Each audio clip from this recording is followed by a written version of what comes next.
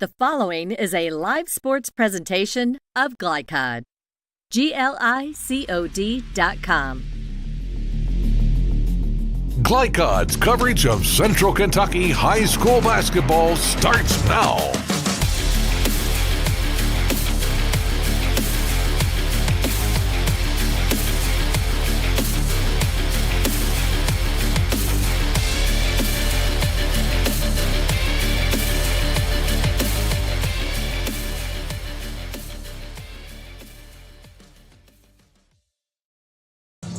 Central Kentucky high school basketball is on the air. Chris LeVar with Rick Reeves. A great matchup tonight. A doubleheader for you from the 42nd District. Rick, up first, it's Bryan Station and Douglas. Douglas, their first ever season with 20 wins. They're going for a lot of firsts tonight. First 20 season win, looking for their first district championship.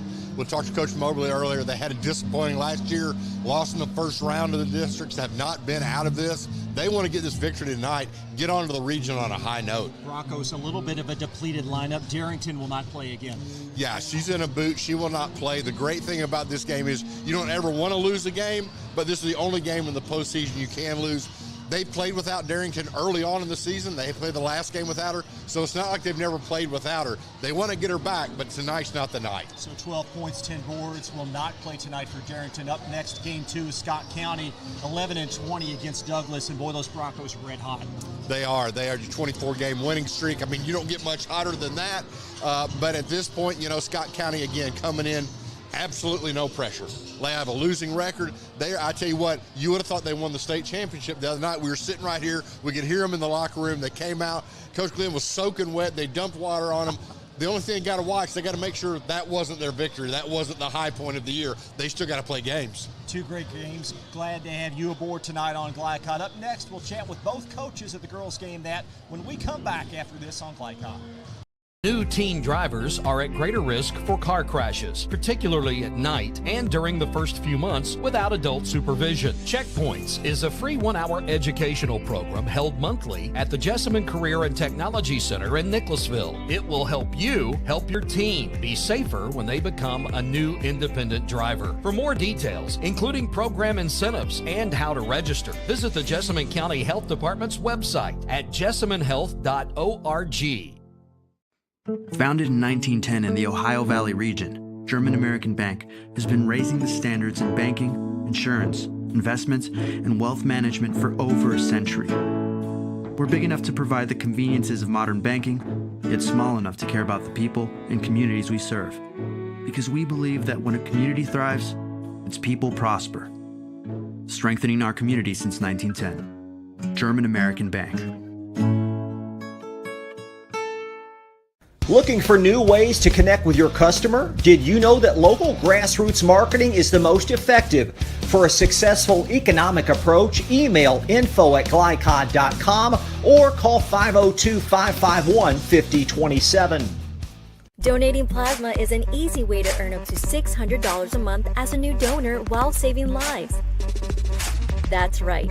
Every donation you make helps patients in need survive and thrive. Returning donors also see monthly bonus payouts and I Give Rewards points.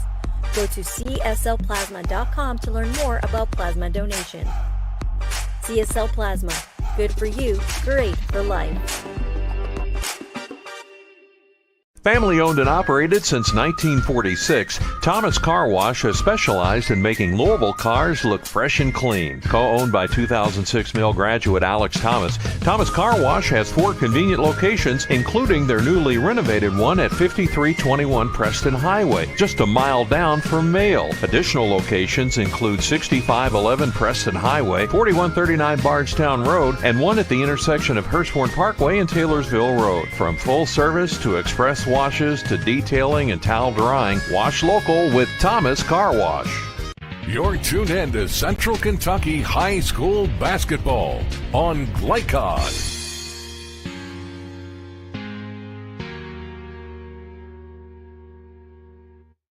Frederick Douglass for the finals, the district tonight. You have Frederick Douglass, the home team, playing against Bryan Station in the first game. Got Coach DJ Moberly. Coach, this is the game you want to get to. How are you feeling tonight? Feeling pretty good. Glad we're here, man. anything can happen in this district tournament. So we're glad we're here. It's my 3rd year. Like I said, we got beat the first round, so we're here where we want to be at here in the district finals right now. I went back to the first interview you and I had, December the 9th. Okay. And you talked a lot about communication with your team. Has that been one of your strengths all year? Yeah, it has. These girls have meshed in well. Communication's been a big key for us. Starting out with our great leader, with the great 2 leaders that we got, Kate Baker and Jamara. So communication has been well for us this year. We'll use that tonight. They got to communicate, got to talk a lot tonight on the floor. You talked about 2 leaders back then. You talked about them tonight. What is it in those 2 girls that make them the leaders of this team? Well, man, for one, I mean, if you watch the first game, to me, to be honest with you, Kate Baker really kept us glued the whole game to me. I mean, maybe numbers didn't add up to it, but she kept us oiled. She kept us in rhythm. We didn't get out of sync. I felt like every time we did get out of sync, she was right there to pick us up. So that's what a leader does. Yeah, and you don't let the stats and worry about the points and other things that that people worry about. Stuffing the stats up. So she's one of them unsung heroes, man. That like I said, she plays hard, keeps us well together. Great communicator out there. Knows where to put everybody on the floor out there. So helps us out pretty good. We live in the ESPN society, right? Highlights. As a coach, it's great to hear that you look at stuff other than stats. Yes. Because as you said, that's what wins ball games. Yes, for sure. So let's talk. Ariana Darrington's not playing tonight. Right, correct. How's Jamara's hand? Jamara's hand is she's gonna play. She's gonna play with her. But it's she's. I definitely know that. She's a warrior. Yep. She's not going to sit this game out. Nagging injury, but we're going to play through it tonight. Tonight, no matter what, you go to the region. But I know as a coach, what does matter is you want that first district title. Yes, I do. I definitely do. I mean, I wouldn't sit here and lie to you and say I don't want it. We just got to come in and handle what we need to handle. Don't worry about anything else outside of this. Don't try to be a hero. Just play your game and let it speak for itself. Tonight we just got to limit our turnovers. Don't get caught in a rah-rah. At the end of the day, both teams are good. Both teams made it to the 11th region tournament. I'm happy for both programs. But hopefully we better come on top tonight. It's going to be an interesting night tonight, at least for me to watch, because Bryan Station likes to pressure, and you like to pressure. Are your girls ready to handle that, or do you handle that at practice every day? Yeah, we do. We handle it in practice every day, and we handle it too. Actually, we seen it with. I mean, you might as well say we've seen it all season with some of the teams that we didn't play. So we didn't been through that pressure for sure. So we didn't seen it, and I know they're going to bring pressure too. But as long as we don't break, like I said, handle the ball. That's the key tonight. Let's talk lastly about internal pressure. Do your girls feel that? Do you feel that? Trying to get that first title, are they there or not? You know what? I think that with them is just winning. I think they just want to win, whether it's a title or not. That's what I love about these girls. They all chip in. And like I said, it's not about the hero. So it's going to be a team game. And we just want to come on top. We do want the first district title that we haven't had yet, and we feel like we deserve it. So see what happens. Well, Coach, this is the last game we'll be able to do, and I want to thank you for your time. Thank you for allowing me to be part of this program. I want to thank y'all for coming in too, especially putting a light on these girls' basketball, because it's very unsung when you got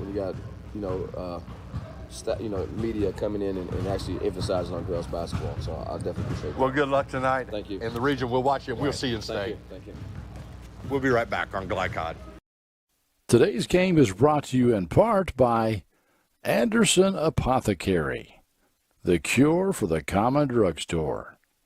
Anderson Apothecary, just across the street from the high school on Highway 127. Community strong, serving Lawrenceburg for 20 years, Century Bank is Anderson County's locally owned bank. With a full suite of deposit, loan, and online products, plus a knowledgeable, friendly staff, Century makes everyday banking simple. Located at 201 West Woodford Street with online banking at centurybankky.com. Century Bank, our community, your bank. Member FDIC. Equal housing lender.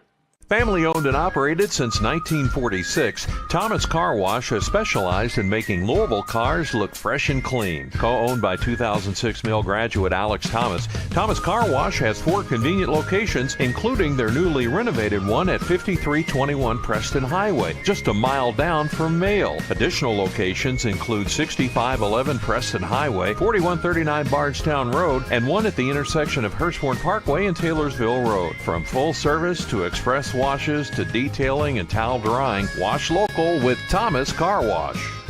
Want to replace your old, rotted, and drafty windows? What would your house look like with the newest and high-quality windows on the market? With just one call to Metro Windows, you can choose from a great selection of aluminum-clad, vinyl, and rot-free windows at an affordable price. And Metro Windows can also replace just the glass and failed windows, too.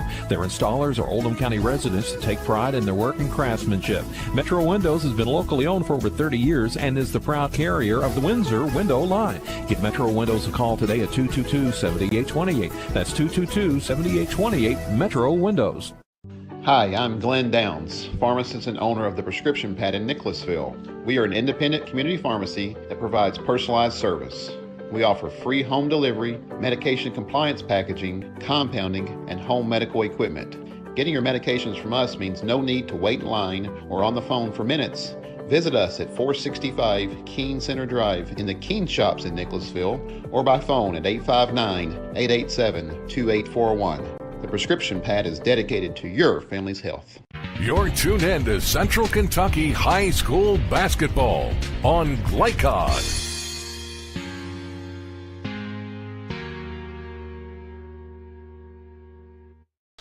Back on set at Frederick Douglass High School, Chris LaBar along with Rick Reams, Don Mueller patrolling the sidelines tonight with the corresponding interviews. And Rick, hearing Coach Moberly talk about this district title, a lot of emphasis on getting the first one in school history. Yeah, that's been their goal all year, although that's not their final goal. This is just one in the next step getting to state. But yeah, that first interview when I talked to him, you could tell the pain from losing that first round district game last year to Henry Clay, beating them twice. He said his girls didn't come out ready, he didn't come out ready. And man, I tell you what, this has been a goal since I talked to him first on December the 9th. And I tell you what, they've lived up to that goal, but like I say, they're not done yet. Little bit of a different lineup tonight. Of course, Ayanna Darrington won't play again, but then you've got Sledge and now Maxwell will start tonight. And we talked about this the other night. These 5 girls really don't have a lot of continuity together. No, they don't, but he talked about leadership, and this is where leadership comes in. You have to depend on your leaders out there on the court to make it work no matter who's playing, because, you can get an injury in the game, you can have foul trouble, whatever it is. These girls have to be ready to play, and it's kind of that mentality we've talked about all year. Next person up. It's your time to shine. Darrington's not coming in. Others are hurt. Let's go out here and play with what we have. Let's talk about a few keys tonight, Rick. What's most important for both teams? Well, Bryan Station, you know what? If you're Bryan Station, you have to embrace the underdog role. You have to come in here feeling you have absolutely no pressure. You're going to make it to the 11th region no matter what. No one is expecting you to win this game. Come out here with no pressure. Then what you do, you have to handle the Douglas pressure, and that's a different kind of pressure. That's pressure all over the court. They're going to get after you up and down. They're going to change defenses. They're going to make you uncomfortable. That's what they like to do. If you're Douglas, you have to. We heard Coach Moberly talk about this. You have to control the boards. Bryan Station has AB who gets all kinds of rebounds. She's a big body in there. You've got to do that. And then secondly, this team now. Don't get me wrong, they do not play like Princeton, but they back cut like Princeton. They back cut Henry Clay to death the other night. And if you are out here and if you're Douglas, you have to watch that. You can't overplay too much knowing that there's going to be a back pick and that ball's coming to you. Got a little Pete Carrill flair tonight, the ex-Princeton coach, Hall of Famer there. Serena Sandusky in her second season. She's doing a great job with this team, especially late. Her pregame comments ahead. She chatted with our Don Mueller. That conversation when we come back on Glycod. Hi, I'm Glenn Downs, pharmacist and owner of the Prescription Pad in Nicholasville. We are an independent community pharmacy that provides personalized service. We offer free home delivery, medication compliance packaging, compounding, and home medical equipment. Getting your medications from us means no need to wait in line or on the phone for minutes. Visit us at 465 Keene Center Drive in the Keene Shops in Nicholasville or by phone at 859-887-2841. The prescription pad is dedicated to your family's health. You're tuned in to Central Kentucky High School Basketball on Glycod.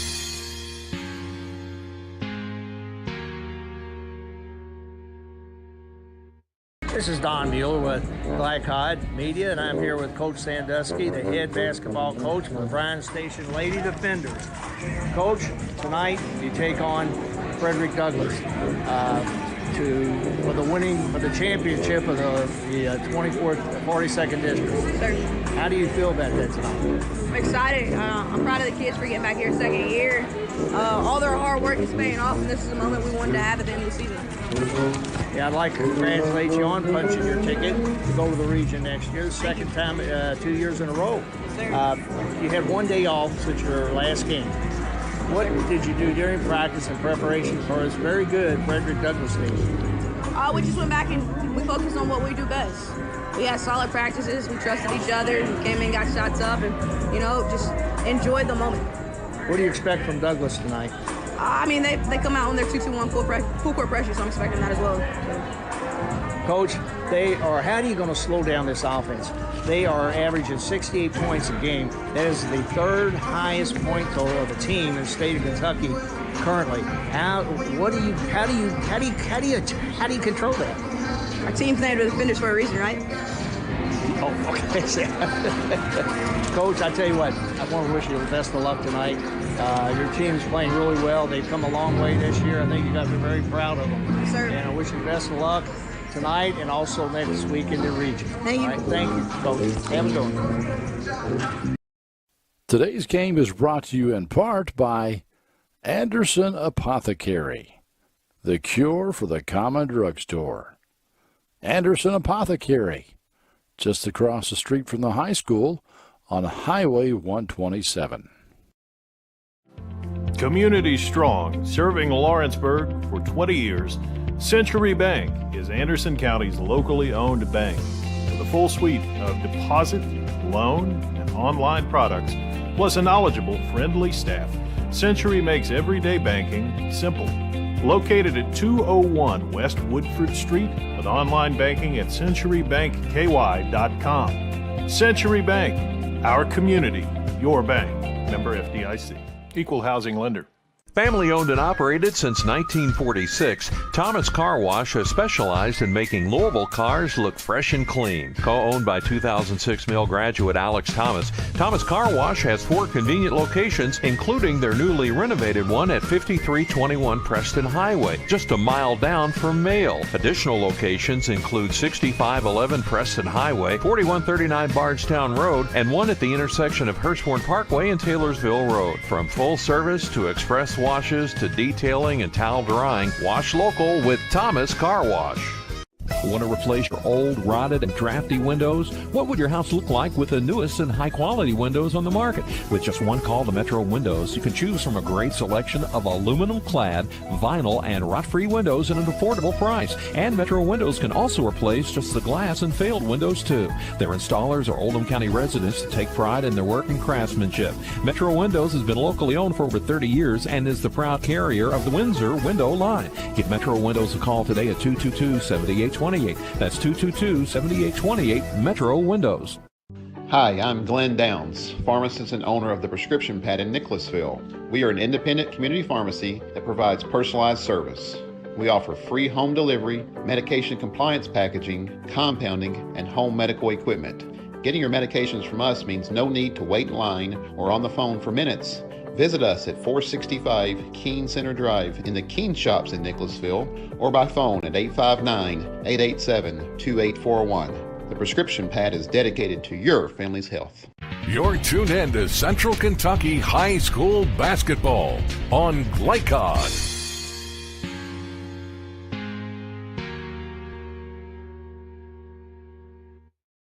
Back inside Frederick Douglass High School, winding down the pregame, starting lineups, opening tip. We'll have that for you in just a moment on Glycod.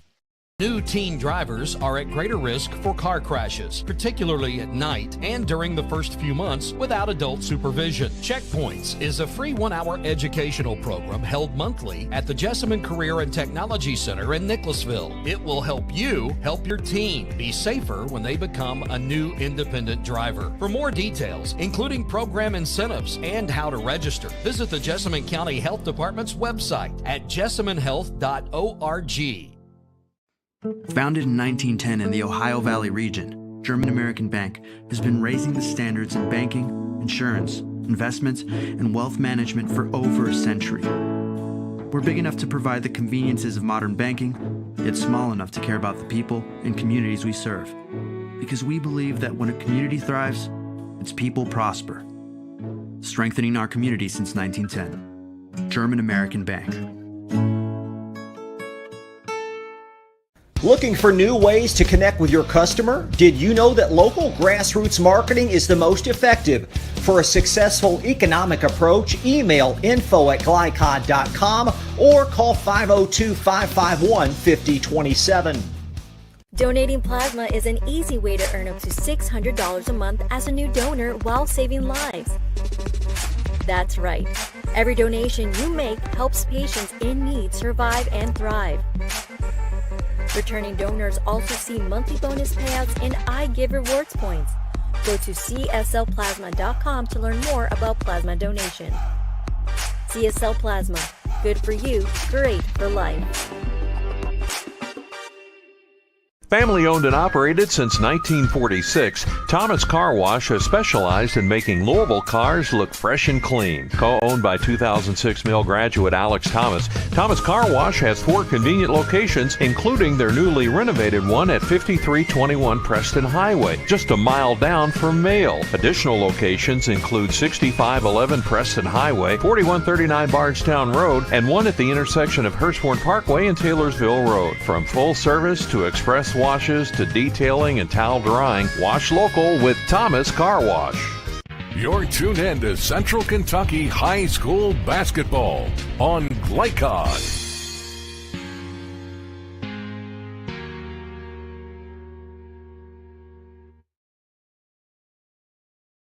Hi, I'm Glenn Downs, pharmacist and owner of the Prescription Pad in Nicholasville. We are an independent community pharmacy that provides personalized service. We offer free home delivery, medication compliance packaging, compounding, and home medical equipment.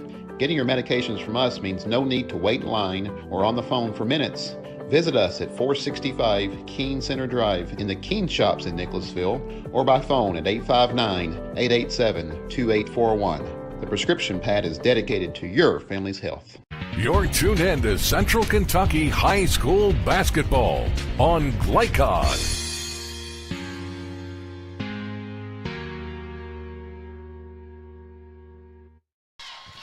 Back inside Frederick Douglass High School now for a look at your starting lineups presented by Bluegrass Community Technical College. Same starters for Station, Green, Gomez, Murphy, Gentry, and Cazuzo. Albertine Cazuzo, 10 points, team leading 8 rebounds as a difference maker for the defenders. Reconfigured quintet for Douglas, Rhodes, and Christian anchor the backcourt. Kate Baker back there as well. Up front, it's Victory Sledge and Amaya Maxwell. Rick gets the start for Ayanna Darrington. Yeah, Maxwell, she's a little banged up herself. She came in with a brace on her knee, but she's ready to go. And this is the lineup they've played without Darrington before. So, again, this is nothing new to them. But, boy, they really hope they can get Darrington back to the region. I didn't ask that question because I didn't figure Coach would answer it anyhow. But hopefully for Douglas's sake, they'll get her back because she's a difference maker in the regional tournament. It's day-to-day for all these coaches this time of the year and really practice to practice, as both these teams will advance to next week's 11th region quarterfinals. Both will be on Monday. Bryan Station and Frederick Douglass. The series controlled, ironically, by Station since the opening of Frederick Douglass. However, the Broncos have won the last few, including a blowout earlier this year. And again, both teams will advance, win or lose, to the 11th region tournament. The officials, a pair of Tonys alongside crew chief Chris Ray.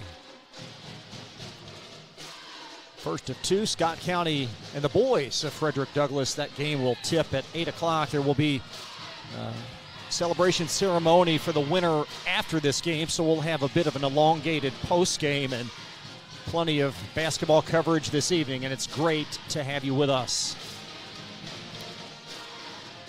Should be an exciting game here. Again, both teams like to pressure. Both teams have played against each other. You know, these girls, just not in this, but at AAU, junior high, middle school, all of that. So tonight's game is not going to be any surprise to either of these teams.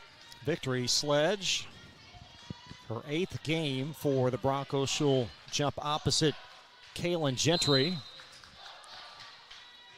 And Victory Sledge, a transfer from Bryan Station.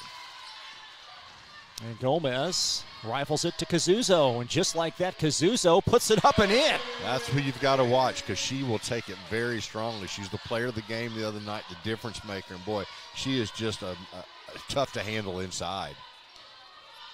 As Christian probing to Baker, perhaps Kate's the X factor, and that shot well long, and it will catapult out of bounds. Yeah, that's very unusual for her. Sometimes, you know, you got to get the sweat flowing and everything. A little tight to start with, but you won't see many air balls coming from her.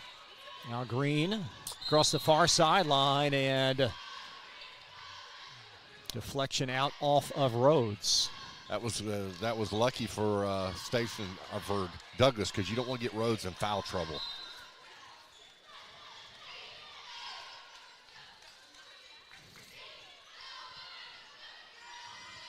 Now Gomez working opposite Baker. Now Kazuzo facing. Station will be very, very patient. Kazuzo, strong baseline move, and she's 2 for 2 out of the gate. Yeah, and they've had both Maxwell and Sledge on her and not able to stop her. You just can't let her get that deep.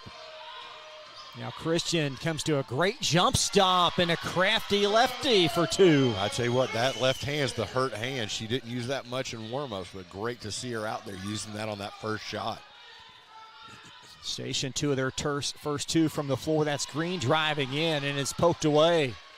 Outlet, look at Baker run the floor, and a great pass as the shot rattles off, and an and one and a cleanup for Sledge. As you said, Rhodes, a beautiful pass to Baker. She wasn't able to get it in. The great thing about Douglas, they had 3 people on the boards, got the rebound, and won.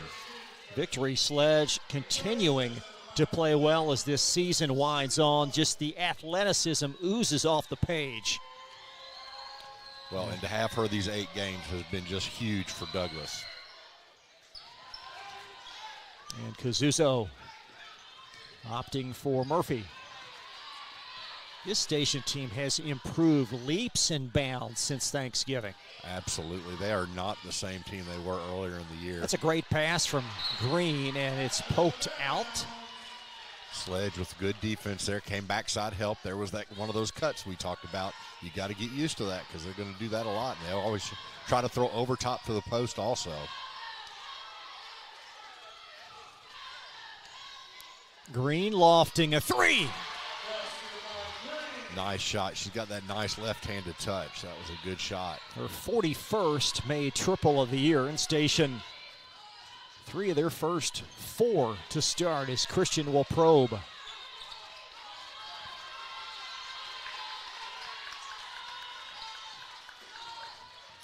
I like Coach Sandusky's comments before the game. She was clearly ready for her team to play well tonight. This, you know, if you can't get up for a district final, you're not going to be able to get up for a game. Kazuzo with a hand on it. And now Rhodes swerving in the corner to Baker, right hand leaner.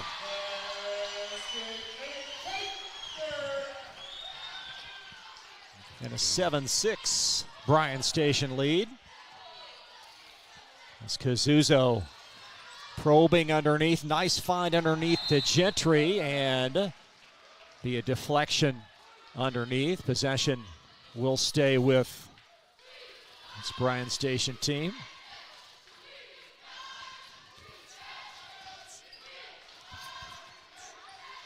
Green, 2 for 2 from 3.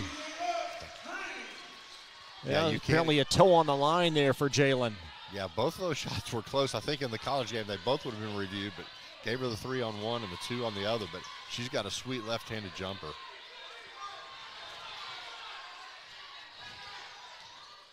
Christian, nice find underneath, and a well-executed half-court set as Sledge puts it in.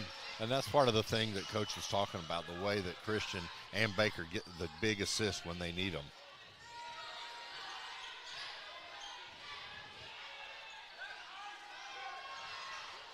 Backside rebound cleaned up by the sophomore Maxwell as Christian presses the pace.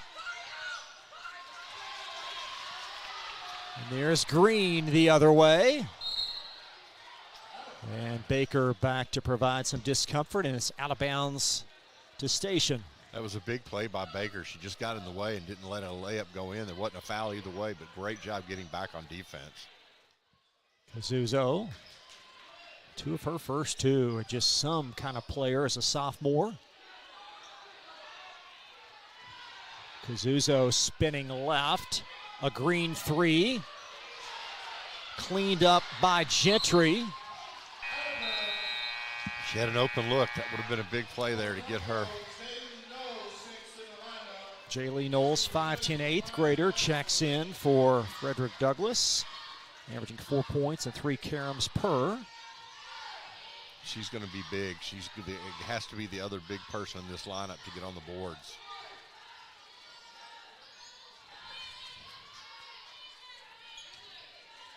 There's Rhodes going to fling a 3. And it will belong to Bryan Station, deflecting off of Jaylee Knowles last as Rhodes misfires on her first shot. Yeah, I don't think we could think we would be 4 minutes into the game and Knowles has not had a shot yet. So, Rhodes has not had a shot yet, so she'll get going. Now Gomez, such stability for this team at the point, and a Douglas foul underneath. Yeah, Sledge with the reach over. You got to get in front there. You don't reach. You're going to get that foul, and especially with Sledge, you can't get her in foul trouble tonight. She's got to realize that.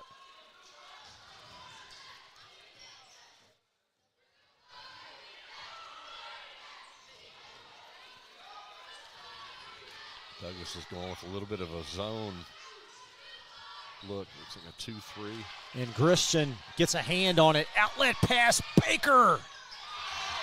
And Kazuzo will clean it up. Baker went to the other side of the basket. There's a 3 off the mark from Jalen Green. And Baker into forecourt for Douglas as they look for the lead. A Christian 3 pops out. And lassoed by Kazuzo.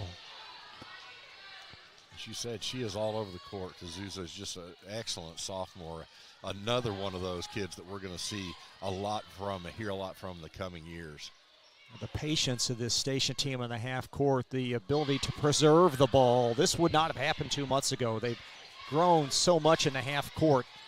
And an entry and a 2-point bucket for Gentry. They're getting it really easy down there at the block. Douglas has got to do a better job of fronting that. Knowles will find Sledge. Rhodes heaving one up over her first 2, and it's poked out.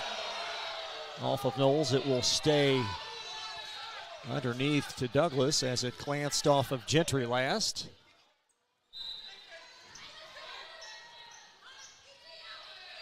And Christian heaving it back in the corner. Christian sends it in. There's the 3. That's usually what Douglas needs. You just see one go in the basket from outside, and they usually get on a hot run there. Christian with 5 early, deadlocked at 11. 6 minutes gone by.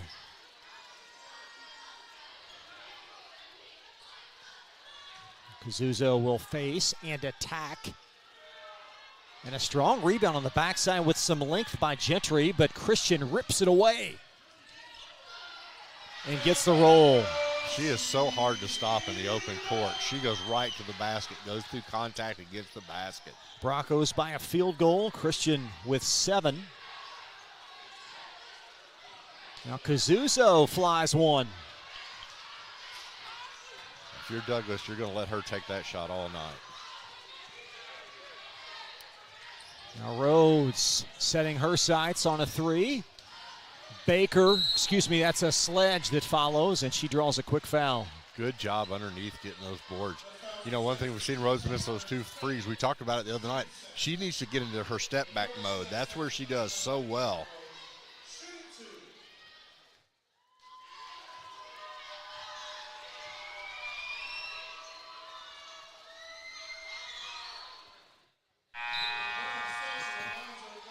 Cazuzo will check out as Gonzalez-Perez checks back in. Kaylee Bennett's in for Douglas. You're going to see a lot of subs tonight to get a little bit of rest.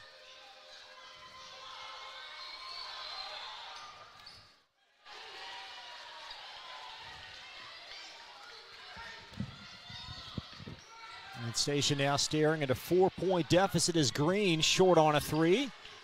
And Sledge able to preserve possession underneath, and the well-dressed DJ Moberly will call 30-second timeout.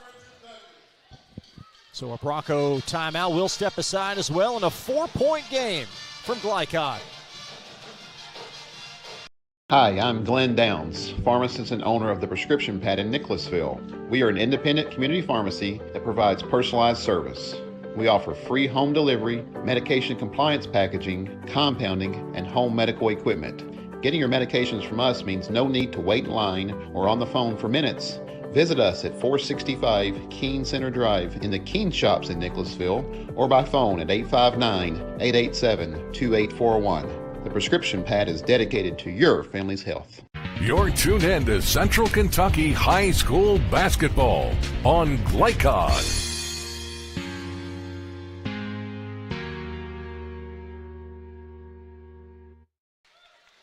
4-point Bronco lead, under a minute in this opening quarter. And Douglas possession.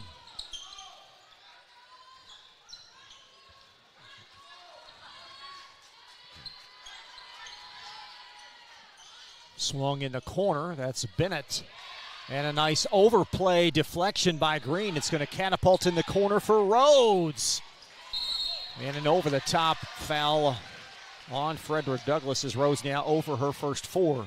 Yeah, Knowles went over the top there and just was not able to get the rebound. He got Victor Sledge on the bench again to get a little bit of a rest. Got Maya Maxwell back in the game. That's Gomez with Cazuzo out. Most of the offense, one would think, would be relying upon Jalen Green. Yeah, that's who you're. In fact, she's Cazuzo's back in. So okay, so Cazuzo decided not to have her out very long. She was out for a couple of possessions as Green has it in the corner. 6 seconds to go. They're going to have to move. There's a three-pointer from Murphy, and that'll be a little bit short. First quarter in the books from Frederick Douglass. Broncos by 4. We'll be right back on Glycod.com. Hi, I'm Glenn Downs, pharmacist and owner of the Prescription Pad in Nicholasville. We are an independent community pharmacy that provides personalized service. We offer free home delivery, medication compliance packaging, compounding, and home medical equipment. Getting your medications from us means no need to wait in line or on the phone for minutes. Visit us at 465 Keene Center Drive in the Keene Shops in Nicholasville or by phone at 859-887-2841. The Prescription Pad is dedicated to your family's health. You're tuned in to Central Kentucky High School Basketball on Glycod.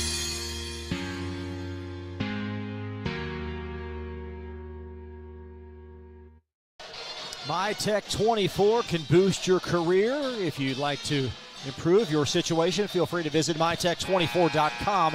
They've got available jobs in Central Kentucky as well as Louisville in maintenance and equipment repair. Chris LeBar back live with Rick Reams and a 4-point Douglas lead. Myra Christian leading all scores with 7. Yeah, a big start for her. You know, Coach Moberly talked about she's a warrior. That hand injury is not going to keep her from playing. As we can see tonight, it's not going to keep her from scoring. But if you're Bryan Station, you have to feel very, very fortunate. Nia Rhodes is 0 for 4. I don't think we've seen that all year, Chris. Well, hearing her talk with Don Mueller after the win on Tuesday, that she's going to keep shooting. There's no question about that. There's a high-low pass underneath. Knowles, her shot a little short again, and it will belong to Station. And Knowles does a really good job of keeping that ball up. It just wouldn't go in that time, but really good job of getting her own rebound and trying to get it back in the basket. And Gomez, the quarterback, if you will, for Station, opting for Gonzalez-Perez.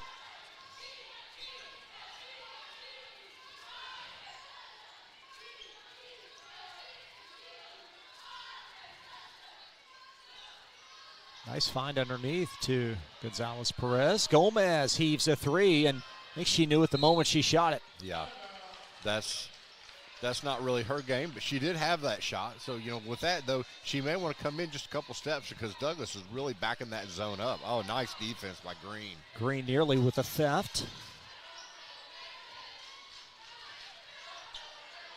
And for Station, the decisive underdog in this game, just trying to perhaps stay around and hang in there and see what happens late as Rhodes will shuffle.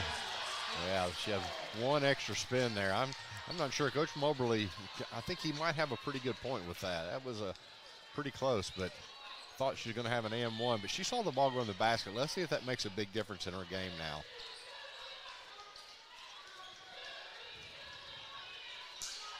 Cazuzzo in the paint. Awfully deep that time as Knowles was pinned back. Yeah, if she's going to be that deep, she's unstoppable. And what you have to do, Chris, is you've got to beat her to that spot. You know exactly where she wants to go.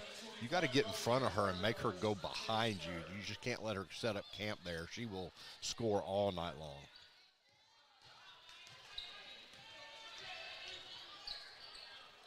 And Douglas trying to pitch it underneath. It was Amaya Maxwell with too much lift. And Station down a bucket.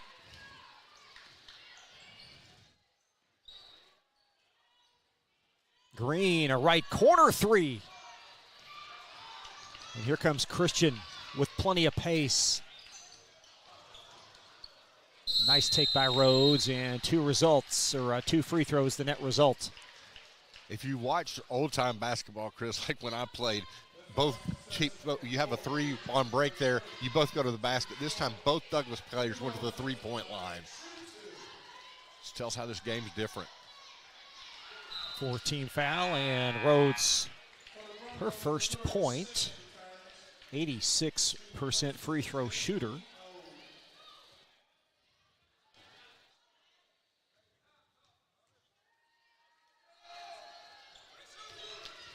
Would be interesting to see if we get a chance to talk to her if she got her nap in today, because they stayed here after school. So she talked in the postgame about getting a nap before every game.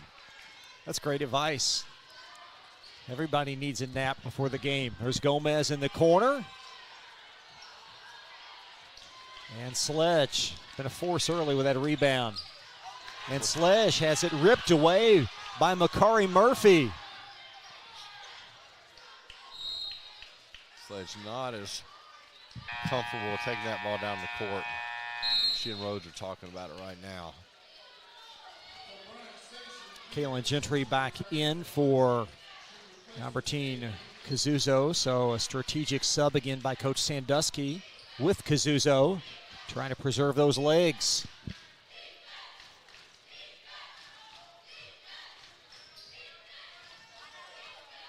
Now Green slithers for a three after the shot that's just a little bit short by Murphy.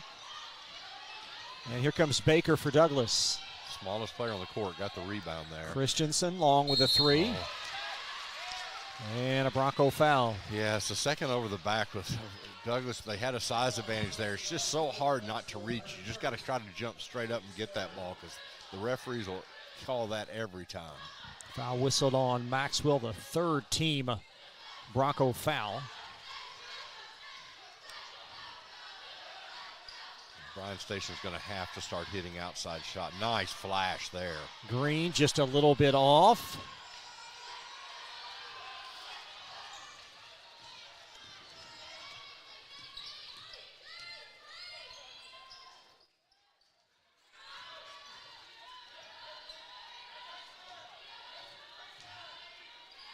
Nice look.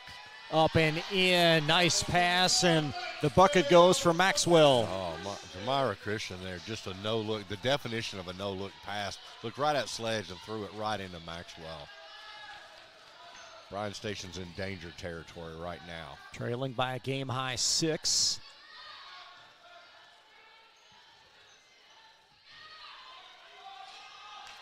That's off the mark from Gonzalez Perez. Now Green tries her luck, and a big one for Station. That's where Station's going to need to keep on going to, because she has the range.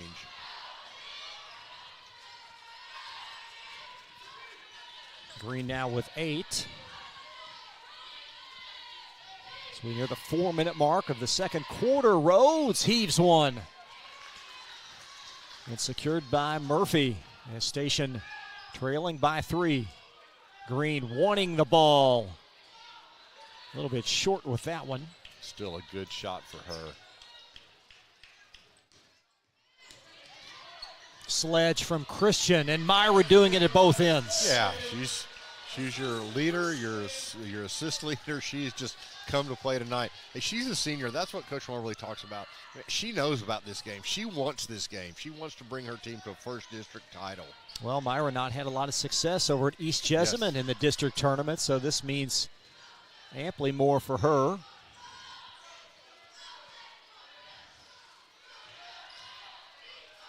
And Christian with the theft is Myra. Downhill for Douglas. And a Green foul preventing the basket. Yeah, that's Christian, like I say, we talked about it in the last game. She was very uncomfortable with that hand. She's come out with it taped up tonight, and I tell you what, she's not holding anything back.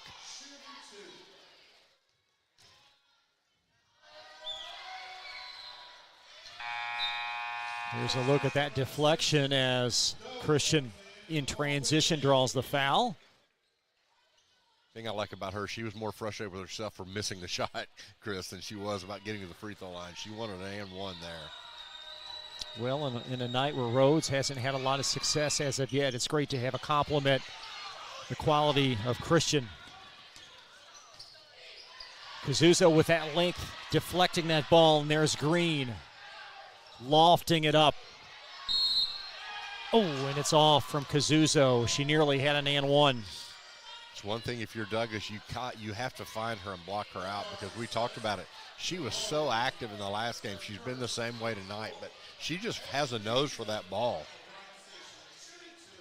Kazuzo on the season, only a 51% foul shooter.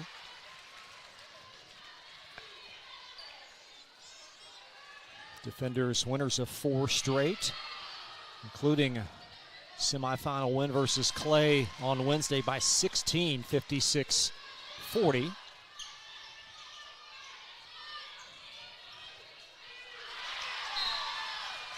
And deflected out by Jalen Green. Coach Sandusky has to be very fond of her team's effort. Yeah, they are playing really, really strong defense. A lot of deflections tonight against, as we know, a powerhouse in offense on Douglas.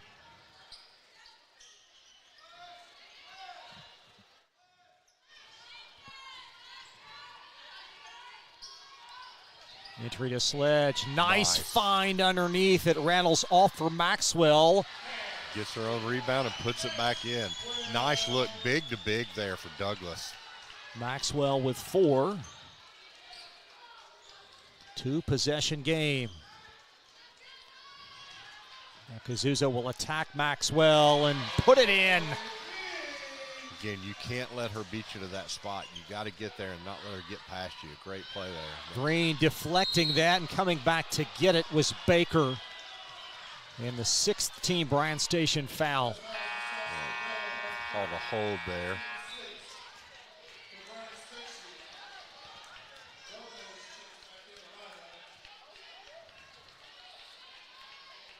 Emily Gomez will re-enter for the defenders. Kate Baker's going to take the rest. They have Bennett in for Douglas.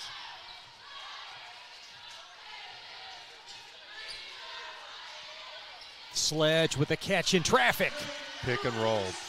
Played to perfection there between Christian and Sledge. Sledge with 8. Nice overplay by Sledge. Better job. Got to get around her. You cannot stay on her backside or on her inside hip. You got to get around her. It's not easy, but you got to do it. There's Gomez, the recipient of the inbound. Elbow flinger. Cleaned up by Gentry. You got to keep them off the boards. There's Rhodes.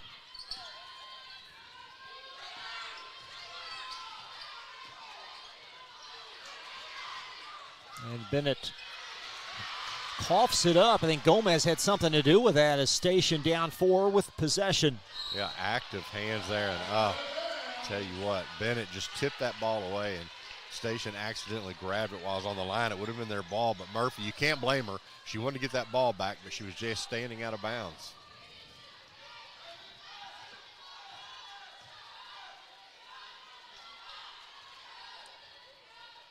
Tiptoeing under a minute in this half.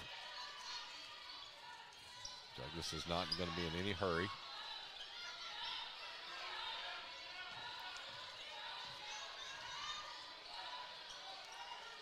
There's Sledge at the elbow and a shuffle. Yeah, she knew where she wanted to go. She just moved those feet a little too quickly to get there. Gomez turning over her right-hand shoulder, receiving the play call from Coach Sandusky, and Station's going to be happy to go in with either this or score, but they're not going to want to give Douglas another chance on offense. Been a sound first half for Station.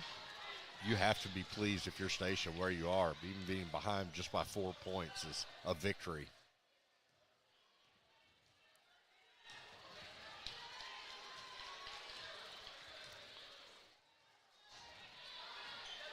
Green, a little bit long. Kazuzo cleans it up at 6.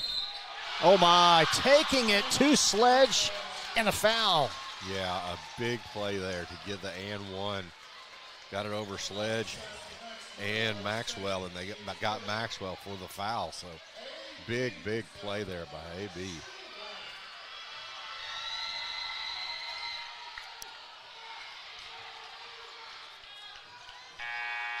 And that's going to close the first half. 26-24 at the turn. Kazuzo putting it up late in the half. And a good one at the farm. Both teams advance to the 11th region tournament. But tonight it's a championship version of the 42nd District Douglas by 2. And we'll be right back on Glycod. New teen drivers are at greater risk for car crashes, particularly at night and during the first few months without adult supervision. Checkpoints is a free 1-hour educational program held monthly at the Jessamine Career and Technology Center in Nicholasville. It will help you help your teen be safer when they become a new independent driver. For more details, including program incentives and how to register, visit the Jessamine County Health Department's website at jessaminehealth.org. Founded in 1910 in the Ohio Valley region, German American Bank has been raising the standards in banking, insurance, investments, and wealth management for over a century. We're big enough to provide the conveniences of modern banking, yet small enough to care about the people and communities we serve. Because we believe that when a community thrives, its people prosper. Strengthening our community since 1910. German American Bank.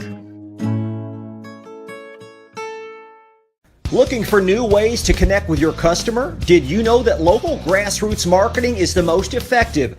For a successful economic approach, email info@glycod.com or call 502-551-5027. Donating plasma is an easy way to earn up to $600 a month as a new donor while saving lives. That's right. Every donation you make helps patients in need survive and thrive. Returning donors also see monthly bonus payouts and I Give Rewards points. Go to cslplasma.com to learn more about plasma donation. CSL Plasma. Good for you, great for life. Family owned and operated since 1946, Thomas Car Wash has specialized in making Louisville cars look fresh and clean. Co-owned by 2006 Mill graduate Alex Thomas, Thomas Car Wash has 4 convenient locations, including their newly renovated one at 5321 Preston Highway, just a mile down from Mail. Additional locations include 6511 Preston Highway, 4139 Bardstown Road, and one at the intersection of Hurstbourne Parkway and Taylorsville Road. From full service to express washes to detailing and towel drying, wash local with Thomas Car Wash. You're tuned in to Central Kentucky High School Basketball on Glycod.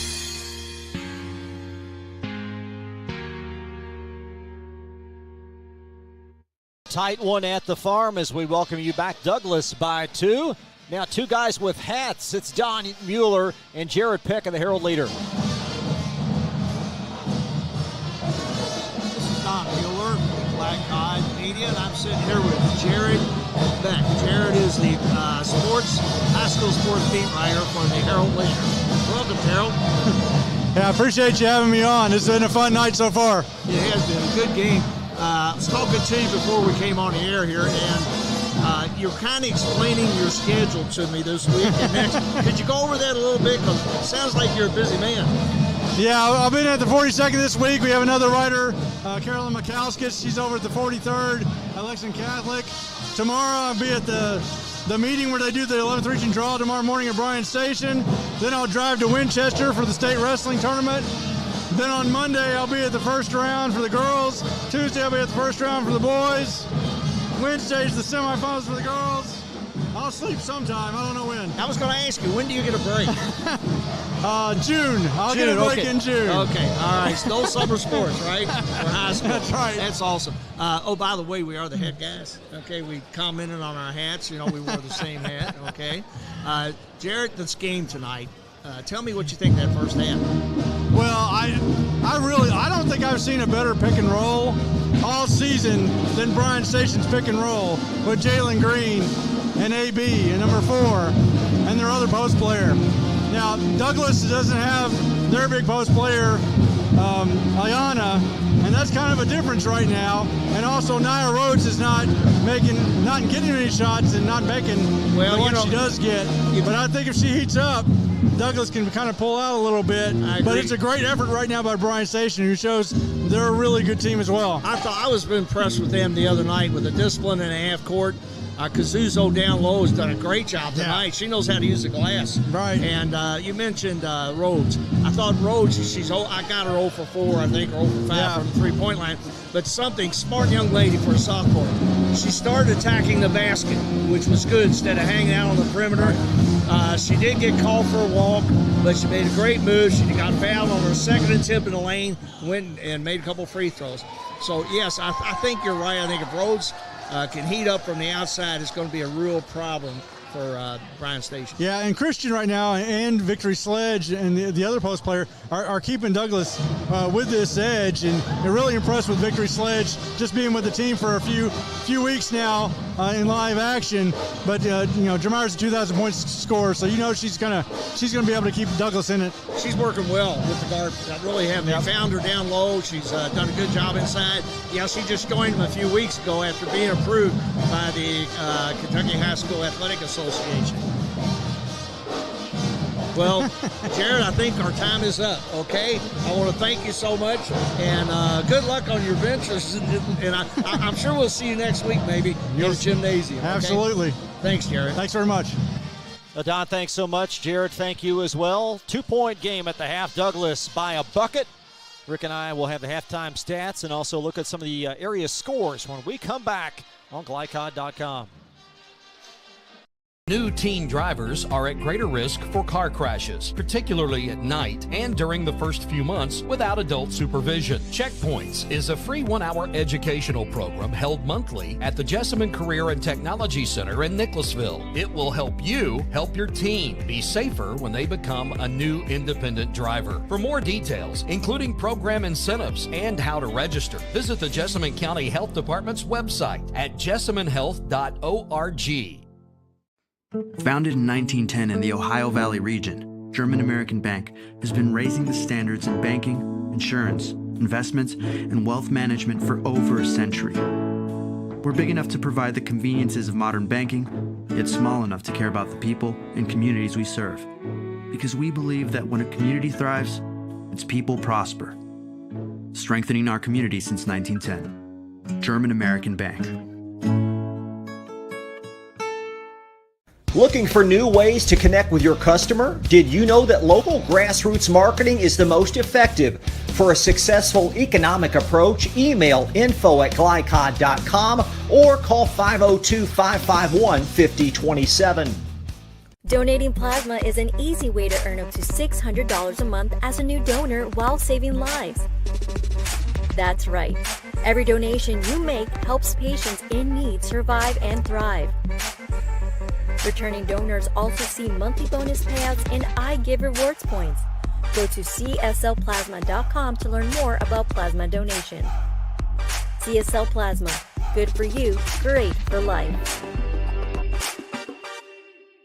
Family owned and operated since 1946, Thomas Car Wash has specialized in making Louisville cars look fresh and clean. Co-owned by 2006 Mill graduate Alex Thomas, Thomas Car Wash has 4 convenient locations, including their newly renovated one at 5321 Preston Highway, just a mile down from Mail. Additional locations include 6511 Preston Highway, 4139 Bardstown Road, and one at the intersection of Hurstbourne Parkway and Taylorsville Road. From full service to express washes to detailing and towel drying, wash local with Thomas Car Wash.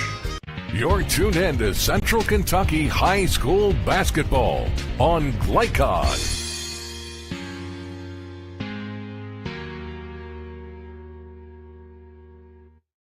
Back inside Frederick Douglass High School, Chris LaBar along with Rick Reams. Now for a look at your halftime numbers presented by Citizens National Bank. Douglass by 2 and surprisingly out-rebounding Station. Yeah, I mean, that's one thing that they've done a good job on. It's been a tough half for some of Douglass. You know, you look at it two ways. Station has to feel good where they are. Douglass has to be a little frustrated, but still have the lead with Nia Rhodes only having 2 points. Jared talked about that at halftime. You know, it's just one of those things where one of these teams just has to keep going, and it's going to be a great second half. Victory Sledge leading the scores for Douglass, 10 points along with 4 rebounds. Myra Christian with 8 points, Maxwell 4, Baker and Rhodes each with 2. For Stations, we've got Kazuzo with 12 points and 8 points for Jalen Green, 4 for Gentry, and 3 players encompassing all 24 points for Station. Yeah, they had their big 3, and that's what brought them here. They're not surprised with that. They're going to keep on going. You have Gomez at the point, who's not a good scorer, but like you said, she directs that offense, and that's what they need. What you need to do is you need to have players that know what their role is, and if you're not a scorer, don't try to be a scorer. So they're doing fine with where they are, but I know one person right now that's very, very frustrated, and that's Nia Rhodes. Well, it's a 4-quarter game, and you certainly feel like she's going to be heard from at some point. So the third quarter underway. Yeah, Station 14-16 on the year. Douglass 20-8. First time they've ever reached 20 wins in a campaign. Right to Kazuzo. Station goes, and a quick foul. Yeah, that's one of those. She got the ball over top. You want to force them to do that, and that's what they did. Got the foul on Christian. One thing you'll notice about Christian, Chris, is her tape has changed. It was white in the first half. Now it's black. So interesting to see if it's some other damage or just a decision to change what was on there. Kazuzo trying to tie this game.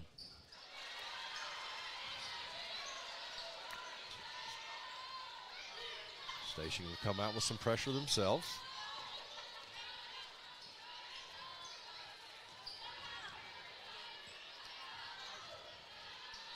Baker.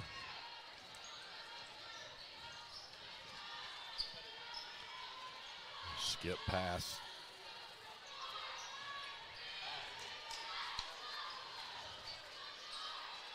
Rhodes with space outside. There it is.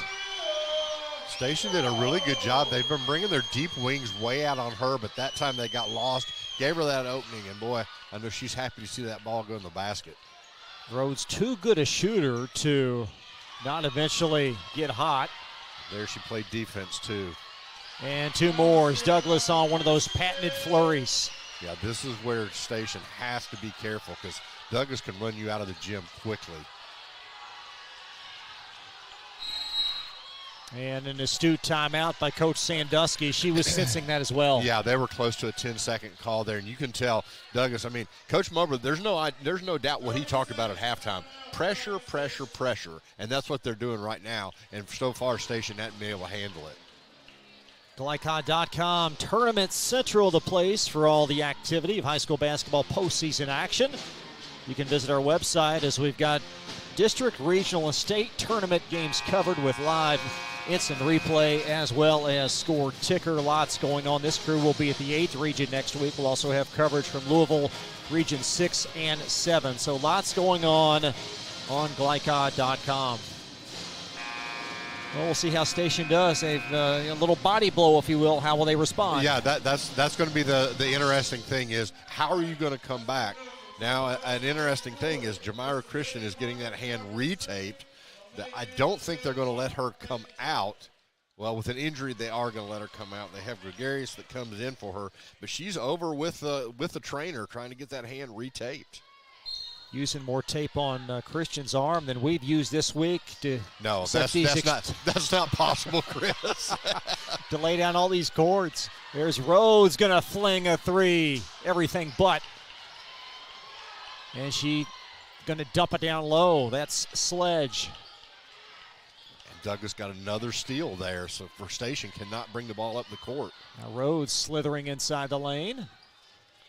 Sledge a strong take. A little too hard there. Now this is where they need to get the ball. Green is very steady, but getting the ball up. There's Murphy in the corner. Nice entry to Gentry. And a foul on Sledge. That's one thing that Douglas is going to have to watch. They're not in foul trouble yet, but they're going to have to watch that. You don't want your big players to get in foul trouble.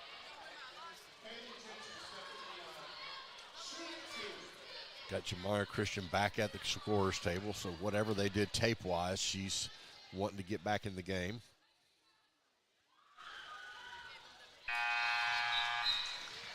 Station as a team only 58% on the year from the foul line. They're 3 of 4, however, tonight. That'll continue a positive trend in which they shot free throws very well Wednesday versus Henry Clay in that win. That's a great example, a good illustration of their improvement. Yes, exactly. That's one thing.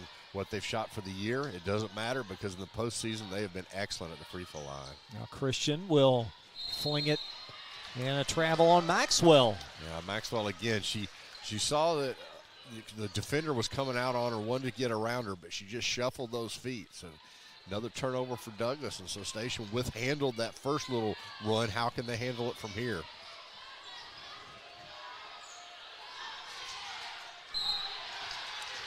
Three early fouls this half on the Broncos as Rhodes is going to bump Gomez.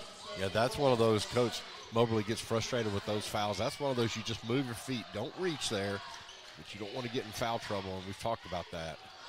Green lofts it up, and Rhodes comes to her feet to hang on to that rebound.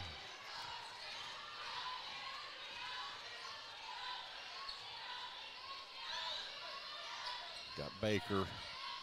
Again, just a steady force out there.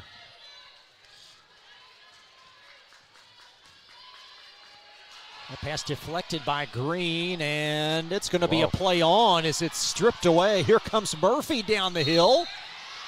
And the Broncos with another foul. Yeah, that was like a 3rd and 1 stop there, Chris. That was a whole lot of body going on there. And took that ball away, didn't get a call, but that's the 3rd foul on Sledge.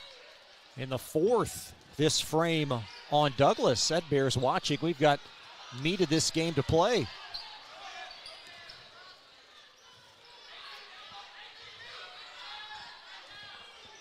Now Green lofts it up. Kazuzo, a patented cleanup. She's just a tough cover. She is. And that's one Sledge got behind her, but also Sledge can't afford to get another foul. So it's a tough, then a turnover, an unforced turnover for Douglas. very, very unlike Douglas. And Coach Moberly is going to take a timeout here. He's trying to settle his team back down. 30-second timeout. We will keep things here as the Broncos by 1. Coming up at the conclusion of this game, we'll have the most outstanding player presented by Elite Building Products. We'll also interview the winning coach. Don Mueller will have that for you. And then we will transition our coverage to the boys matchup tonight between Scott County and Frederick Douglass. That game will tip in the vicinity of 8 o'clock. And the Cardinals 11-20, but enter off a very impressive win versus Sayre on Wednesday and really a dominating second half. Yeah, the game wasn't close. I mean, it was one of those games where you kept thinking that Sayre may have a run in them, but they just could not handle the pressure that Scott County put on them. Scott County hit huge threes, had their way with the offense and defensive end, and as you said, it was a very surprising outcome of a game that we thought would be very, very close, or one that Sayre was favored to win. Sayre 19 wins entering that game, but Scott County dynamic performance, and they'll take on Douglass a little bit later. Broncos winners of 24 in a row. So Murphy into forecourt for Station as they look for the lead. Kazuzo wheeling and dealing. Everything but as it danced out, and Baker secures it for the Broncos. Another big rebound for Baker. She's doing a great job getting in there.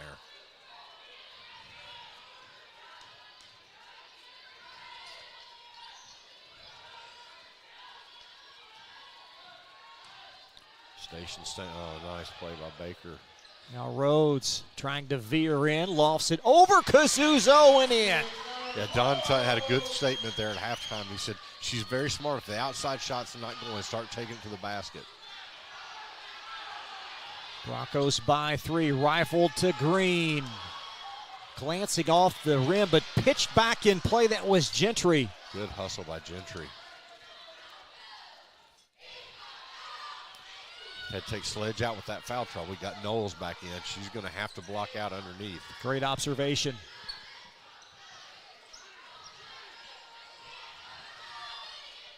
Gomez wheeling and dealing to Gentry. It's poked out of there by Knowles. Knowles does a really good job of getting blocked shots. She's very active.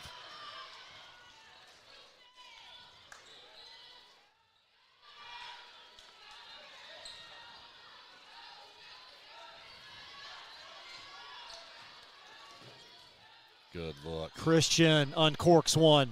Rhodes backside.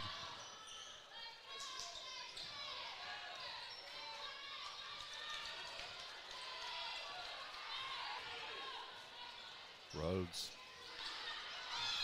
And a foul underneath. Gentry came down and pushed off, and Knowles was underneath there again. Even though Douglas's shots haven't gone in this possession, they've done a really good job on the offensive boards.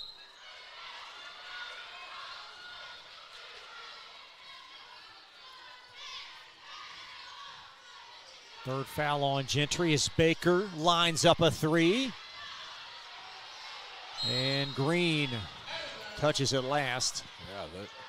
Yeah, they're getting away with a lot of contact down there. So, but if you're a player, you understand if the referees aren't going to call it, that's how you play it. There is no back down at all tonight from the defenders. No, None. No. Christian in the lane initiates contact, and 2 free throws await. Bryan Station has done a really good job of that zone defense. They've got to brought it out to the side. Douglas isn't hitting shots, so that's the way to play it until they start hitting shots. Get the sense the Broncos are going to face a lot of zone in the postseason. Which you in the first stance you wouldn't think so because of the kind of outside shooting they have, but you got to pick your poison against Douglas. In the lead, back to 5. It was 2 at half. Latter stages stands a 3. There's Murphy going to pull the trigger. And out off of Kazuzo. Knowles is doing a little bit of lobbying for an over the back the other way, so. again, we've said this before, but this is danger zone for Station. You don't want to get yourself too far behind. Christian comes to a jump stop, and I believe Gomez bumped her. Yeah. Gomez doesn't believe it, but she just got her on the hip. Christian is just so steady, and whenever you need something, she's going to do it in some facet. And even being one of the smaller players out there, she uses her body very well. There's Backside rebound. It wouldn't creep home, but Knowles lofts it out for a Maxwell raindrop. And Green will run under it for Station. Now Murphy chiseling. Got her own rebound. Oh, that's the second time that's happened, and both of them to Murphy. It's been a tip ball, would have been their ball, and she just grabbed it, but her foot was right on the line, right in front of us. That's a great call by that official, Chris Ray, right on top of it. And the Broncos, once led by 6, a bucket here would give them their biggest advantage. So Station is just extending that zone further and further out.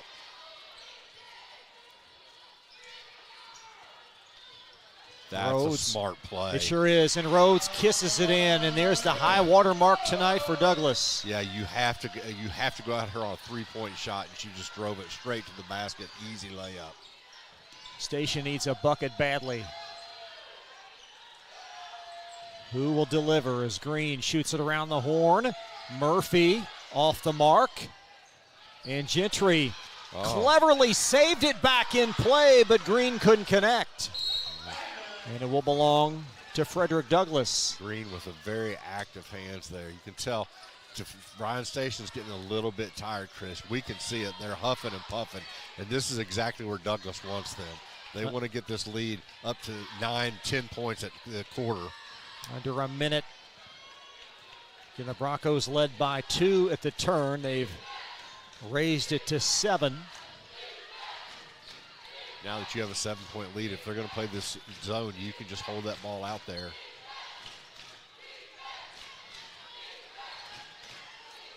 This is where Baker and Christian come in so handy also. They are so smart with the ball. Rhodes baseline, and Gomez able to swipe it away, and a foul coming up the floor on the Broncos. Yeah, that was a reach in on Rhodes there. Got to watch. I believe that's her 3rd foul. Sure is. So again, if you're Douglas, you don't want to, keep on having problems with foul. First of all, Station's going to get to the free throw line. But secondly, you can't have your big player. Sledge has 3, Rhodes has 3. You've just got to be smart about that.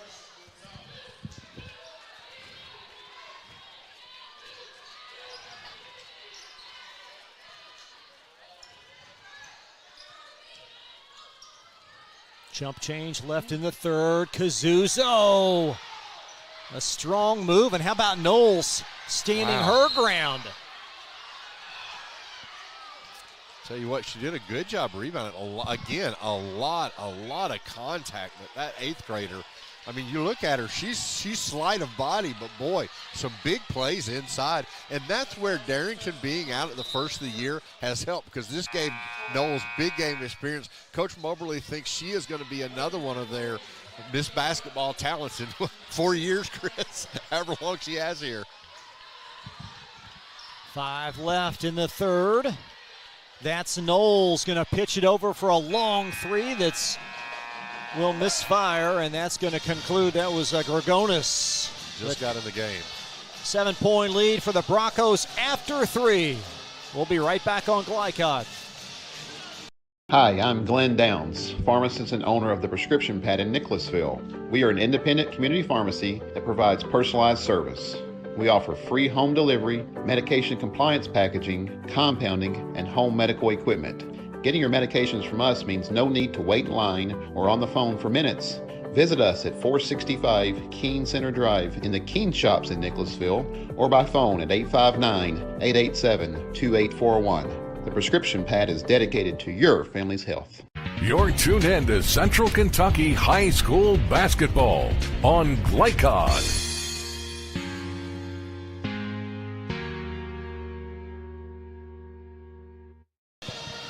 Broncos by 7 as we welcome you back, just doing enough good things to create a little distance. Yeah, they are. Station again. If I'm Station, I'm still pleased with where I am. Only down 7. As you said, they were up 2. Station was down 2 at half, having it 7 right now. But again, they're still in that zone where they have to be very, very careful. And you'll see that Douglas is coming back out with Victory Sledge. Going to let her go. Right now, they've got a lot of inside force there. But if you're Station, you've got to get some more scoring from your big 3. That would be Green, Gentry, and Kazuzo, the lone players thus far to score for Station. And it's deflected by Green. She's got a half dozen poke-aways tonight. There's Kazuzo. Great defense by Christian, not to foul her, just to get in her way. Christian back the other way, and that is a big swing. That's what she does. You're exactly right. Should have had 2 down here. A 4-point swing to bring that lead up to 9.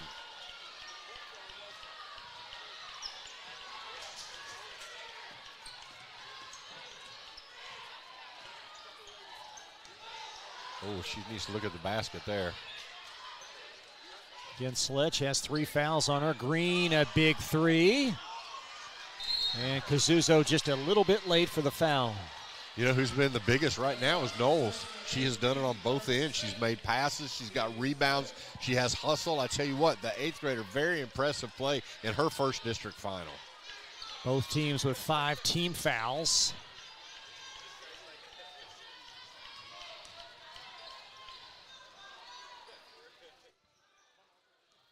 As Christian shovels it in the lane to Sledge.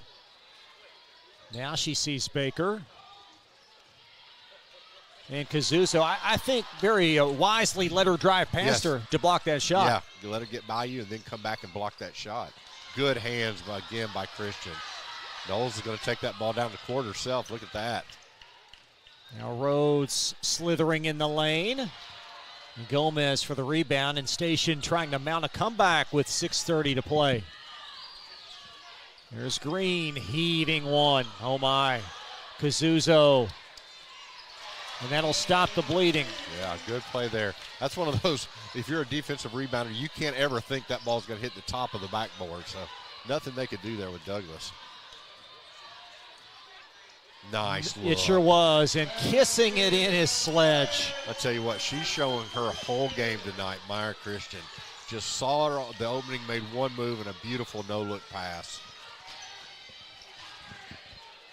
Now Gomez will handle. 9-point Bronco lead.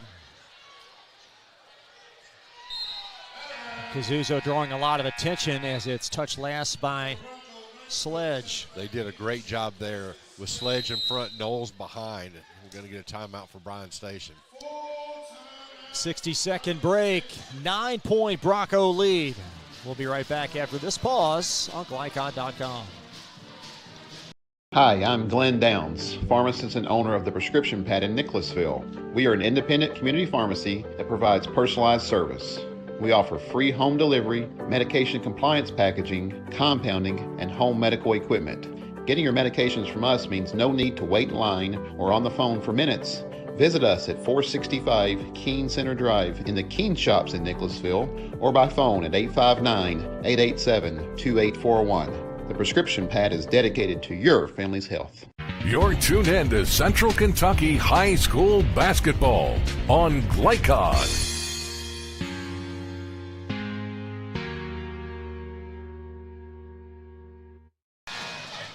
Douglas by 9, under 6 in the fourth. Myra Christian been the steady hand since Osake and UC, Rick. Absolutely, she's been the force out there. She's had to come out, get her hand taped, but that's not stopped her. I love how Coach Moberly, I've said it before, I love how he described her, a warrior, and that's what she's been all night tonight. Still plenty of time for Bryan Station to get back in this game, but Christian, a great theft on the inbound. And one. I think Gomez may be hurt. Just a beautiful defensive play by Christian. She's so good about getting to the basket. Gomez tried to stay with her, and I think her foot gave out as she got underneath there, but she's getting up very slowly. See another look at the Christian completion. And Gomez. Ginger as she favors that leg. We've talked about her. I'm impressed with her. She knows what her ball game is. She does a very good job out there. That one was not her fault. She tried to get back after a bad pass to her, but just kind of dinged that leg up.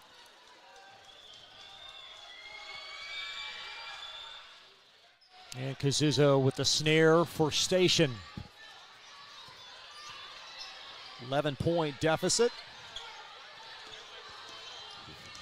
Been a game and gallant effort from Bryan Station, but perhaps not enough as Kazuzo stares from the foul line.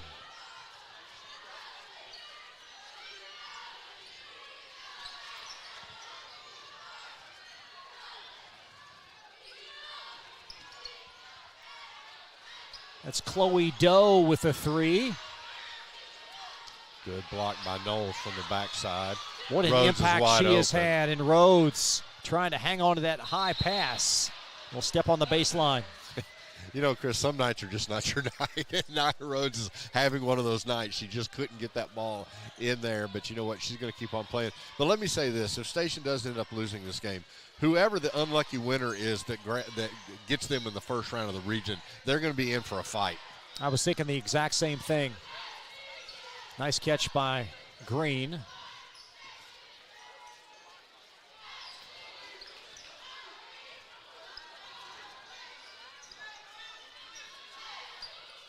Now Green, a long three.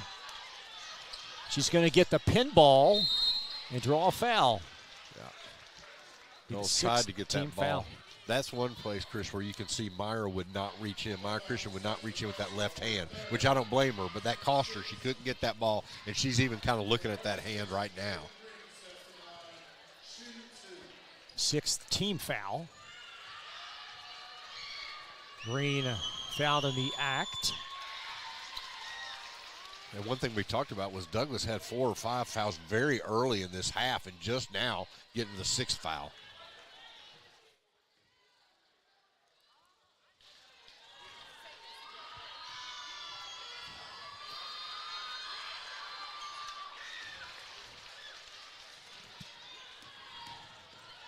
And as Christian being bodied up the floor. And the rebound plucked by Knowles.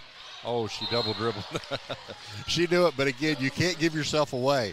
You've got to just keep on dribbling that ball. If you saw it on camera, she had been allowed. Oh, no, but you can't do that.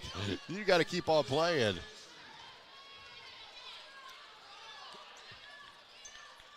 Get another look at that double dribble. You got to love that for the 8th grader. Her face gave her away. But a good hustle there by Knowles. She's been all over the court tonight, too. I've been very impressed. She's had a limited role since Darrington came back in. But, boy, she's using her moments tonight to her advantage. I mean, both these teams, there's so much young talent on the floor. It's going to be the continuation of many good matchups next year and beyond. And a foul on Christian, just a tad late in the passing lane, and Chloe Doe will have 1 and 1. Well, and that one on Christian, again, you could tell she would usually reach with that left hand to get that pass. She had to go across her body to try with the right hand, and that's where the foul came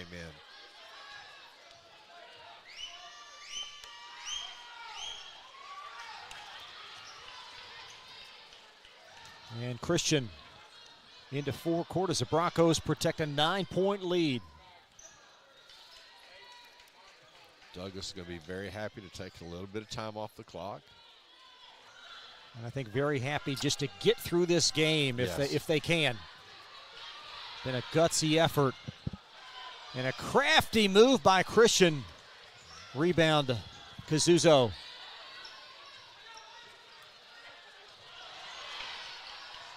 As Rose getting a hand on it.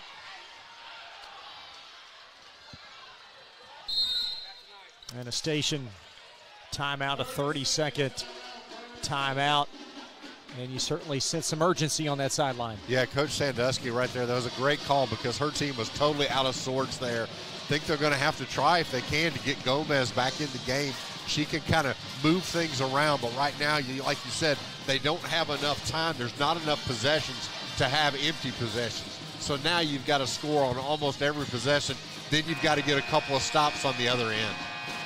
Of course, both teams will advance to the 11th region tournament, win or lose. In Kentucky, the district winner and runner-up will advance, so 8 teams will comprise the 11th region tournament next week. And the Broncos, one would suspect, would certainly be one of the co-favorites, I would think. Yeah, I would think so. I think, they're going to be right there.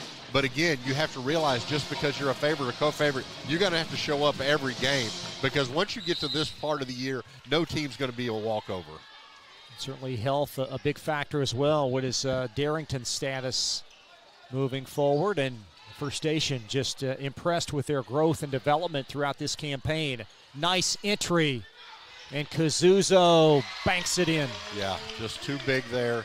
Sledge wasn't on the backside that time to get her, so good job. And a great draw by Coach Sandusky out of the timeout as Christian initiates contact and a foul. And, that's one thing Jamira Christian does very well also. She initiates the contact to get that foul. She's not afraid to go in there amongst the big players in the lane to get that shot up.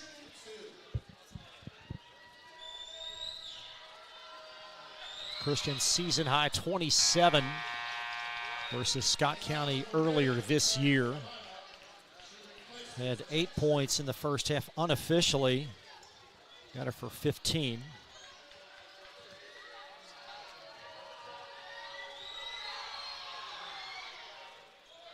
And the rebound secured by Station. That was freshman Akia Wade, and it's blocked out of there by Knowles.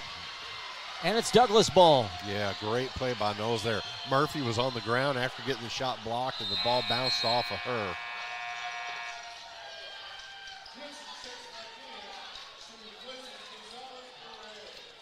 Keep on bringing Gentry, and Gonzalez-Perez are moving in and out offense, defense. Rhodes into forecourt.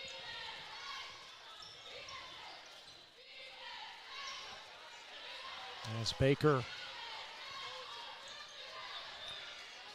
Broncos trying to put away a pesky Station team, and it was a poor pass by Christian right into heavy congestion, and a Bronco timeout by Coach Moberly. Again, a smart timeout there. His team was a little bit out of sorts. They had the ball, and just go ahead and get possession and call timeout. We will step aside. 2:31 left and an 8-point Bronco lead on Glycod. We'll be right back. Hi, I'm Glenn Downs, pharmacist and owner of the Prescription Pad in Nicholasville. We are an independent community pharmacy that provides personalized service. We offer free home delivery, medication compliance packaging, compounding, and home medical equipment. Getting your medications from us means no need to wait in line or on the phone for minutes. Visit us at 465 Keene Center Drive in the Keene Shops in Nicholasville, or by phone at 859-887-2841. The Prescription Pad is dedicated to your family's health. You're tuned in to Central Kentucky High School Basketball on Glycod.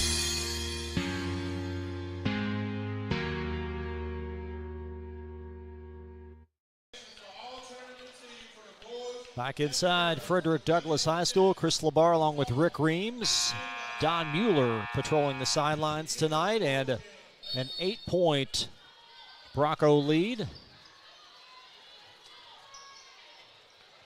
2:30 left. And Christian weaving her way through heavy traffic and bailed out by a foul.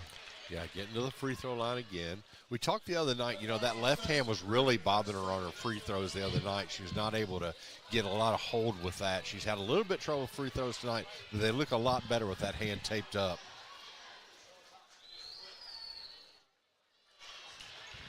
She's frustrated that one didn't go in. She's had a great game, though, just an overall floor general tonight. Assist, rebounds, steals, and there's Wade for her second Station rebound. Still an 8-point lead. And Wade losing the handle. Kazuzo ricochets it around, and there's Rhodes leaking out. Oh my, and a hard foul to prevent the layup. That was Murphy. Let's see if they give her 2 or a bonus there. The two yeah. free throws looming for Rhodes. That was the right call, but sometimes they'll call that one on the ground before the shot. The Frederick Douglass football schedule released earlier today. We will talk about that a bit later on tonight in between games. A pretty daunting slate, to put it mildly. Yeah, not only are you moving up in 6A, but you're playing a caliber of teams that you've not seen. But you know what? If you want to be the best, you got to play the best. Credit to Coach McPeak and that great staff for putting together a tremendous challenge for those great student athletes. The lead at 9. As Murphy, entry in the lane, Kazuzo strong. Back to the foul line. Sledge going to get her 4th foul there. With that one, you just don't come down with that arm. You got to just hold it up. Don't get that foul. You've been around girls basketball a long time, Rick. Does she remind you, Kazuzo, of any post player last few years?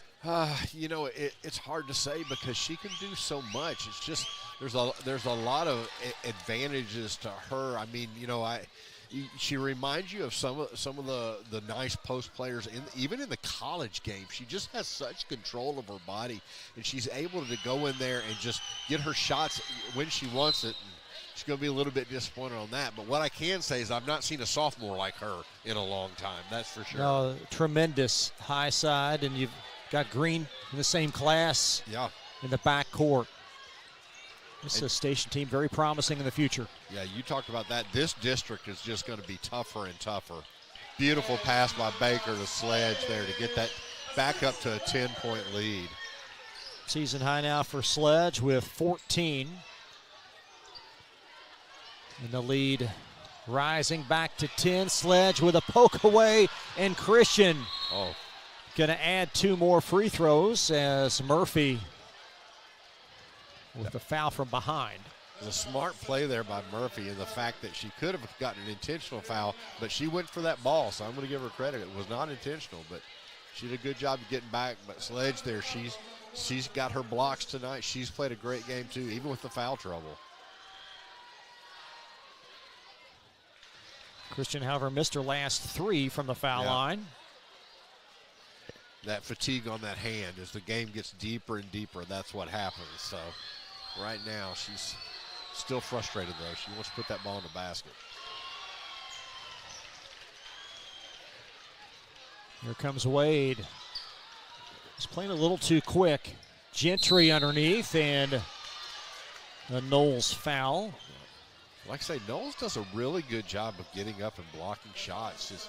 Knowles will just get stronger as she gets older, but she really is tough inside there. But she's, you know, playing against Kazuzo is not an easy task for anyone. We talked about this earlier, but Knowles does not have any back down for an 8th grader. No.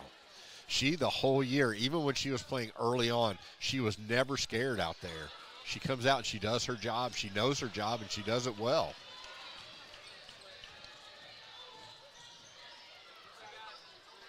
And here comes Wade.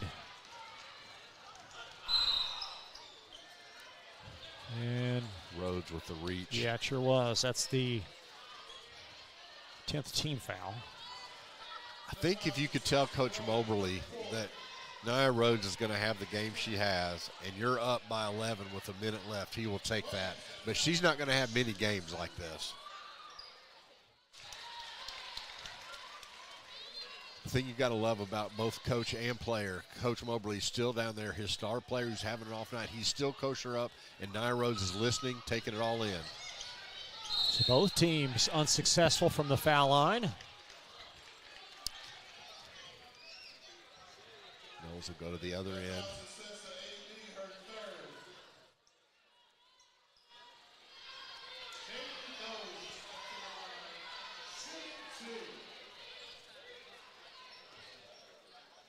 Knowles 50% foul shooter on the year for 2. Broncos average 68 per on the season, third best in Kentucky. And if you'd ask Coach Sandusky before the game, could you hold them into the low mid-50s, I think she would have taken that. Absolutely. You say they've done everything they needed to do. They just needed another score, and they just haven't been able to find it tonight. Rhodes back in, and shuttling out is Bennett. Rhodes has 4 fouls, so what they're doing is they're subbing offense for defense. Been a well-coached game by both head coaches. It has. And see, that's the smart thing with Baker right there. She could have taken that ball in, but all you're going to do is just bring that ball back out, get to the free throw line. She's just such a steady ball player.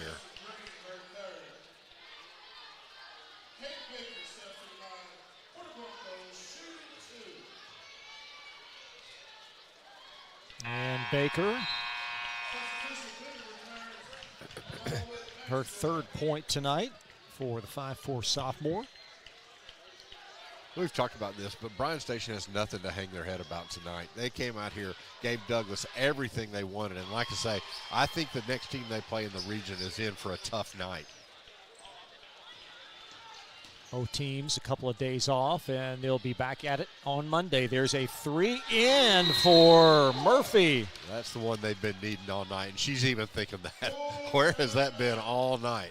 I finally hit one. 60-second station timeout. We will take a brief pause on glycod.com. Hi, I'm Glenn Downs, pharmacist and owner of the Prescription Pad in Nicholasville. We are an independent community pharmacy that provides personalized service. We offer free home delivery, medication compliance packaging, compounding, and home medical equipment. Getting your medications from us means no need to wait in line or on the phone for minutes.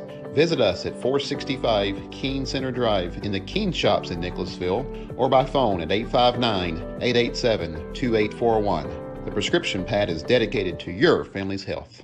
You're tuned in to Central Kentucky High School Basketball on Glycod.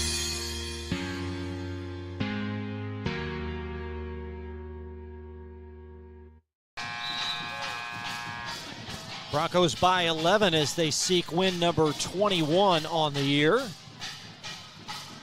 A bit of business, women's, if you will, business persons-like performance by Douglas tonight. Absolutely. You know what? What you want to do in these games, you want to score one more point than your opponent. And if you get that 1 point, that means you win this district your first time.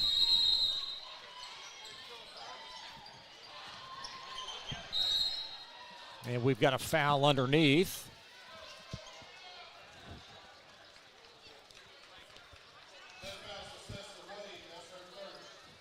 So the Broncos will march down and shoot 2. It is Christian. It has to feel good for her. We talked about the past, playing at East Jessamine for all those years, and 2,000-point career score, but has never played deep into the postseason. And that's the thing, you know, if you're a player's player like she is, you don't. I mean, you're proud to score those points, but man, you want to win games. And when she was at East, they had trouble doing that, and now she's going to get to her first region. Lead at 12. Yes, Kazuzo. Kazuzo, little shovel shot, and Maxwell digs it out, up now to Baker, and the Broncos will win their elusive district championship. Hard foul by Green. Bryan Station is not conceded yet. They're going to keep on fouling.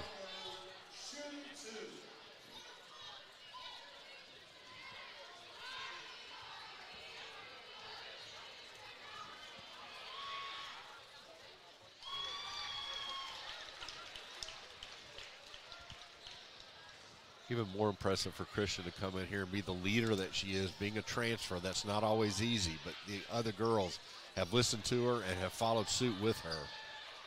Such a young team, and she's taken such ownership as Green will shoot it around. Bryan Station's going to have brighter days, but tonight it's Frederick Douglass with a win as Kazuzo tacks 2 more on. And 2 more as the Broncos winners 56 43. Win number 21 and win number 1 in terms of a district championship for the Broncos. School's been here 6 years, the first time the girls program has claimed the district title. And Bryan Station 14-17 as both teams move on to next week's 11th Region Tournament. We'll take a quick break. Much more coverage ahead on Glycon.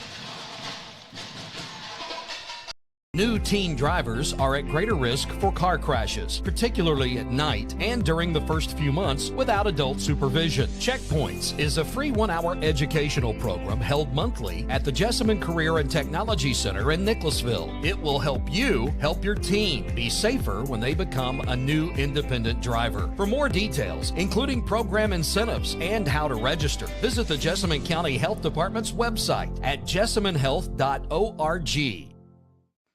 Founded in 1910 in the Ohio Valley region, German American Bank has been raising the standards in banking, insurance, investments, and wealth management for over a century. We're big enough to provide the conveniences of modern banking, yet small enough to care about the people and communities we serve. Because we believe that when a community thrives, its people prosper. Strengthening our community since 1910. German American Bank. Looking for new ways to connect with your customer? Did you know that local grassroots marketing is the most effective? For a successful economic approach, email info@glycod.com or call 502-551-5027. Donating plasma is an easy way to earn up to $600 a month as a new donor while saving lives. That's right. Every donation you make helps patients in need survive and thrive. Returning donors also see monthly bonus payouts and I Give Rewards points. Go to cslplasma.com to learn more about plasma donation. CSL Plasma. Good for you, great for life. Family owned and operated since 1946, Thomas Car Wash has specialized in making Louisville cars look fresh and clean. Co-owned by 2006 Mill graduate Alex Thomas, Thomas Car Wash has 4 convenient locations, including their newly renovated one at 5321 Preston Highway, just a mile down from Mail. Additional locations include 6511 Preston Highway, 4139 Bardstown Road, and one at the intersection of Hurstbourne Parkway and Taylorsville Road. From full service to express washes to detailing and towel drying, wash local with Thomas Car Wash. You're tuned in to Central Kentucky High School Basketball on Glycod.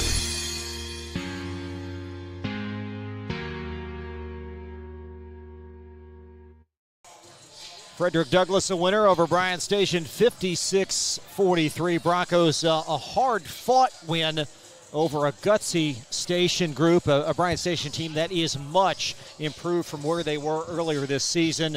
And congrats, however, to the Broncos, their first ever 42nd district championship. We will update our stats. We've just been handed some updated stats. We will take a look at that. Also have your most outstanding players. We will interview Coach Moberly as well as our MOP. And then we will transition to the boys' tilt. Should be a great one between Scott County and the Douglas Bronco boys. That one will tip. They're scheduling it for 7:55, so a little bit earlier than we expected. And more coverage on Glycod.com. We'll be right back. Today's game is brought to you in part by Anderson Apothecary, the cure for the common drugstore. Anderson Apothecary, just across the street from the high school on Highway 127. Community strong, serving Lawrenceburg for 20 years, Century Bank is Anderson County's locally owned bank. With a full suite of deposit, loan, and online products, plus a knowledgeable, friendly staff, Century makes everyday banking simple. Located at 201 West Woodford Street with online banking at centurybankky.com. Century Bank, our community, your bank. Member FDIC. Equal housing lender. Family owned and operated since 1946, Thomas Car Wash has specialized in making Louisville cars look fresh and clean. Co-owned by 2006 Mill graduate Alex Thomas, Thomas Car Wash has 4 convenient locations, including their newly renovated one at 5321 Preston Highway, just a mile down from Mail. Additional locations include 6511 Preston Highway, 4139 Bardstown Road, and one at the intersection of Hurstbourne Parkway and Taylorsville Road. From full service to express washes to detailing and towel drying, wash local with Thomas Car Wash. Want to replace your old, rotted, and drafty windows? What would your house look like with the newest and high-quality windows on the market? With just one call to Metro Windows, you can choose from a great selection of aluminum-clad, vinyl, and rot-free windows at an affordable price. And Metro Windows can also replace just the glass and failed windows, too. Their installers are Oldham County residents that take pride in their work and craftsmanship. Metro Windows has been locally owned for over 30 years and is the proud carrier of the Windsor window line. Give Metro Windows a call today at 222-7828. That's 222-7828, Metro Windows. Hi, I'm Glenn Downs, pharmacist and owner of the Prescription Pad in Nicholasville. We are an independent community pharmacy that provides personalized service. We offer free home delivery, medication compliance packaging, compounding, and home medical equipment. Getting your medications from us means no need to wait in line or on the phone for minutes. Visit us at 465 Keene Center Drive in the Keene Shops in Nicholasville or by phone at 859-887-2841. The Prescription Pad is dedicated to your family's health. You're tuned in to Central Kentucky High School Basketball on Glycod.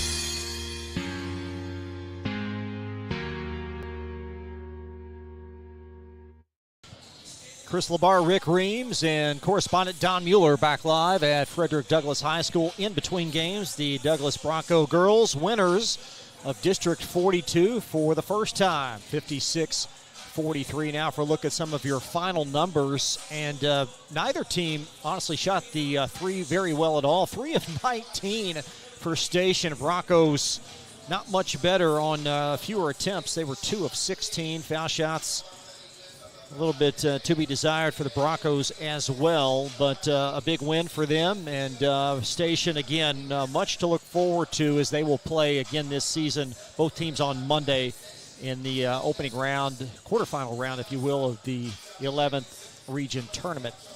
Most outstanding players presented by Elite Building Products, and not much suspense here as we go with Albertine Cazuzo for Station. 23 points and 13 rebounds, 7 of which were offensive. Myra Christian, a great performance, 20 points and a balanced line, along with 5 rebounds and 5 assists and 4 steals. So there wasn't much that Myra did not do tonight as she led the Broncos really from the outset, and the most consistent Frederick Douglass student athlete tonight as the Broncos winners, 56-43. Some more of your individual numbers. Station, Jalen Green with 10 points. Kaylin Gentry with 6. Makari Murphy has 3. Akia Wade with a point. And for the Broncos, Christian with 20. Victory Sledge, 16. Nia Rhodes, 10. Mia Maxwell with 4 points. 4 as well for Kate Baker. And 2 for Knowles. And Sledge, Rick, 16 points, 6 rebounds. Yeah, big game for the transfer from Bryan Station. She came in here. We knew with Darrington out, they needed another inside presence. Sledge was it tonight. I think you heard him at halftime talking about she's getting more and more comfortable in this system. I think also it's a matter of other players getting comfortable with her, knowing where she's going to be. Tonight she was able to be big inside, and even though she got in foul trouble, she was the big difference inside for Douglas. We will chat with our most outstanding player, Myra Christian, as well as Coach DJ Moberly. That will be with Don Mueller in just a little bit. But, Rick, Douglas, quality, sound performance, and you can probably nitpick a little bit, but, hey, at their best, they're very good, and even when they're not their best, they're still pretty good. as Coach Moberly, he can bring this game up. If they have a game in the region, and if they're lucky enough to make it to the state where they have a tough first half, you can come back to this game. Come back and say, look, we may not have had the greatest thing, but what we can do is we can play our game, and it can make a big difference. So, I think blowout wins are great, but sometimes you don't learn a lot from a blowout win. A little closer victory does you a lot of good. But right now what you have to realize, every game you're in a one-game season. You lose and you go home, and this season that has been so high, so great, ends on a sour note, and you don't want to have that happen. Well, and the monkey in the room, if you will, is what happens with Darrington and her health. And certainly, as good as she is, they need her, I think, to win the region. Yeah, the deeper they go, they're going to have her, and I think that's the thinking. She's in a boot right now. Now, kids today, she was out here in a boot dancing before the game, doing a TikTok or something. So these kids are really loose. But I know Coach Moberly would rather have her sitting down, And the other thing you have to watch also is how's that hand going to affect Christian? That's one of those, you want her rested all weekend. But that's when the more damage she gets, the more hits she takes on that, the worse it gets. And we saw that a little bit tonight. So they have some questions they have to answer. But there's not going to be a team that come into the region that's not going to have fighting some type of injury bug. Updating the tickers, you see at the bottom of your screen, Madison Central and Madison Southern playing in a low-scoring girls affair. That's one of the district championships going on tonight. And again, Coach Moberly will join us, and it'll be good to have Myra Christian being interviewed, because we've had Naira Rhodes early this week. Great to have somebody else, and of course Christian. We talked about her high school career, and she's got to feel extra special tonight.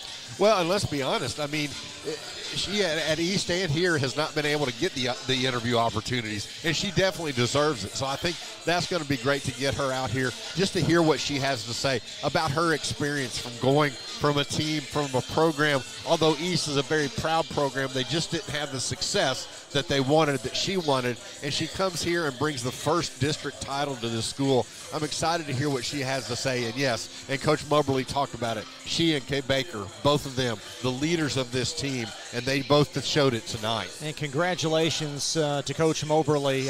Win number 50 in his tenure, and we talked about this a couple times, but I think it bears repeating. He doesn't have the most traditional, stereotypical lineage for coaching. He's not a long-time tenured coach. Heck, he's a former middle school coach that was given the opportunity, and doggone, he's taken full advantage. Well, and the one thing that other coaches need to look at is you don't have to have that lineage. If you're the right guy for the right job, you can make it happen, and that's what Coach Moberly, and I've been impressed every time I've talked to him. Like I said, December the 9th, I've been impressed about his attitude, about what his game plan is for this program, and it's where he wants it to be. But one thing, he's not satisfied yet. They've got a long way to go in this year and in years to come, because he wants this to be that program. He talked to me about it. He wants to have the X on their back from here on out.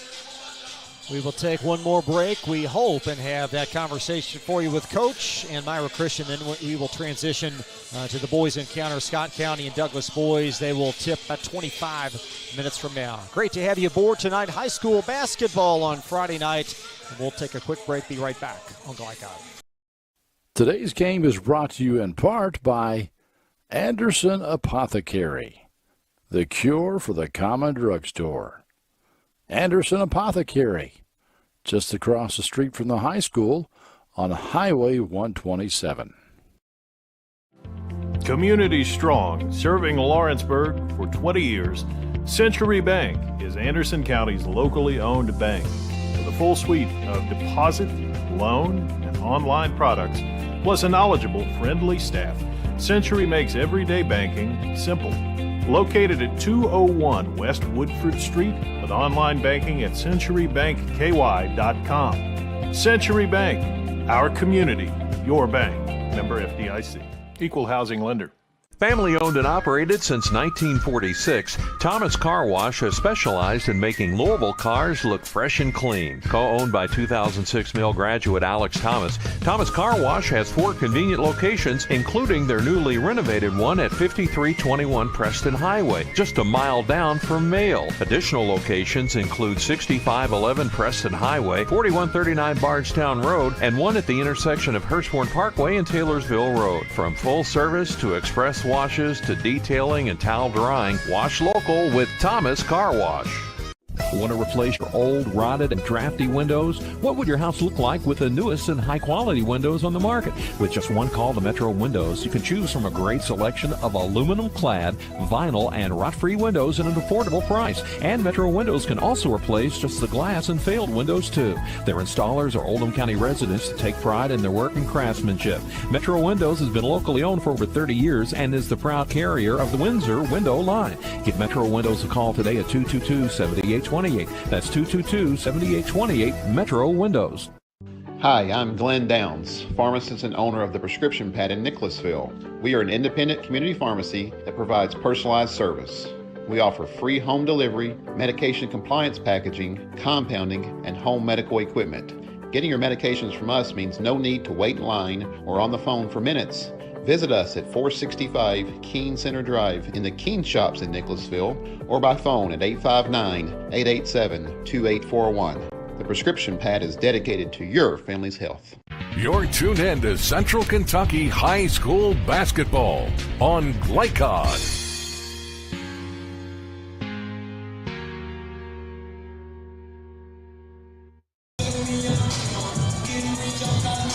Don Mueller with Black Cod Media. I'm here with Coach Moberly from Frederick Douglass Girls, the winner of the 42nd District tonight, defeating the Bryan Station Defenders. Coach, tell us about the game tonight.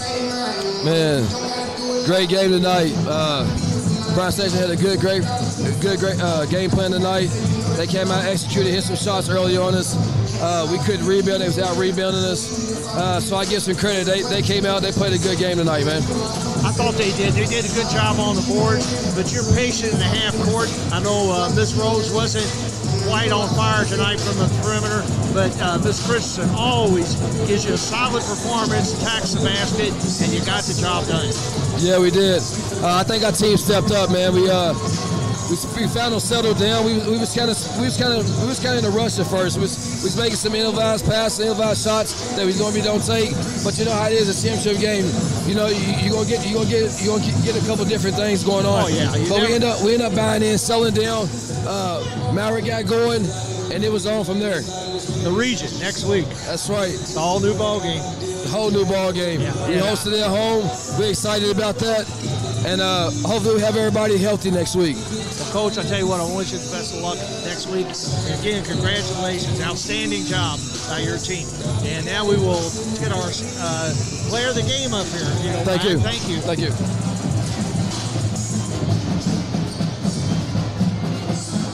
Myra Christian, senior. How many points you have tonight, young lady? I think about 20. That's what I heard, but I'm not for sure. That's pretty good. I didn't see the stats, but I'll tell you what, 20 is pretty good. All right, you played a great game tonight. Thank you. Tell me about what was your strategy? What was your team strategy like going in against Bryan Station? My strategy was just to keep everybody focused, everybody in line, make sure everybody is where they're supposed to be, and everybody play their game. I love the way you attack the basket.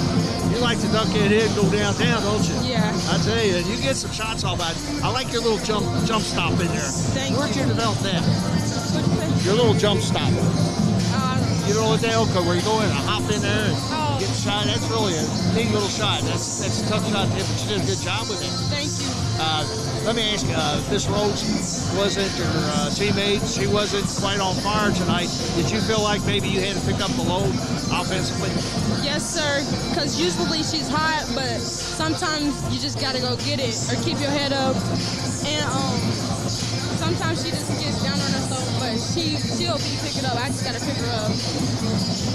Congratulations on the winner of the 42nd District. It's got to be a senior. What's your plans? Thank you.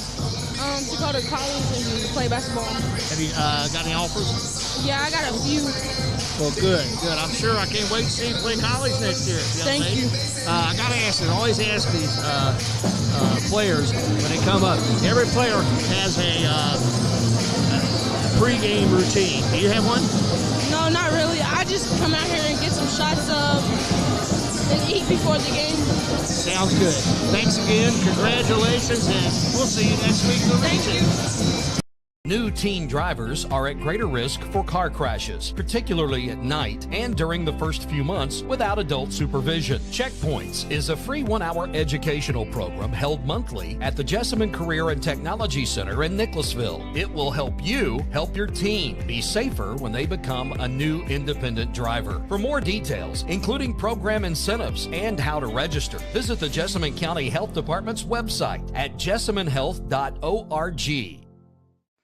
Founded in 1910 in the Ohio Valley region, German American Bank has been raising the standards in banking, insurance, investments, and wealth management for over a century. We're big enough to provide the conveniences of modern banking, yet small enough to care about the people and communities we serve. Because we believe that when a community thrives, its people prosper. Strengthening our community since 1910. German American Bank. Looking for new ways to connect with your customer? Did you know that local grassroots marketing is the most effective? For a successful economic approach, email info@glycod.com or call 502-551-5027. Donating plasma is an easy way to earn up to $600 a month as a new donor while saving lives. That's right. Every donation you make helps patients in need survive and thrive. Returning donors also see monthly bonus payouts and I Give Rewards points. Go to cslplasma.com to learn more about plasma donation. CSL Plasma. Good for you, great for life. Family owned and operated since 1946, Thomas Car Wash has specialized in making Louisville cars look fresh and clean. Co-owned by 2006 Mill graduate Alex Thomas, Thomas Car Wash has 4 convenient locations, including their newly renovated one at 5321 Preston Highway, just a mile down from Mail. Additional locations include 6511 Preston Highway, 4139 Bardstown Road, and one at the intersection of Hurstbourne Parkway and Taylorsville Road. From full service to express washes to detailing and towel drying, wash local with Thomas Car Wash. You're tuned in to Central Kentucky High School Basketball on Glycod.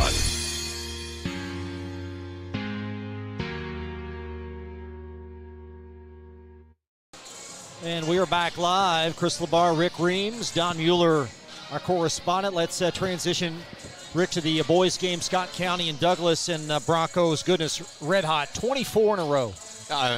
We talked about it earlier.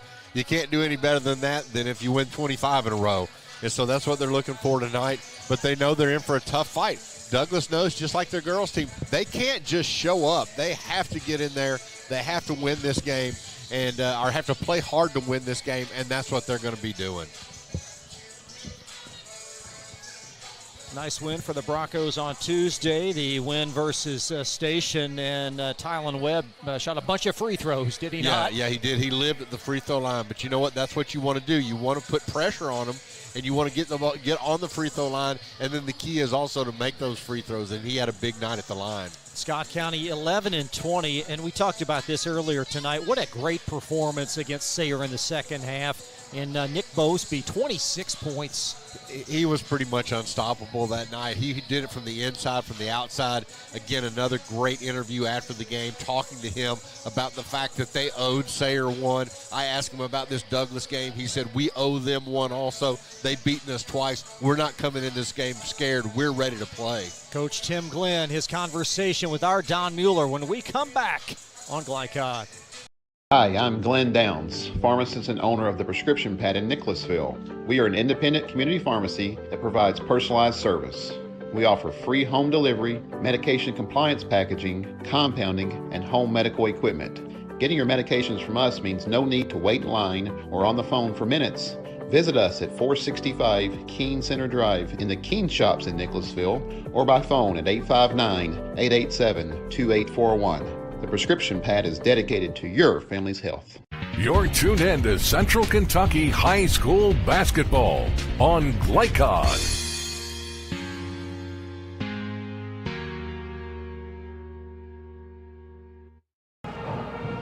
This is Don Mueller with Glycod Media, and I'm here with Coach Tim Glenn with the Scott County Ball Club.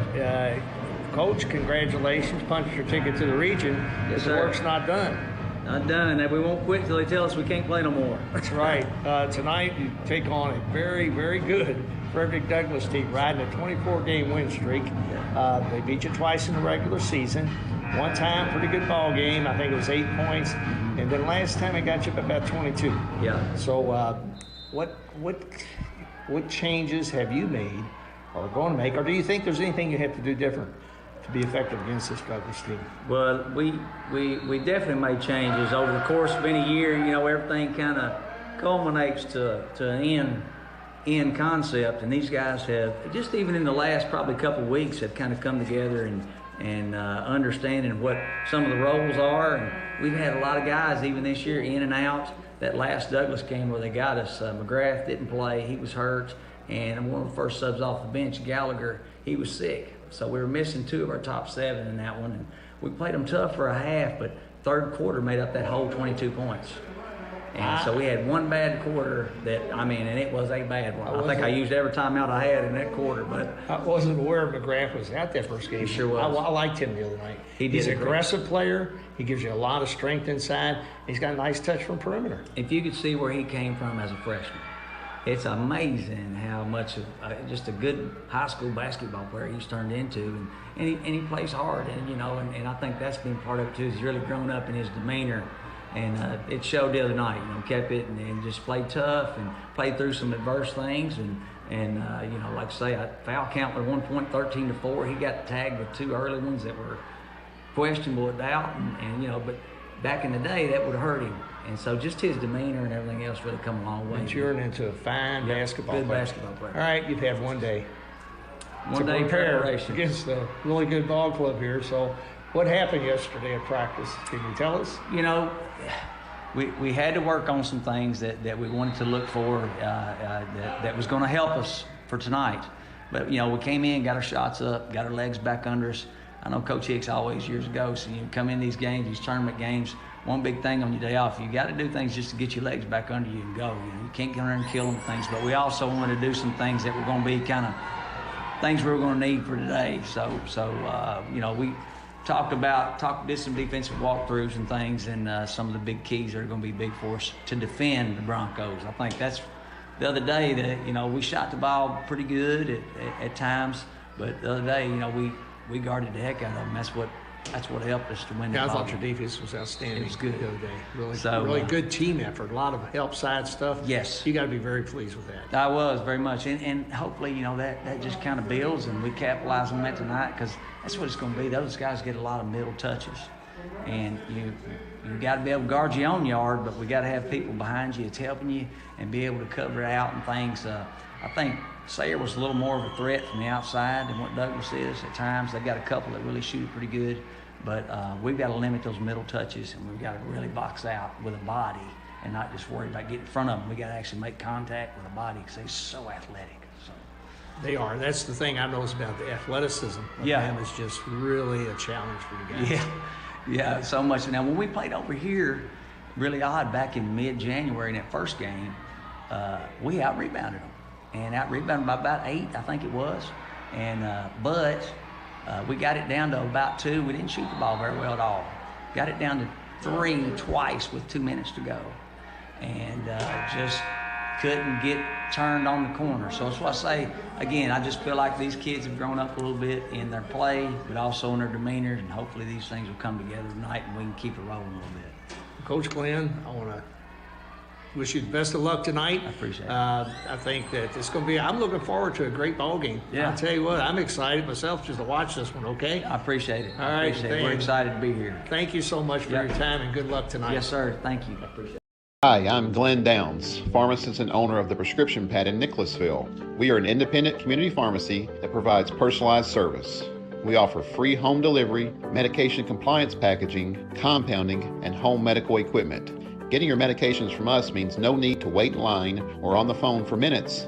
Visit us at 465 Keene Center Drive in the Keene Shops in Nicholasville or by phone at 859-887-2841. The Prescription Pad is dedicated to your family's health.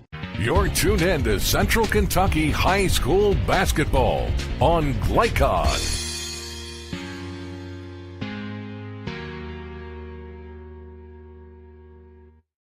Back inside a very busy Frederick Douglass High School gymnasium. 7 minutes ahead of tip to settle the 42nd district championship. Rick, hearing Coach Glenn talking about what we're going to need tonight. That was a direct quote. What are they going to need to win this game? Well, the first thing you got to do is you got to forget about the first 2 games you played against this team. You got to figure you're 1-0 and they're 1-0. You've got to come out and you've got to not worry about the past. You've got to handle the pressure that Douglass is going to put on you. You know it's coming. The problem is, or that question is, how can you handle it? Have you had enough time to work on it? But it's not just that. You can't practice against the pressure Douglass puts on you, so you can't afford to make mistakes.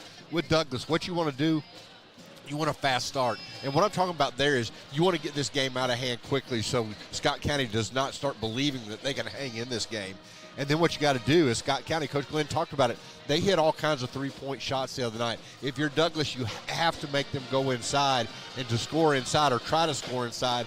And if they can't, then you got to get on the boards and then run. Wes Scarberry, the 11th region reigning coach of the year, joins our Rick Reams next after this on Glycon. Hi, I'm Glenn Downs, pharmacist and owner of the Prescription Pad in Nicholasville. We are an independent community pharmacy that provides personalized service. We offer free home delivery, medication compliance packaging, compounding, and home medical equipment. Getting your medications from us means no need to wait in line or on the phone for minutes. Visit us at 465 Keene Center Drive in the Keene Shops in Nicholasville or by phone at 859-887-2841. The Prescription Pad is dedicated to your family's health. You're tuned in to Central Kentucky High School Basketball on Glycon.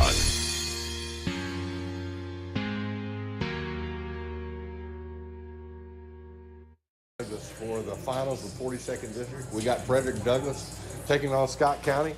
I'm here with Coach Wes Scarberry from Douglass. And Coach, the finals of the district tonight, how's your team feeling? Feeling very confident. We had a really good practice yesterday and came in earlier today and watched film, went over scouting report, and just feel really good about it. On our home court, it looks like a really good atmosphere in the crowd tonight. Our girls playing before us, I think, is a big help for us. Having more of that crowd here that supported them as well. And just feel good. It's going to be a tough test, big battle with Scott County, but we're confident, our kids are confident, and feel pretty good about it. I'm going to take you all the way back. I listened to your first interview, December the 2nd, the night before the state football championship. Okay. You didn't have these players out here, okay? Right. You talked about how you were trying to gel this team together. Let me ask you, from then to now, how have they done? Well, I think the results kind of speak to that. That was my biggest concern, honestly. Was when the football kids came to our program, and you have 13 that have been here and 13 that are fighting for one of their spots, and how that would all work out with a new coach, a new system. But just from day one, it was so good. A lot of leadership. I can't speak enough about Talon's leadership coming from the football field where he was a leader as well. Kai's been a leader for us throughout the year, and just having those guys who have been here, have experienced these games, and kind of can help those sophomores, adjust to the varsity level. Logan didn't play a whole lot last year. Mello and Avion played a little bit. So having that leadership along with our coaching staff, and I just feel like, my coaching style blended with their talent. I've said it several times. It's just been a really good blend. Well, I'm going to take you back because that was right after you had lost to Catholic, okay? You talked about you were down by 20, your team didn't give up, got it back to 12. This is a crazy question, but could you imagine from that night to where you are now? No, it's been a dream, honestly. I couldn't even fathom, what we've done this year, just with everything that's happened, with the new staff and players I hadn't even coached before, prior to, some of them December 6th. It was the first time I ever coached any of them. And so just to be on that run and just what we've done has just been remarkable. And that first game showed me a lot about this team and what they could possibly do. Because I really thought, at that point, you get down 20, first game, new coach, you could easily fold and kind of give up and not listen and kind of go back to being selfish and doing your own thing. But they did the exact opposite. And I knew from that point, if we could mesh those new guys when they came in together, it could be a special group. It's proven to be. It really has, and that's the thing. That's the reason I love to go back and listen, because I hear what a coach says. I got to hear Coach Moberly's first interview also. Okay. It's interesting to see how you guys have been steady throughout the year. Mm-hmm. Okay, you yourself could have said, "I don't have any idea with this team. We were down 20, we won by 12, but who knows?" But you said that built confidence in you. So that confidence tonight, what is it going to take to get this district title? You're going to go to the region no matter what, but I know you want to win this district. Oh, we definitely do. Coming off 3 straight district championships, this is a big thing. For our seniors, it'd be 4 in a row, their entire career being district champions. And obviously, when you look at the region, if you win tonight, you get a better position. You feel you get a home game in the region. And so that part's very important. It's on our home court. Obviously, we want to win here and not let another team cut down the nets on our court. But it's big for me personally. Just first year in the program, and having won 3 in a row. I think that's important for me as well. So I'm a little selfish that way, but it is. Our guys, they're locked in, they're ready, and it means a lot to them to win this tonight on our home court. Absolutely. Well, I want to tell you, this is the last game we'll get to cover for you. I want to tell you, you have been gracious to me every game to get these interviews. I thank you so much. Absolutely. I'm appreciating this opportunity. I appreciate your team. We've been happy to be here. Good luck, and hope to see you make it to region and state, and I'll follow you all the way through. Have a great night. Appreciate it. Thank you. All right. We'll be right back on Glycod. Hi, I'm Glenn Downs, pharmacist and owner of the Prescription Pad in Nicholasville. We are an independent community pharmacy that provides personalized service. We offer free home delivery, medication compliance packaging, compounding, and home medical equipment. Getting your medications from us means no need to wait in line or on the phone for minutes. Visit us at 465 Keene Center Drive in the Keene Shops in Nicholasville, or by phone at 859-887-2841. The Prescription Pad is dedicated to your family's health. You're tuned in to Central Kentucky High School Basketball on Glycod.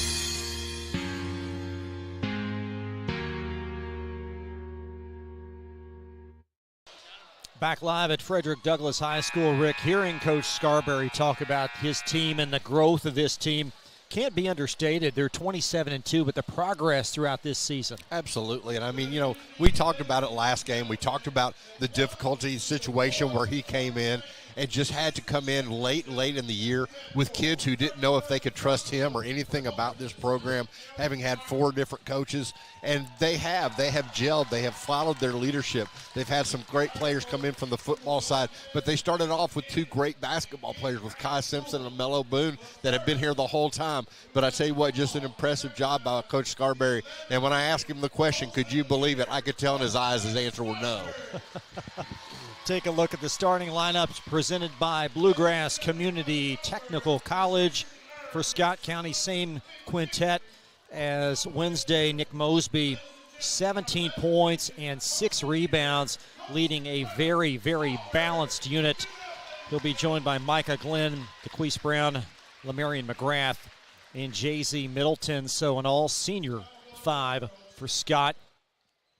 Douglas Simpson, 17 points and 6 boards. Armello Boone, 16 points, 5 boards. Chenault at 13. Webb at 11. And Logan Busen, 5 points, 5 boards, but 12 versus Sayre earlier this year. Yeah, his stats do not show what Logan Busen does. He's undersized in the middle, but he comes out, rebounds, had 12 points the other night. Steady influence. We talked about it. He can bring the ball up the court himself. Such an important player for Douglas. This series, it's been pretty even, if you will. 9-8 Broncos, including a win on February 3rd. Of course, both teams, win or lose, will advance to the 11th region tournament next week. And for Scott, a chance to continue their season after a very disappointing meat of their schedule, losing 9 of 11 entering this tournament. But with their win versus Sayre on Wednesday, they automatically will play in the 11th region tournament. So Coach Glenn playing with found money, if you will. Yeah, he is. And, he talked about it with me before the game their last game against Sayre, that Scott County has a huge history with Coach Hicks. He coached under Coach Hicks, and he wants to bring that back. I asked him if these kids even knew about that history. And he said a little bit, but they don't understand since the split happened with great crossing about it. But he said his job is to get them to understand that, and part of that is getting back into the region. Great atmosphere tonight at Douglas. The girls' game leading up to this was very well attended. There have been an infiltration of a bazillion more fans. We're told parking very dicey outside. So a great crowd, as you would expect for district championship night here in Kentucky. Tonight's officials as assigned by the 11th region. Terry Coldiron, Jody Heller, and Don Werner Jr. So this game, to me, is going to be started off by who comes out the fastest. Does Scott County have nerves and come out here and play tight, or do they come out and just show what they have, what they did against Sayre, and how is Douglas going to handle the pressure of being this type of team that they have with this winning streak?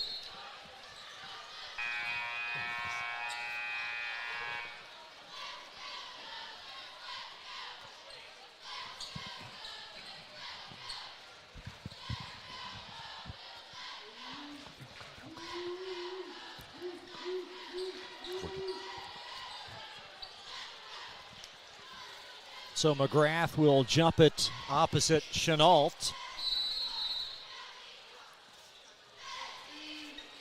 And the Broncos begin.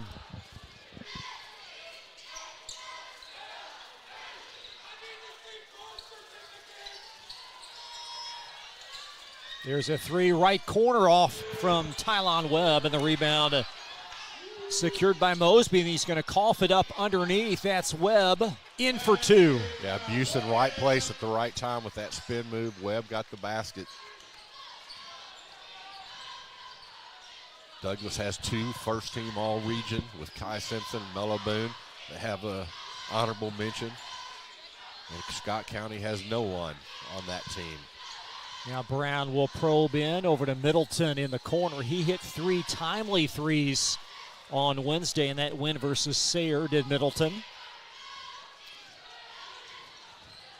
Douglas will switch all screens. They can play, every one of their players can guard against this Scott County team. And an unforced turnover is that ball from Brown thrown left of Middleton. And that's what you can't have. You cannot have unforced turnovers against this team. And the Broncos, honorable mention, Avion Chenault can be a big difference maker in this game. There is Webb, and how will Middleton check him? Three up top from Boone, and Chenault skying for the rebound. It's snatched out by Middleton. Smart play there not to take it against the athleticism of Douglas there. Now Brown uncorks a deep three, and the rebound secured by Boone. Slithering into forecourt, great find, and Busen will punctuate. That's what Boone can do. He's a scorer, but he's also a great passer along with Simpson, and there was Busen down there for the basket. Cardinals trailing 4-zip early as Middleton had a seam. Certainly Mosby the focal point of their offense. Yeah, they really have got to get him going because everything else comes through him. Stolen away. Webb all the way to the basket, and snatching through was Brown to get a piece. It will belong to Douglas underneath. Good hustle there getting back by Scott County, but this is exactly what I said, two things. Douglas wants this to happen, and Scott County can't afford to let them keep on getting further and further ahead. There's Simpson finding Busen, the indispensable Busen. Chenault uncorks one. Oh my. Deep side corral lassoed by DeQuise Brown of Scott County. Yeah, that's Chenault's shot, but that time just a little bit tight on it. That's Glenn probing baseline. Nice find, and Middleton has it blocked from the rear by Chenault. And Simpson up to Boone. Nice look there. That's one thing that Scott County, you think you've got an open trail to the basket. Chenault comes from the backside and blocks that easily. Just a great start for Douglas. Boone, Webb, and Busen each with an early field goal, and the Cardinals need a bucket here. 3 minutes gone by.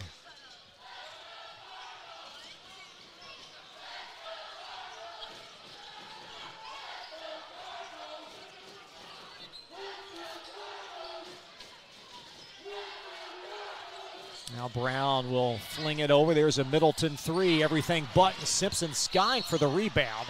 Oh. And then will travel. Yeah, he got knocked down. He's got to watch himself a little bit again. Just everyone keep cooler heads. He's really excited about tonight. It was interesting. After that last Douglas basket, the referee looked at Coach Glenn to see if he wanted a timeout. I thought maybe the same thing, but he says play on, so that's what we're going to do. What Coach say before the game? He said last time he used all of his timeouts in one quarter. He's going to hold him for that third quarter, I guess. Nice spinning shot from Glenn, and it's off. And at the peak of his leap, Boone secures the Douglas rebound as they try to grow a 6-point lead.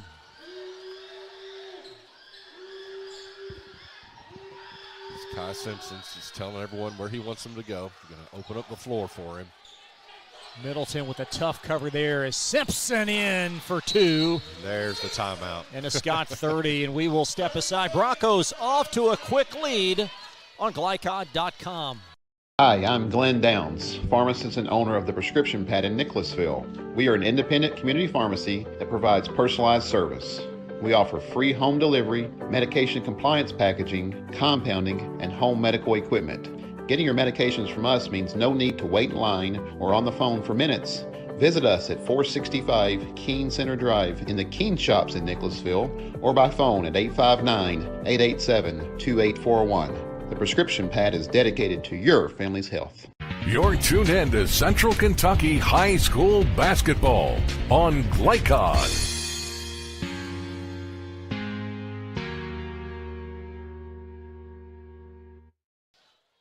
An 8-0 Douglas start as we welcome you back to the farm. And Scott County missed a couple of open looks to start, trying to get their first points of this ball game. Yeah, they just need to see that ball go in the basket. Right now, everything is a little bit harder for them. Now Glenn will swing it around the horn. That's Mosby. And Mosby with the seam on Busen. And a Bronco foul underneath. That's a good job by Mosby there. Didn't have the outside shot. Take it to the basket. Even though they got shot blockers down there, that time he got hit on the arm. And get to the free throw line. And like I said, just get some points on the board. Settle your team down. To Mosby for two. He was super, if you will, efficient from the foul line. 11 of 12 in the win versus Sayre. He's an 86% free throw shooter, so you expect that of him going to the line tonight for the same results. Scott County team, one of their strengths, 74% as a group from the foul line. And they're on the board. And off the first tee in a 6-point deficit. This Busen shuffles, facing some pressure from behind. I believe Middleton forced that miscue. Yeah, we talked about the fact that Busen can bring that ball up the court, but if you are Scott County, you want to make him uncomfortable while he's doing it. He's not a true point guard, so you want him to handle the ball as much as you can and not let Simpson and Boone beat your press. And DeQuise Brown into forecourt. The third option, at least offensively, statistically, for this Scott County team. And Glenn, coach's son, will handle it up top. Behind Mosby, and alertly Middleton there to gobble it up. Yeah, lucky play there. All those hands, and Boone with the deflection. Leaking out is Logan Busen. Defense leads to offense there. I tell you what, that's what Douglas does. Quick hands. Busen with 4. And Douglas shooting a very high percentage early. Glenn, a deep 3 off to the left. Poke right back to him. I think Mosby got a hand on it. And then Mosby will score. That's where Scott County, that's where you have to go. Mosby is your player. He can get in there and he can muck it up with this Douglas team. Nice touch on that high arcing J. And Webb swinging it to Boone. And Middleton, another deflection for Scott. Lob to Mosby. That's what Scott County needed. Like we talked about, seeing that ball go in the basket, boy, that just pays dividends. And they've got this down to a 10-6 deficit. Good response by the Cardinals out of the timeout. And Simpson trying to break down Brown. Lofter in the lane. got the roll. He gets a lot of rolls, which just means you have got a good shooting touch there, but that one hit the rim kind of deadened and just rolled in the basket. 4 Broncos starters have scored, and Douglas doubling up Scott County as we tiptoe under 2 in the first. There is Mosby being accosted by Chenault, and Mosby a strong drive. It's a play on, and gobbled up by Glenn. Mosby a 3.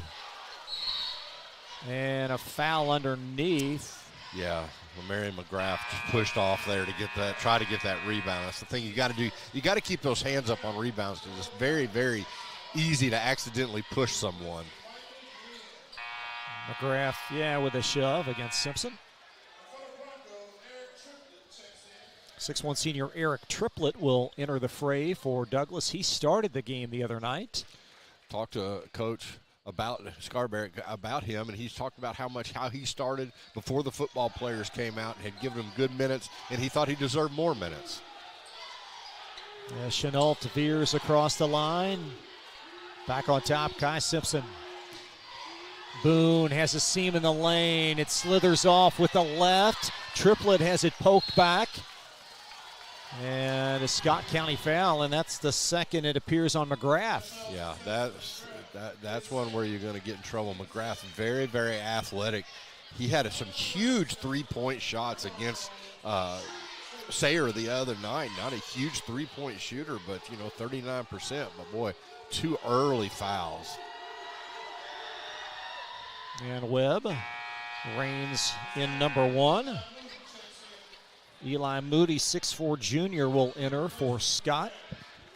4.2 board per night average as the Broncos boost the lead back to 7.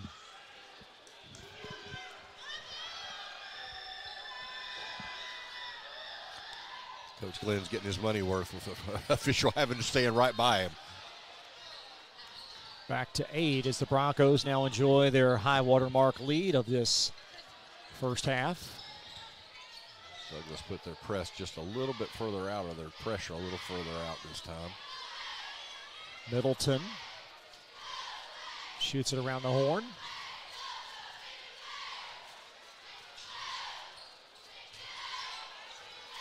Middleton from Mosby. A little bit short on that, Jay. And here's Boone in transition for Douglas. And an and one as Mosby commits the foul. For a lot of teams, you would say there's 40 seconds left. Let's pull it out and play for the last shot. Douglas is going to have none of that. They can get 4 shots off in these next 40 seconds. Boone with a great play to get the and one opportunity. It starts with a Middleton miss and result right down the floor. And the free throw goes in while you were away, and a 17-6 Douglas lead. Armello with 5. And Scott County will throw it away here late in the quarter. Scott County, this is their worst nightmare. They've come in, they just cannot get anything going. They're forcing things now, and now they've got some kids in foul trouble, so it's going to be a tough night. They're not out of it yet, but they're going to have to find some answers quickly.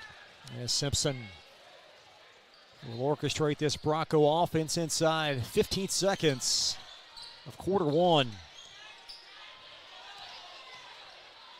And a great theft. Stepping in was Mosby for Scott County at 5.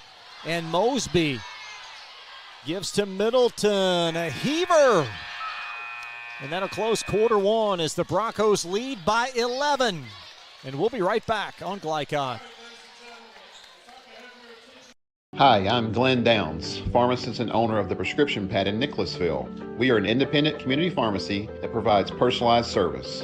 We offer free home delivery, medication compliance packaging, compounding, and home medical equipment. Getting your medications from us means no need to wait in line or on the phone for minutes. Visit us at 465 Keene Center Drive in the Keene Shops in Nicholasville or by phone at 859-887-2841. The Prescription Pad is dedicated to your family's health. You're tuned in to Central Kentucky High School Basketball on Glycon.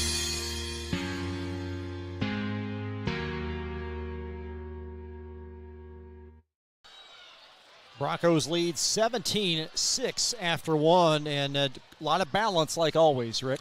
Yeah, this is the one thing about this Broncos team. You can't just focus and stop one person. That's not going to do you any good. As you said, everyone out there can do something and do something different. And it's interesting. It seems like every game they have a different player, different three players step up. That's the problem. That's the thing you have to try to solve against this Douglas team. And right now, as we know, the last 24 games, no one has been able to solve it.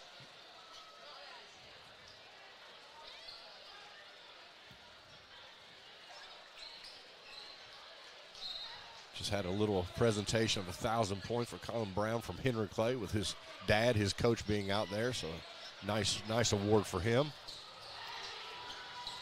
Great achievement as well as Middleton will handle.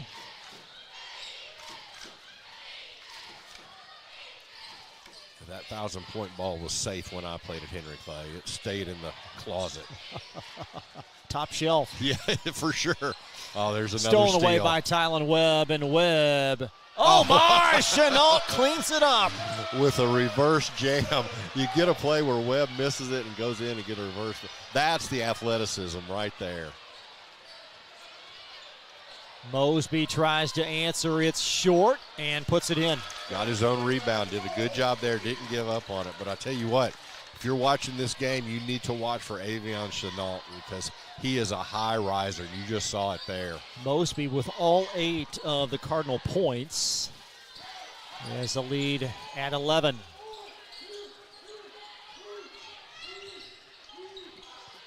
Simpson, a high arcer from the elbow. Got it. Yep, he got hit too, but he made that ball go in. Second shot that's just rolled in for him. But like we talked about, a great touch by Simpson, the senior. The strength of Simpson to will that in. And a very solid beginning as that ball is kicked out. It will stay with Scott. They'll send in Micah Glenn. He'll check back in.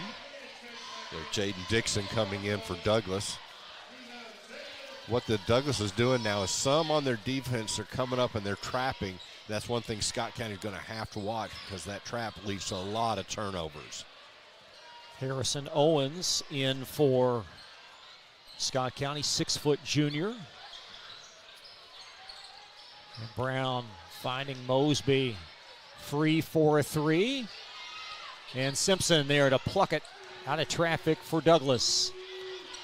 Good hands by Scott County there. Brown got that ball away. Step back jumper, Glenn. I think he made that shot more difficult than it had to be. That's what happens with this athleticism. There's Chenault. Fast break, Boone. Up and easy. Takes the pressure, takes the hit, and goes ahead and lays the ball in the basket. It's a smooth sophomore. Got a foul on the Broncos.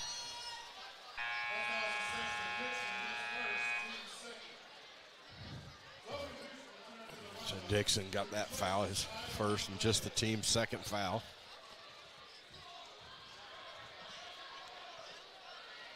Jaden Dixon, 6-foot senior, averaging 2 points per.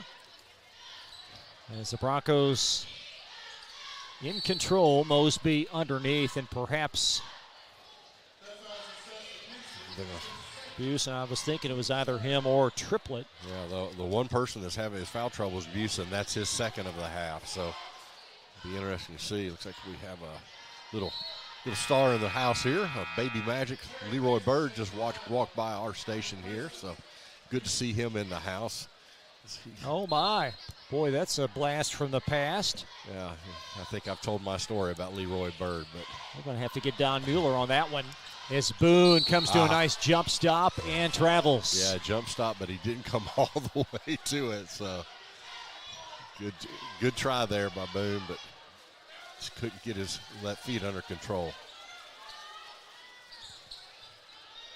And the Cardinals within 15, if you will, but certainly not shown the propensity to score in bunches throughout their season. They've got to get someone else to score other than you just can't have that. Nice take by Brown. Wouldn't go in. A rebound lassoed. Terry Kaysen in the game. Kaysen in. And a foul underneath on the Cardinals. Oh, they called a charge. Oh, excuse me. Yeah. call Dixon on the foul. That's his second foul.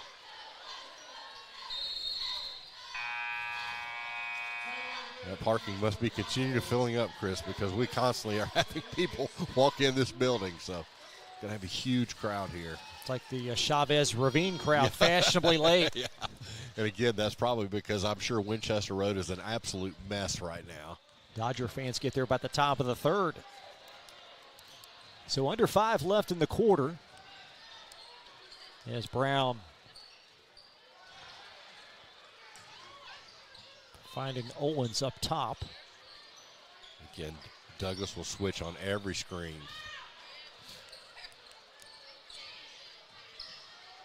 $15-footer. There's two for DeQuise Brown. Yeah, first basket for them outside of Mosby. Webb poked away by Mosby, and Scott County trying to mount a little comeback as Mosby connects. Good job there by Mosby. He scored 4 in a row. Now you got to come back down the court. You've got to get another stop here. Can't trade baskets with Douglas, but if you can start getting ahead, get some turnovers, some baskets on there, you got a chance. There is Simpson trying to break down Brown. Just so many weapons for this Bronco offense. We've talked about it all season. There are, and even when they bring their players in off the bench, they all have a role. Oh, again. Glenn, anticipatory steal. And Scott with 6 in a row. It's reduced to 9. Yeah, that's one thing. If you're Douglas, you've got to settle down at this point.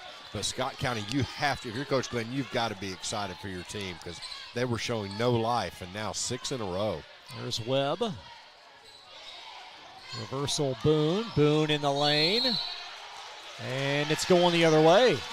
Smart play there to get that charge. You can't, if you're Boone, you got to come to a jump stop there. Can't get up in the air with nowhere to go. A great play by Scott County. They can go for 8 in a row here.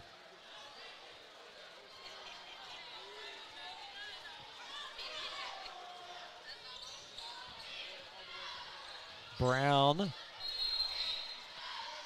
Called it the same way there. That's your smart play by Webb. He saw it on the other end. If they're going to call it one way, he took the charge there. Be the 4th team foul on Scott County. That was either going to be a charge or a fumble out of bounds. Either way, it was going to go to Douglas. And we'll see how the Broncos respond after surrendering 6 in succession to Scott. Webb. There's a nice entry to Simpson. Simpson initiates contact and a fling at the bucket and a foul on Owens. Good job there. He had him on his backside, knew what to do, went with a fake, and then got, like you said, went into the body, got a shot up, going to go to the free throw line for 2. Simpson just so crafty, and he plays longer and taller than that frame. He does. He does a really good job. He gets inside, as you said, easily, but he also has a nice outside shot. So he's got a good inside-outside game and does a really good job handling his body around players. Lead at 10. Simpson, his 5th point. And we'll see Christopher Wright coming 5'8" in. sophomore. And a great steal by Chenault on the inbound as Chenault pokes it away. Probing baseline. Just too much athleticism there. Chenault with 4. Both of his field goals have been outstanding. One that reverse follow dunk. And the lead at 12 as Mosby is held by Wright. Going to be the 6th team Bronco foul. So Scott will inbound. In a rapidly moving first half. Yeah, we are. We're moving right through this game. 2:40 left in the second quarter. Of course, both teams win or lose will advance to the 11th region tournament next week. Quarterfinals on Tuesday on the boys' side. Nice high-low. Owens with the reception and a foul underneath. I call goaltending. Oh, excuse me. Shielded here at the end of the bench, but it will be a bucket. Yeah. Chenault there again. I tell you what. I'd like maybe for 5 minutes, Chris, to be able to jump like him. I'd have a good 5 minutes. And Simpson, far sideline, working opposite Middleton. There's Simpson and a block. It was Owens that slid underneath. His second foul, team sixth. Simpson was so smooth there. He waited for just a second, hesitated, and saw the opening and took it. Going to get to the free throw line. So they're going to call that on the floor, I guess. Interesting call. Well underneath the basket. As you said, we can't see underneath the basket, but with that call, that's usually a shooting foul. That's our vantage point. Boone in the corner.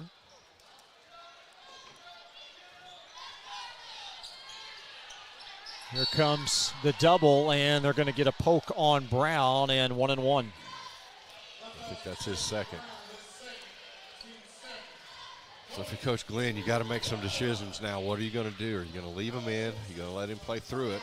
They took McGrath out with his second one, so he's not been back in this quarter. And the rebound secured by Mosby, so Scott County within 10.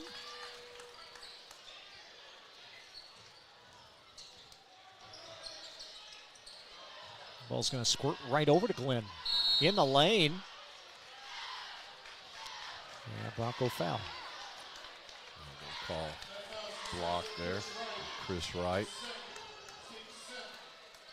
Two-shot foul. Glenn season high 22 at Bourbon County earlier this year. He is the second Cardinal double-figure scorer on the campaign at 10 a game. 67% free throw shooter on the year. Nice touch there. And a 74% team ratio, as we told you, that's going to win you a lot of games. Yeah, and that's by far the best we've seen all year. So that's impressive to be at that high of a percentage. And the Broncos +8.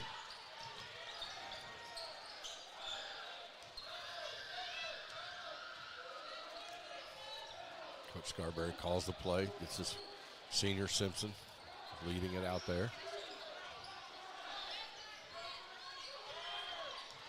We'll chat with Douglas football coach Nathan McPeak at halftime. Their schedule released today on social media. A 9-game slate. We'll talk more with Coach at halftime of this one. And Simpson lofting a three, and I think Chenault there touched it last. Simpson tried to draw a foul by ducking that right leg out on that three. Yeah. He's got to watch that because when he gets to the next level, if he plays, that can be called on him. So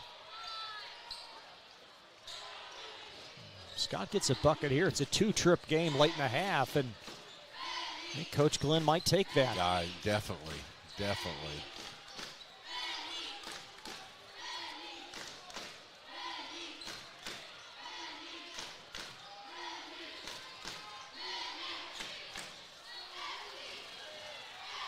Swirling out was Glenn, pinballed off of Webb, and it will stay Scott.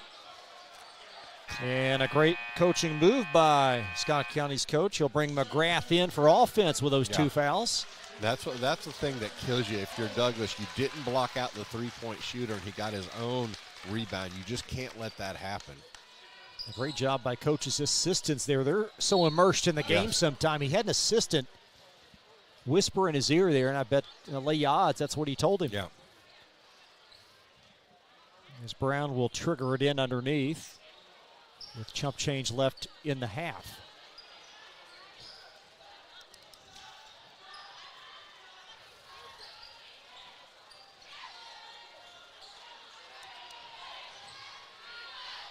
Brown trying to break down Boone. Be interesting to see who they're going to go to, who they're going to let take this last shot.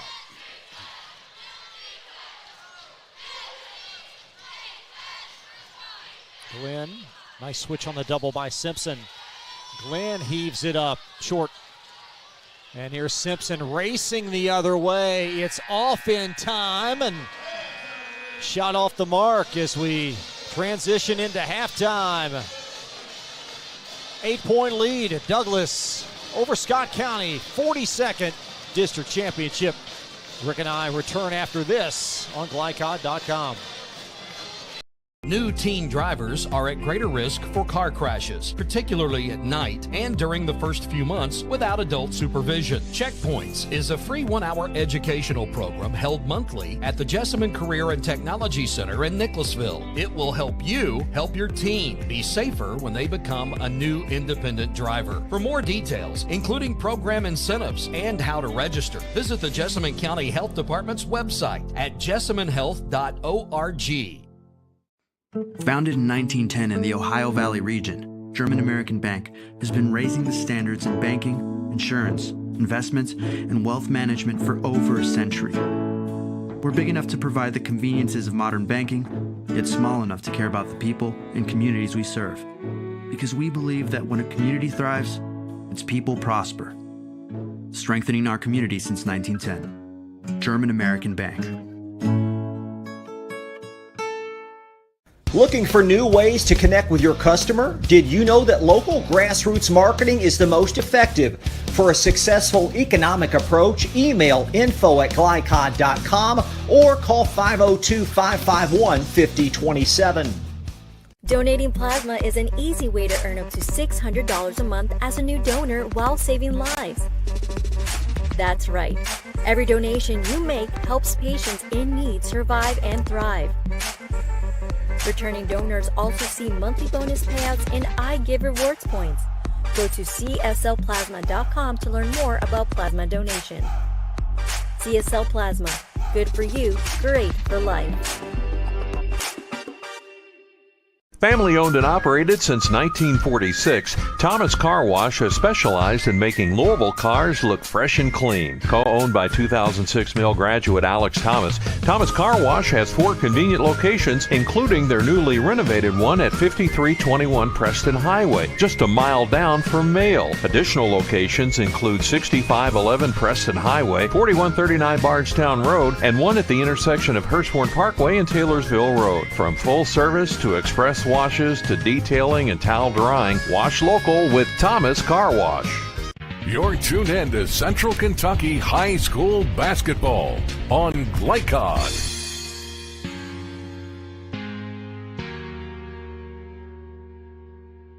Welcome back to Douglas High School at halftime. District final 26-18. Douglas with the lead. Right now I'm talking with Coach Nathan McPeak with the Douglas football team. First of all, what I want to ask you about is the football players that are playing for this basketball team has not lost a game this year, right? No, I mean, it's pretty impressive. I was thinking about that the other day. They have not. I think the only 2 losses that we've had all year were before they got out there. So it's pretty incredible, you know, to be on this run that they are. But they're a talented group of athletes that work really hard. Well, you saw it on the football field with these. We see it on the basketball court. Let's talk about that football field. First of all, moving up to 6A. What are your thoughts on that? I mean, obviously it's a challenge with Male X and you know, Trinity and Bryan Station. You know, we're used to playing a lot of the city teams that are 6A.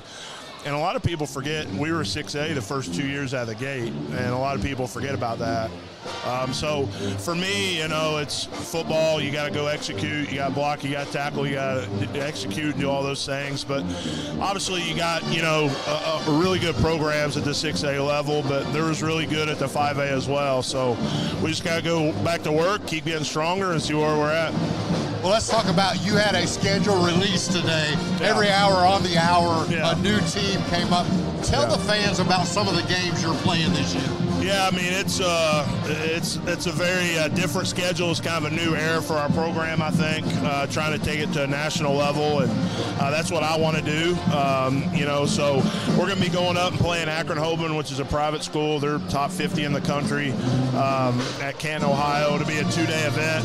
We'll take the kids up to the Hall of Fame, NFL, on Friday and do all kinds of educational things, and then we'll play on Saturday. Obviously, then we'll come back and play Louisville Trinity on short rest. That'll be tough and on the road. And then, you know, we're playing Cathedral out of Indianapolis, which is like 6-time state champions the last 10 years. Quarterback committed to UK. They got a 4-star tight end. So it's going to be daunting, but I'm excited for the challenge. Well, if you want to be the best, you got to play the best. Yeah. How do you instill that in your kids that we've got to keep on working? We were undefeated last season, but that's done. You I just go back to, not to steal Kirby Smart, but he talks about, being complacent. Well, you can't be complacent because this team hadn't done anything yet. So, last year's over. So, and they're still kids. There's stuff you got to fight through, and that's just part of coaching and part of being a student athlete. But, really excited for the opportunity. And, our kids have been working hard this first month in the off season and see where we go from there. That's what I was going to ask you. What does your schedule look like? What are you allowed to do with the kids now, and when does it ramp up? Yeah, right now we're asking probably the least amount of time we'll ask of them all year. We're lifting 3 days a week, either during the school day or after school, depending on kids' schedules. But we'll start doing some install stuff with them in April, mid-March, and then we'll start spring practice May 1st. We do that before school, so the kids get here at 6 a.m. for 10 practices, and we get after it pretty good. A lot of college coaches come watch us. Obviously, we got a lot of prospects. 24 and 25 classes, solid, really good P5 kids all the way through NAIA, so it's going to be a good opportunity. Well, you have built this program from the start. Yeah. Is it your baby? Do you feel that way with this program? For me, it's, about all the relationships. It's pretty cool that, we were here when we first started. The building wasn't even done yet. And being on Coach Landis' staff and building it now to where, I'm the head coach. But I got a lot of great assistant coaches that work their tails off. I got a lot of good players, obviously, but they work really hard too. And a lot of our families are bought into getting them here. They have to drop them off at 6 a.m. when we require that in all of our workouts. So, it's across the board. It's a holistic culture. We got a great administration here that supports our athletics and academics. So, moving forward, we just got to keep, chipping away and see what we can do. Well, you had a great year last year. We had a great time covering you. Excited to see this coming year. Thank you for spending a little time with us tonight. Good luck in the offseason, and let's see if these football players can keep on winning. Yeah, I hope so. Coach Scarberry and his staff's done a great job with these kids, and they've had a great year, and hopefully they can make a state tournament run as well. Absolutely. Thanks again. Yes, we'll sir. be right Thank back you. on Glycod.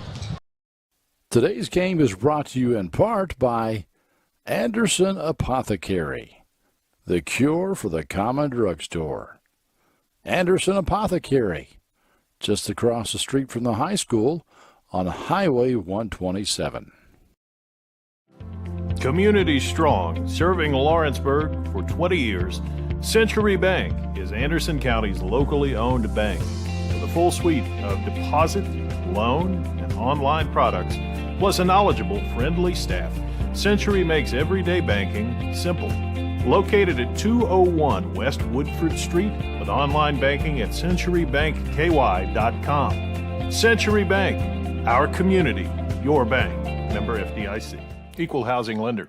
Family owned and operated since 1946, Thomas Car Wash has specialized in making Louisville cars look fresh and clean. Co-owned by 2006 Mill graduate Alex Thomas, Thomas Car Wash has 4 convenient locations, including their newly renovated one at 5321 Preston Highway, just a mile down from Mail. Additional locations include 6511 Preston Highway, 4139 Bardstown Road, and one at the intersection of Hurstbourne Parkway and Taylorsville Road. From full service to express washes to detailing and towel drying, wash local with Thomas Car Wash. Want to replace your old, rotted, and drafty windows? What would your house look like with the newest and high-quality windows on the market? With just one call to Metro Windows, you can choose from a great selection of aluminum-clad, vinyl, and rot-free windows at an affordable price. And Metro Windows can also replace just the glass and failed windows, too. Their installers are Oldham County residents that take pride in their work and craftsmanship. Metro Windows has been locally owned for over 30 years and is the proud carrier of the Windsor window line. Give Metro Windows a call today at 222-7828. That's 222-7828, Metro Windows. Hi, I'm Glenn Downs, pharmacist and owner of the Prescription Pad in Nicholasville. We are an independent community pharmacy that provides personalized service. We offer free home delivery, medication compliance packaging, compounding, and home medical equipment. Getting your medications from us means no need to wait in line or on the phone for minutes. Visit us at 465 Keene Center Drive in the Keene Shops in Nicholasville or by phone at 859-887-2841. The Prescription Pad is dedicated to your family's health. You're tuned in to Central Kentucky High School Basketball on Glycod.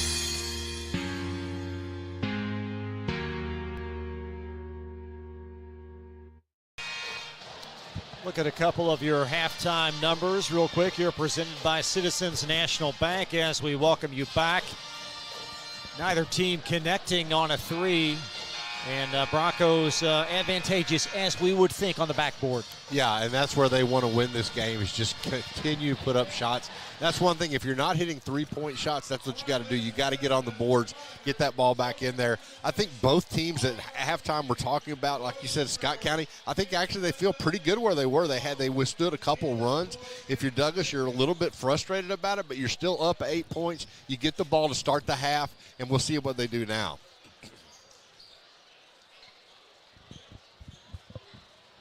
Possession to Douglas as Kai Simpson chatting with one of the officials at the far sideline.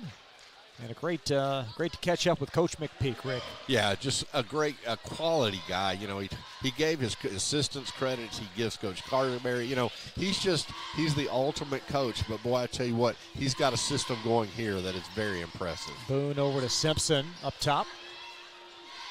There's a Boone three that swirls out as Busen finds Webb underneath, and it ducked out at the last moment, and there's Brown for a contested rebound for Scott County. Boy, that went all the way down and came back. Jump shot's going to rattle out. Middleton, I believe, pokes it out of play. A very important first couple of minutes of this half for Scott. It is. This is going to be where this game is going to be decided. Can Dunbar go on their run that they normally do, put this Scott County team away? If not, Scott County's got a fighter's chance here, and that's what they want. They just want a chance. Yeah, Simpson finding Boone and woven around the Webb. Webb, a strong drive against Middleton. Short as well. There's Chenault in heavy confines. Simpson's three, and a slow beginning offensively for the Broncos as Busen mits from the doorstep, but Chenault puts it in. Yeah, Chenault, just that athleticism again. Got that ball above everyone else and put it in. Chenault now with 6, in the lead at 10.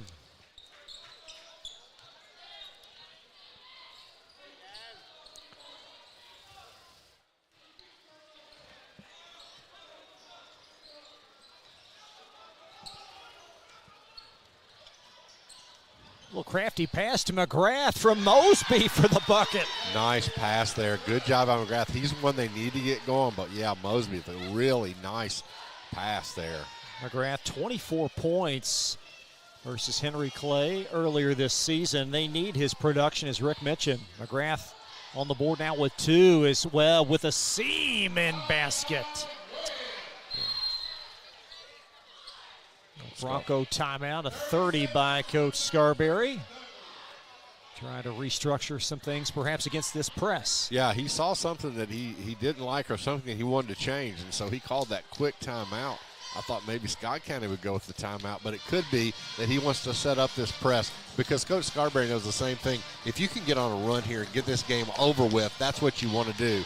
So he's going to try, I think, to put more and more pressure on Scott County, see how they can handle it. But Scott County, again, as you said, this last play down here, they got that ball inside, and I think that's another thing Coach Scarberry is talking about is let's keep the ball on the outside, keep it on the perimeter is what they want to do.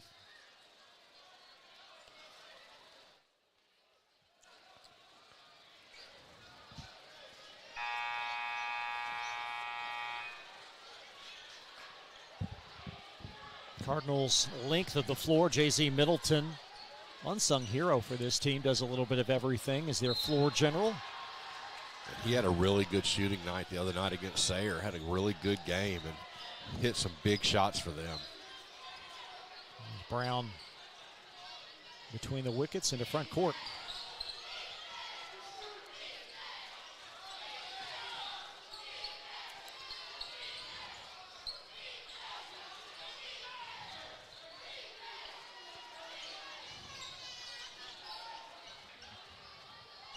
Mosby a shovel to Brown, and see what they do here in the half court as Brown, nice move against Boone. There's McGrath underneath on the doorstep, and Guy Simpson in transition for Douglas. A little bit out of sorts there as he'll cough it up out of bounds. Yeah, he thought the ball was tipped and thought Webb was going to move on towards the basket. And Webb had gone to the three-point line and threw it where he thought Webb was going to be, and he wasn't there. Just over 5 minutes left in this third quarter. Cardinals with 2 decisive losses versus the Broncos this season. Underneath McGrath, it swirls out, and Chenault, an acrobatic board.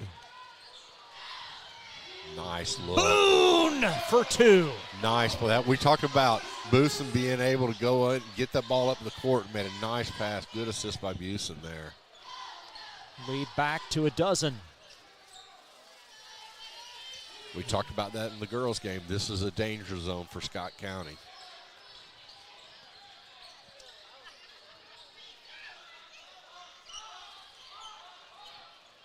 Their margin for error in this game is so razor tight. It is, but I'm very impressed with the amount of poise Scott County is showing on offense. Now you got to make something out of it, but Middleton reigns in a 3. There you go. Kind of stayed around the outside, got the shot they want, and he hit it just like he did the other night. Under 4 now in this third as Simpson requesting a screen around Busen. Nice play by Busen to avoid the defender with a dribble and then was able to put that ball in the basket. He is so important to this team, Rick, Yes. the things he does. Webb with the steal, and it's raining Bronco buckets. Is the lead now at 13. That's what you can't. Scott County just gave up an easy steal there. Here comes Middleton, and the Broncos a flurry away from making this a very difficult trek. It's poked out back to Middleton. And it'll rattle in from McGrath. Yeah. Tight pass from Brown. Nice pass from Brown right there.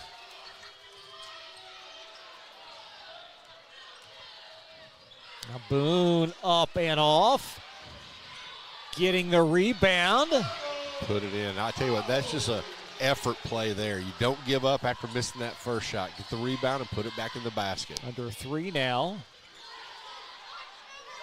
There's a 3 that's going to swirl out from McGrath. And a foul underneath on Douglas for the first foul of this half. Yeah, It's on maybe Chenault. Chenault, yeah.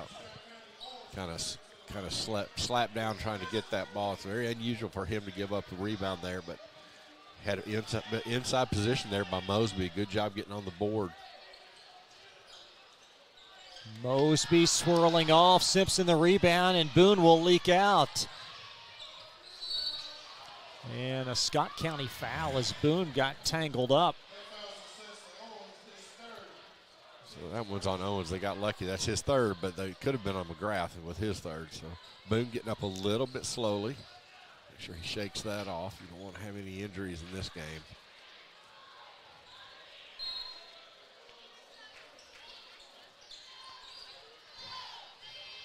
Chenault skying, and the finger roll dances off. Yeah, he needed to dunk that one.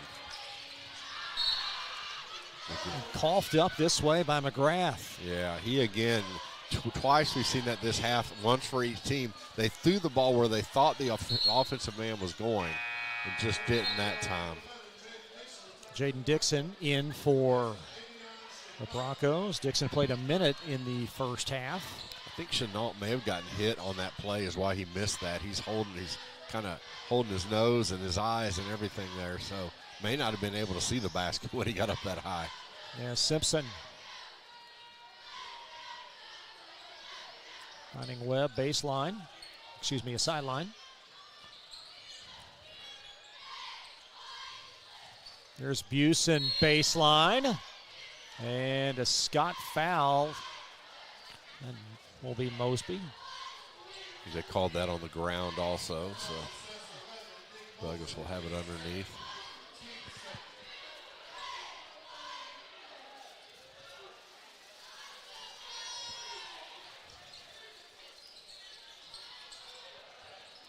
There's Busen coming up this way, and it's stolen by Brown.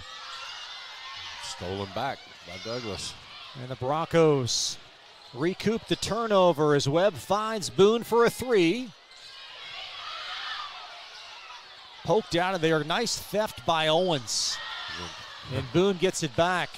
Very, very active there by Boone, getting that ball back after the turnover. 1:30 left in this third quarter. Simpson's calling the play out, getting everyone where they need to be. Got a very big mismatch inside with Webb trying to get it down to him.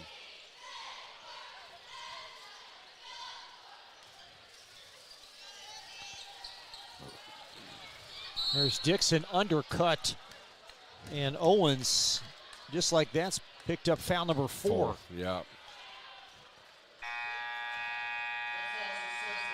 He'll be subbed out by Micah Glenn.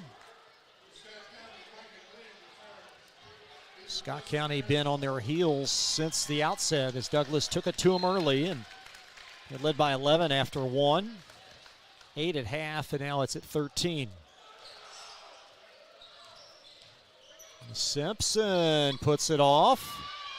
There's Webb with the follow. Webb did a great job. He went to that left hand there and was able to shield it off with the right hand. Great play by Webb. Just a smart ball player.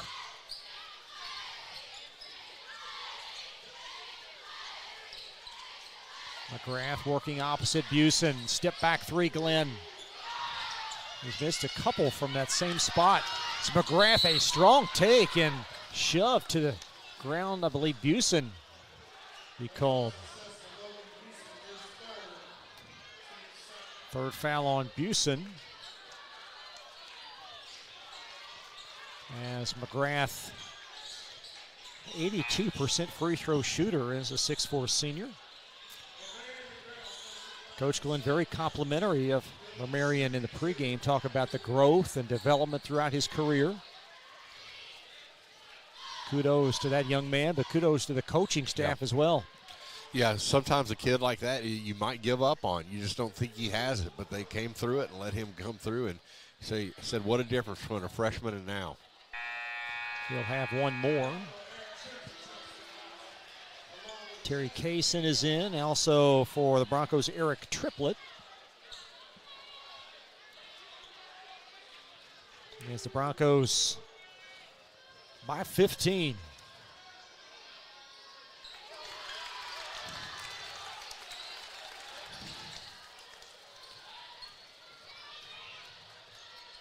Good. Nice find in Triplett from Dixon. Actually got Ingog in there. You're right about now. that. Yeah. Beg your pardon. So Jack Ingog.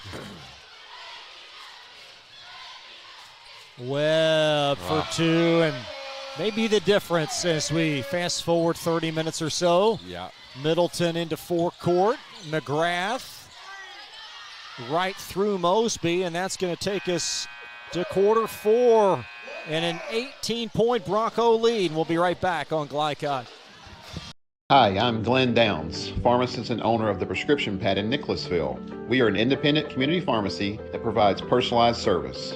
We offer free home delivery, medication compliance packaging, compounding, and home medical equipment. Getting your medications from us means no need to wait in line or on the phone for minutes. Visit us at 465 Keene Center Drive in the Keene Shops in Nicholasville or by phone at 859-887-2841. The Prescription Pad is dedicated to your family's health. You're tuned in to Central Kentucky High School Basketball on Glycod.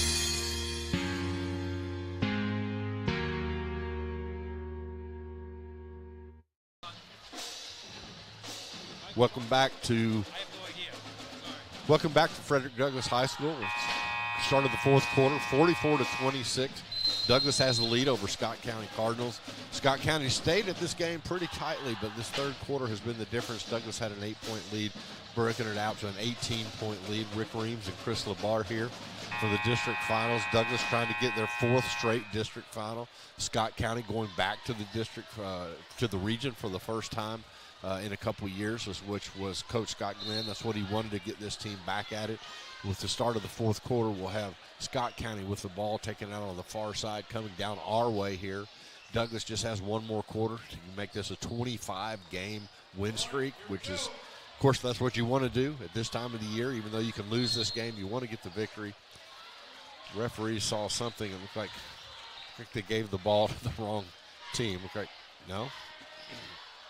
Called a foul. Called a foul on Brown for a push-off or something. They said that he's saying he got hit and he just retaliated, which is very, very common in these games. In all games, is the second player usually the one that gets caught, and that's what happened in this case. So Douglas is going to have the ball. 7:49 left in the fourth quarter, up 44-26.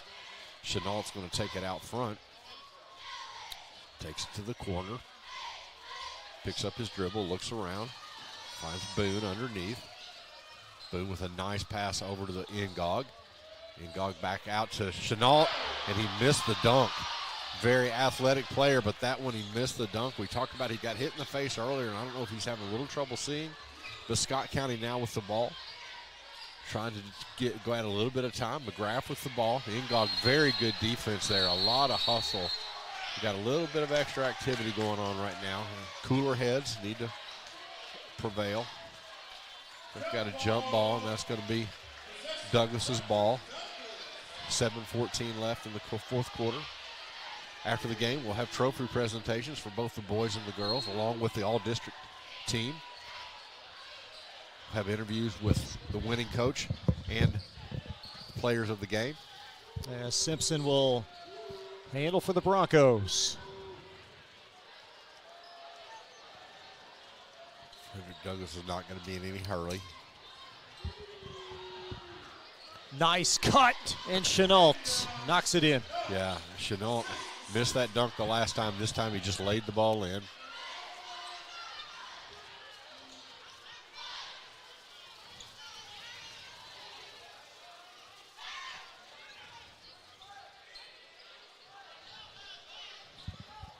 So the Broncos well on their way, it would appear, to a sweep in tonight's district championship encounters.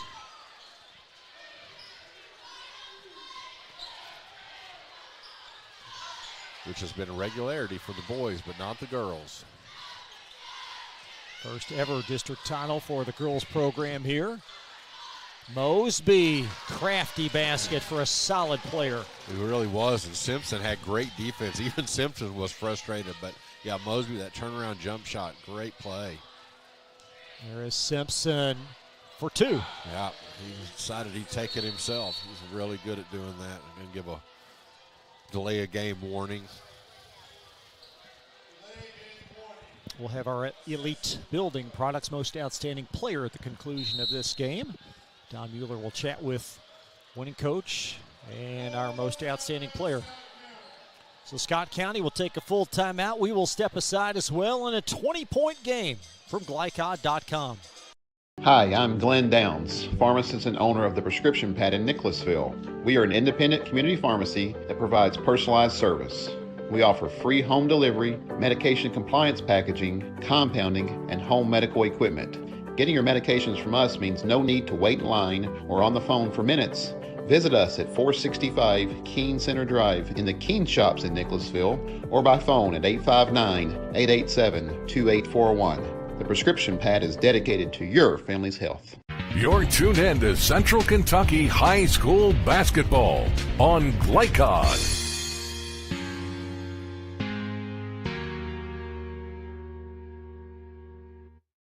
Under 6 to play as the Broncos in control over Scott County. We'd like to remind you that Glycod.com's Tournament Central is the place to be for high school postseason basketball.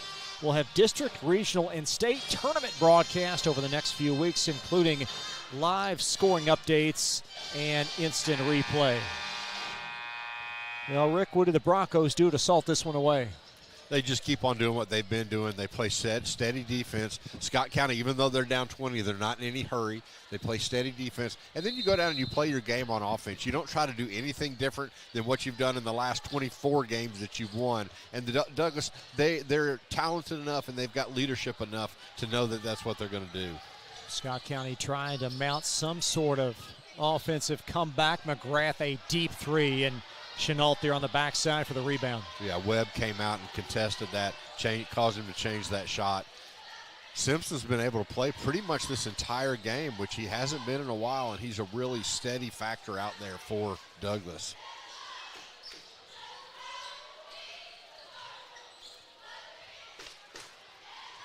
Now Boone comes to a jump stop. Poked around, and Mosby going to deflect it right back. Captivating a fast break as Brown will find Middleton, and he's got one. Yeah, he even felt Boone behind him and was able to hit that three. He's hit the last 2 shots for him have been 3-pointers. Like I say, he had a really good game against Sayre with that, and that's the one way Scott County can get back in this game is to try to hit some 3-pointers. 17-point game. Simpson back for an answer. Did a great job jumping sideways that time. No contact at all, no chance of a charge, and put that ball in the basket. Poked away, that was Ngog. They got a hand on it, over to McGrath.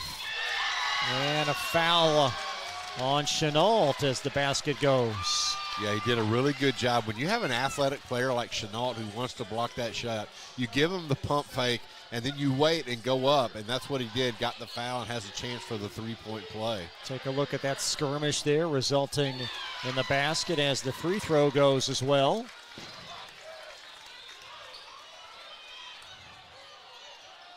And Simpson working opposite Glenn. Yeah, Simpson said, just give me the ball, get away. There's Webb, skipper to Ngog for a three, and Ngog's got one. Yeah, I think that may be the first one of the night, Chris. And that's not who you think would get it, but a great play. He's been playing really good defense. Glad to see him get it rewarded on the other end. Would you have that on your bingo card? An Ngog three. He would say yes, he had it, but I wouldn't count on it. 3:55 left. There's Brown, a step back Jay, and Boone well above the cylinder for the retrieval. Chenault wants this ball. Oh, boy. There he goes. He said, I'm not going to miss this one. Nice look by Boone. Great play there by Chenault. He's just so athletic. There's McGrath heaving one on the baseline. And poked out off of Glenn. It will be Douglas possession. So they appear set to win their 25th in a row. Again, their last loss December 10th at Great Crossing by 18. But not the complete Douglas team that you're seeing right now. No, not at all. And this means Douglas will host for the first game of the region. Yep. Simpson baseline, and Chenault high again above it. And a Scott County foul. If I know Simpson well enough, he's going to say, that was a pass. I need to get an assist there. No shot attempt. There you see the beginning of this play as Simpson actually looked like a pass, really, from Chenault will steer one in. Douglas, you know, the good thing about tonight is as a coach, Coach Scarberry, there's always things to work on. You're not perfect. So tonight he's got some things to talk about, to work on, to keep this team kind of where they need to be as they start the regional play. Broncos with their longest lead, 33 points, is Middleton. Off to the right, Simpson with the board. Of course, the all-important draw will occur tomorrow morning, 9 a.m. As Simpson drives and puts it in. Good play there by Simpson. We talked about it. He has such great body control. He's able to go in there, not only take the punishment, but put the ball in the basket and get to the line for a three-point play. He's had a really nice game tonight. Solid in all facets is Kai Simpson. Playing his second to last home game. Of course, as Rick told you, they'll host on Tuesday in the regional quarters. Good way to finish out your career.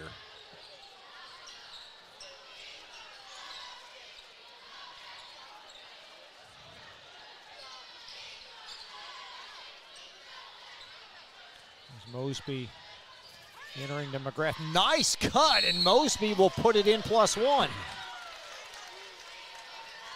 Yeah, that one Ngog tried to get the charge there, but way deep under the basket. Moved underneath him. Scott County has done some good things in the half court. They just don't have an answer for the Bronco athleticism. No. And that's what I was going to say. It's not for one Bronco player. It's not for anything. It's just the athleticism. There's just not an answer to it. It's like Chenault may have some blood or something on his uniform. Hard to get a look at that from your vantage point, but take our word for it as he's over there by Coach Scarberry. You know, these days they have the spray they put on and going to make them come over and get it squirted off there. Terry Kaysen going to check in for the Broncos as he enters your screen, donning number 30. And again, you just go from athletic to athletic.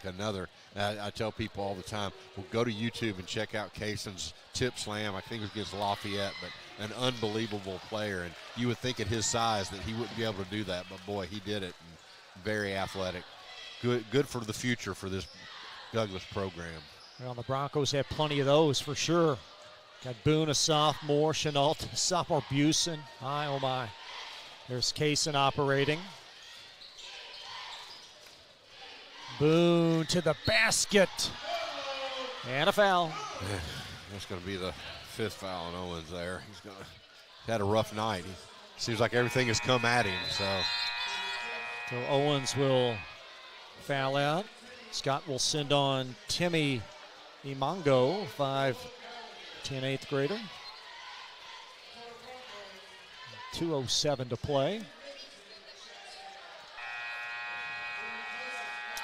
Going to let some of their kids get in who deserve to get in. I talk about this all the time, but you know, these kids are in practice every day, giving it all they got, and I'm always pleased when the coaches do this. Really enjoyed our conversation with Coach Glenn this week. First time we've crossed paths, and he's a good old boy, and his program's in good hands with him. Absolutely. You know, again, he's a Coach Hicks disciple. He coached underneath him. He's trying to bring that back, and you know, it was so fun to see them last game when they beat Sayre. He came out here soaking wet with his coat and tie on, and you know, they just had a good time. And it didn't come out the way they wanted it to come out. But, you know, they've got something to build on with this program. Have a lot of seniors on this team who did a good job of leading this team. Hopefully the younger kids can come back and let it happen again. As Boone knocks in the free throw.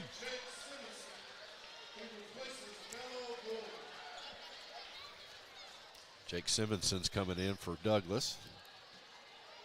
The Broncos have played, we've got a couple down there with their warm-ups still on, so not everyone that's dressed has entered tonight. Got Brian Carter, who's a senior, number 0 in. There's Gallagher in tight. A rebound secured by Carter, the 6'3" senior. And Noah Jones will handle the point. Kaysen, a strong drive, and he'll be bodied up and fouled. Good job taking that ball to the basket there. You know, one thing I think we need to talk about real quick, Chris, is the character of this Bronco team off the court. These kids are great kids. School, you know, Coach Scarberry talked about a lot of these kids were his students. They didn't know he's going to be his coach.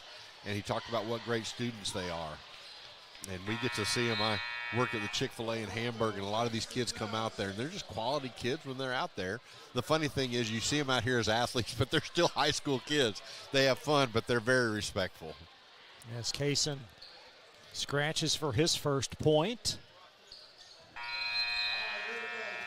Our post-game report will feature Don Mueller with Coach Scarberry, as well as our most outstanding player, and that could go a couple different ways. Absolutely. I mean, that happens all the time with this Douglas boys team. You just never know who you're going to give it to because there's a lot of different places to go. 1:24 left, and I think a good representation for Scott County.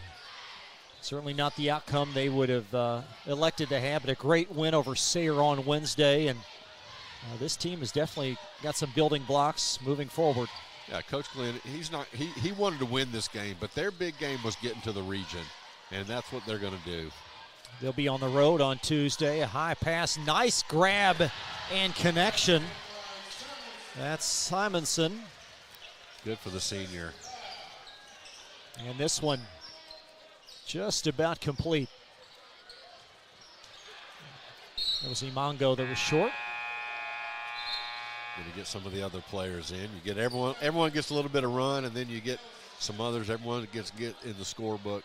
Good for these kids. Huge thanks to Athletic Director Jeremy Delaney and all the great administrators here at Douglas for hosting this event, for enabling us to broadcast, and they've done a great job. Not the easiest thing to do. No, putting a tournament on like this, I asked Coach Moberly about that. He said, I have nothing to do with it, and that's for good reason. But, yeah, very gracious to us, allowed us to do everything we wanted to do, so we do thank them for that. Great staff, and great to bring you all the high-res video we can. As layup up and in, that was Jones.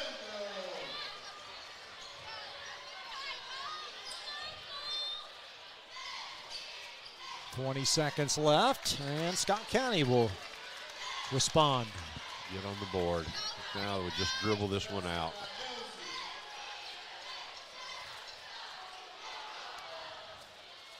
Oh, had a turnover there.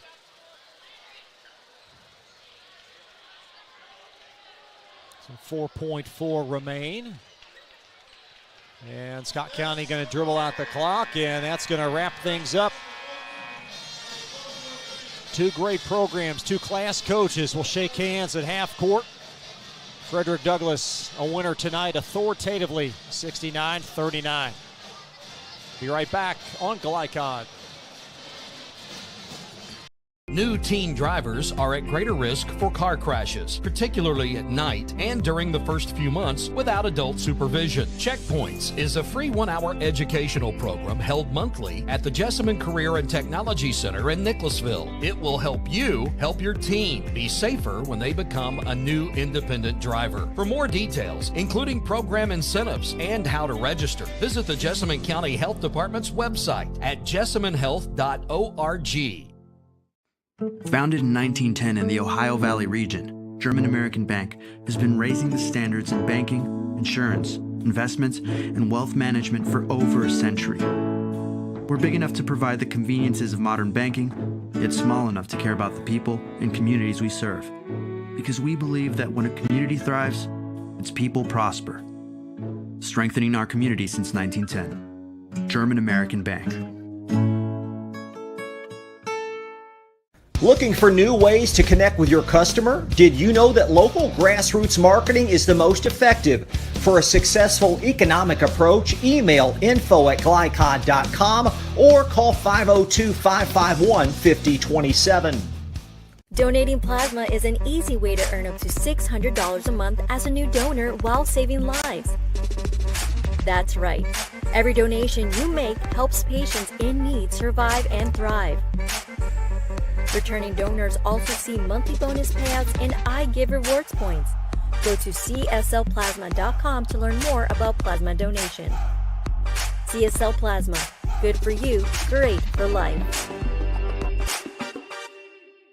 Family owned and operated since 1946, Thomas Car Wash has specialized in making Louisville cars look fresh and clean. Co-owned by 2006 Mill graduate Alex Thomas, Thomas Car Wash has 4 convenient locations, including their newly renovated one at 5321 Preston Highway, just a mile down from Mail. Additional locations include 6511 Preston Highway, 4139 Bardstown Road, and one at the intersection of Hurstbourne Parkway and Taylorsville Road. From full service to express washes to detailing and towel drying, wash local with Thomas Car Wash.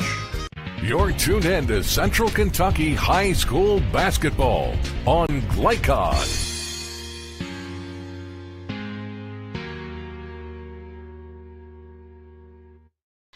Frederick Douglass wins the 42nd District Championship 69-39 over Scott County. As you see, they'll have celebratory moments, if you will, out at half court, and the Broncos just very authoritative from the beginning, Rick. Yeah, this tournament has pretty much gone to chalk for as far as the Broncos are concerned. Scott County getting to this game was an upset, but this Douglass team has done it all year, 25 games in a row. They're keeping that going. Has to be one of the hottest teams in the state, if not the hottest team in the state, starting off. So now they're going to get their trophy presentation on both ends of the court. Their schools are going to be Douglass is going to be cutting down the nets and going from there. And that's one thing Coach Scarberry said before the game. He didn't want anyone but his team cutting down the nets at his school. We will have much basketball coverage here in the next half hour or so, as we'll interview Coach Scarberry as well as our most outstanding player. We'll look at your final numbers, and then we'll take a quick preview to next week's 11th Region Basketball Tournament. That and much more when we come back from Glycod.com. Today's game is brought to you in part by Anderson Apothecary, the cure for the common drugstore. Anderson Apothecary, just across the street from the high school on Highway 127. Community strong, serving Lawrenceburg for 20 years, Century Bank is Anderson County's locally owned bank. With a full suite of deposit, loan, and online products, plus a knowledgeable, friendly staff, Century makes everyday banking simple. Located at 201 West Woodford Street with online banking at centurybankky.com. Century Bank, our community, your bank. Member FDIC. Equal housing lender. Family owned and operated since 1946, Thomas Car Wash has specialized in making Louisville cars look fresh and clean. Co-owned by 2006 Mill graduate Alex Thomas, Thomas Car Wash has 4 convenient locations, including their newly renovated one at 5321 Preston Highway, just a mile down from Mail. Additional locations include 6511 Preston Highway, 4139 Bardstown Road, and one at the intersection of Hurstbourne Parkway and Taylorsville Road. From full service to express washes to detailing and towel drying, wash local with Thomas Car Wash. Want to replace your old, rotted, and drafty windows? What would your house look like with the newest and high-quality windows on the market? With just one call to Metro Windows, you can choose from a great selection of aluminum-clad, vinyl, and rot-free windows at an affordable price. And Metro Windows can also replace just the glass and failed windows, too. Their installers are Oldham County residents that take pride in their work and craftsmanship. Metro Windows has been locally owned for over 30 years and is the proud carrier of the Windsor window line. Give Metro Windows a call today at 222-7828. That's 222-7828, Metro Windows. Hi, I'm Glenn Downs, pharmacist and owner of the Prescription Pad in Nicholasville. We are an independent community pharmacy that provides personalized service. We offer free home delivery, medication compliance packaging, compounding, and home medical equipment. Getting your medications from us means no need to wait in line or on the phone for minutes.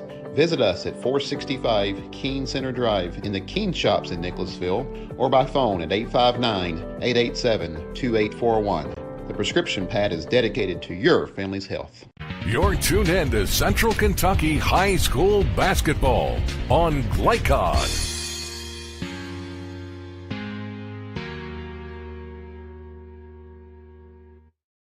Take a look at some of your final numbers presented by Citizens National Bank. Frederick Douglass, the winner, and of course, really a big advantage on the backboards. Yeah, that's where, Douglass does their damage. They're able to get shot after shot. They're able on the defensive end. The one good thing about Douglass, or big thing about Douglass, is they not only get defensive rebounds, but they're able to get outlet passes that gives them easy layups, and that's what they were able to do tonight with not quite as many high-flying dunks as normal, but they are able to do that. Plus 17, as you see on the backboard, and neither team, only 3 made threes in this game. Yeah, like like I say, if you had Ngog as the one for Douglas, you were doing good. But, yeah, it's just one thing. But, the impressive thing is, especially for a Douglas team, they don't have to rely on the three. And that's one thing I talked about Scott County had to do is they had to hit the three, and Douglas had to defend it, and Douglas did a good job defending it. So much balance for these Broncos. It's been their formula, their recipe all season long. 4 double-figure scores tonight. Armello Boone, 14 points. Also with 14, Kai Simpson alongside 7 rebounds. Avion Chenault, 12 points and 6 boards. Tylon Webb, 12 points and 3 rebounds. 6 points for Logan Busen alongside 3 rebounds and 1 assist. Eric Triplett, Terry Kaysen, Landon Menifee, Jake Simonson, each in all with 2 points. And not to forget Jack Ngog with 3. For Scott County, 1 double-figure score, Nick Mosby, 15 points, 8 points for Lemarion McGrath. Jay-Z Middleton, 6 points. Got 4 for Micah Glenn, 2 for Elsie, 2 for Harrison Owens, and 2 for DeQuise Brown, Rick. Yeah, just a dominating performance by Douglas. We thought that would be the case. The Scott County team came in just not with the athletes to be able to handle, but let's be honest, there's not going to be many teams in the 11th region that can handle the athleticism of Douglas, but teams are going to have to figure that out. Some scores starting to filter in at the bottom of your screen. Great Crossing tied with Western Hills. That, as you just saw, 52 apiece, 5 minutes left. Boy, that would be a stunner. Boy, that would put Great Crossing in an interesting situation, having to play against the winner, which it would be interesting. So the Wolverines tied. We hope to be on the air as that game goes to a final. If so, we will update you. Our most outstanding player, when we come back, we will also have an interview with Don Mueller as well, as we'll take care of that as well. That more on glycod.com. We'll be right back. New teen drivers are at greater risk for car crashes, particularly at night and during the first few months without adult supervision. Checkpoints is a free 1-hour educational program held monthly at the Jessamine Career and Technology Center in Nicholasville. It will help you help your teen be safer when they become a new independent driver. For more details, including program incentives and how to register, visit the Jessamine County Health Department's website at jessaminehealth.org. Founded in 1910 in the Ohio Valley region, German American Bank has been raising the standards in banking, insurance, investments, and wealth management for over a century. We're big enough to provide the conveniences of modern banking, yet small enough to care about the people and communities we serve. Because we believe that when a community thrives, its people prosper. Strengthening our community since 1910. German American Bank. Looking for new ways to connect with your customer? Did you know that local grassroots marketing is the most effective? For a successful economic approach, email info@glycod.com or call 502-551-5027. Donating plasma is an easy way to earn up to $600 a month as a new donor while saving lives. That's right. Every donation you make helps patients in need survive and thrive. Returning donors also see monthly bonus payouts and I Give Rewards points. Go to cslplasma.com to learn more about plasma donation. CSL Plasma. Good for you, great for life. Family owned and operated since 1946, Thomas Car Wash has specialized in making Louisville cars look fresh and clean. Co-owned by 2006 Mill graduate Alex Thomas, Thomas Car Wash has 4 convenient locations, including their newly renovated one at 5321 Preston Highway, just a mile down from Mail. Additional locations include 6511 Preston Highway, 4139 Bardstown Road, and one at the intersection of Hurstbourne Parkway and Taylorsville Road. From full service to express washes to detailing and towel drying, wash local with Thomas Car Wash. You're tuned in to Central Kentucky High School Basketball on Glycod.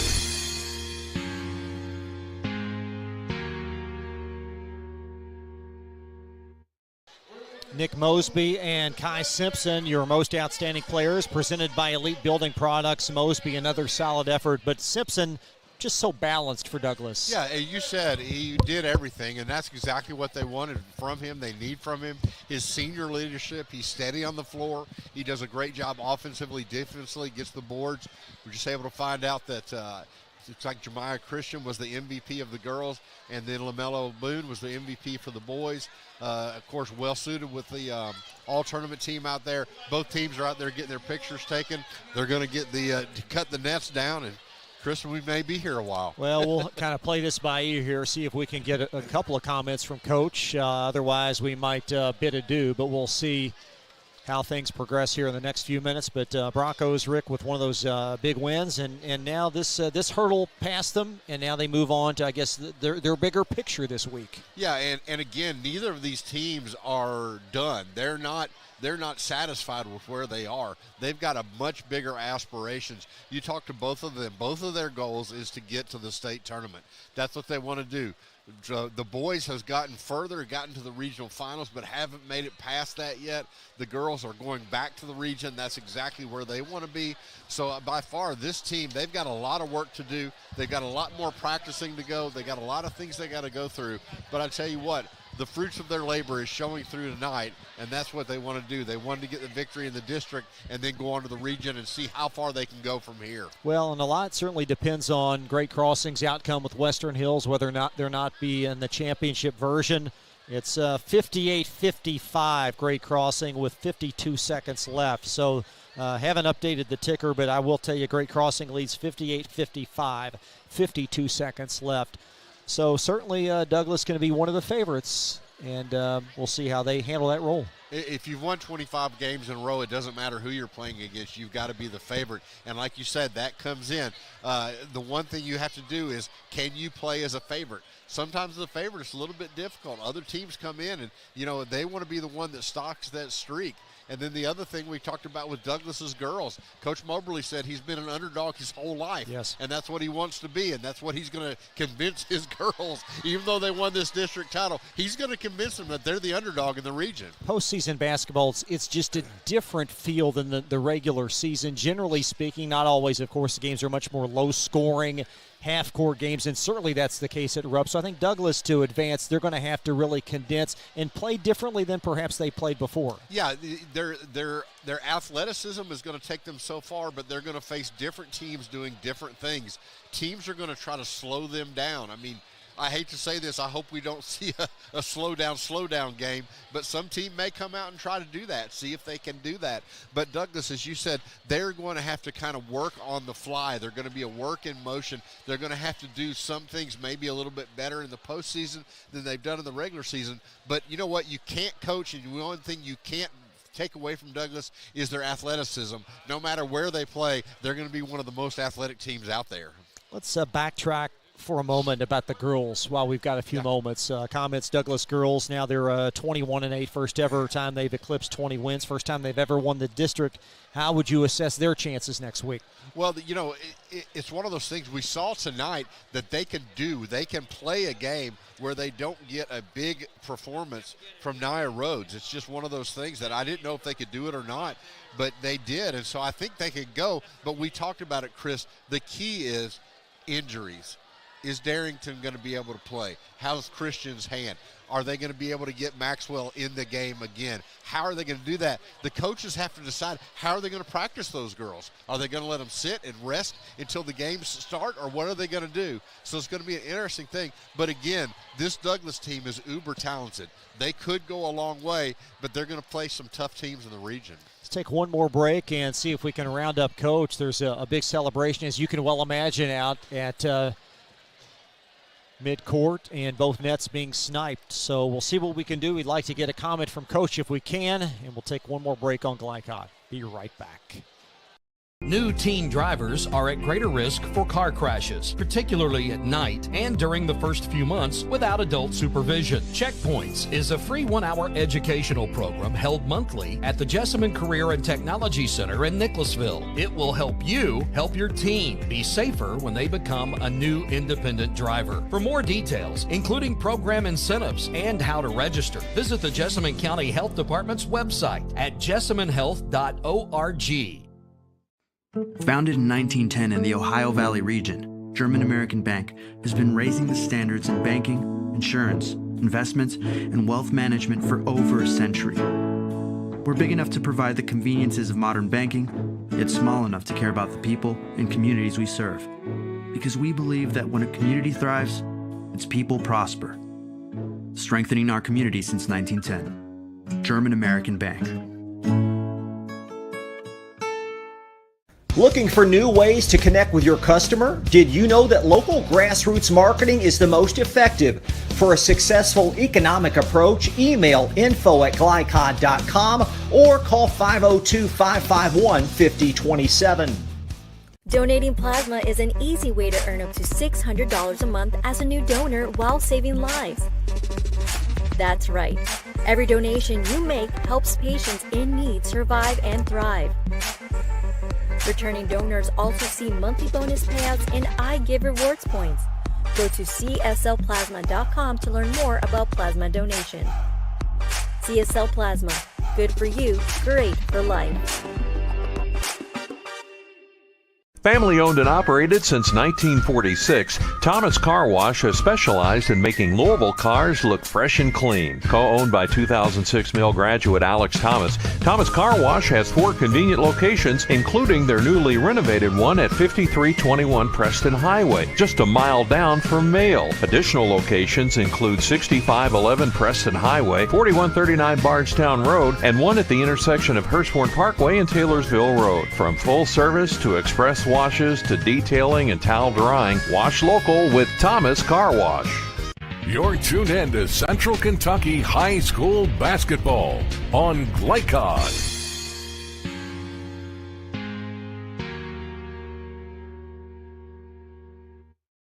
Broncos victorious 69-39. Our pleasure now to welcome Coach Scarberry with our Don Mueller.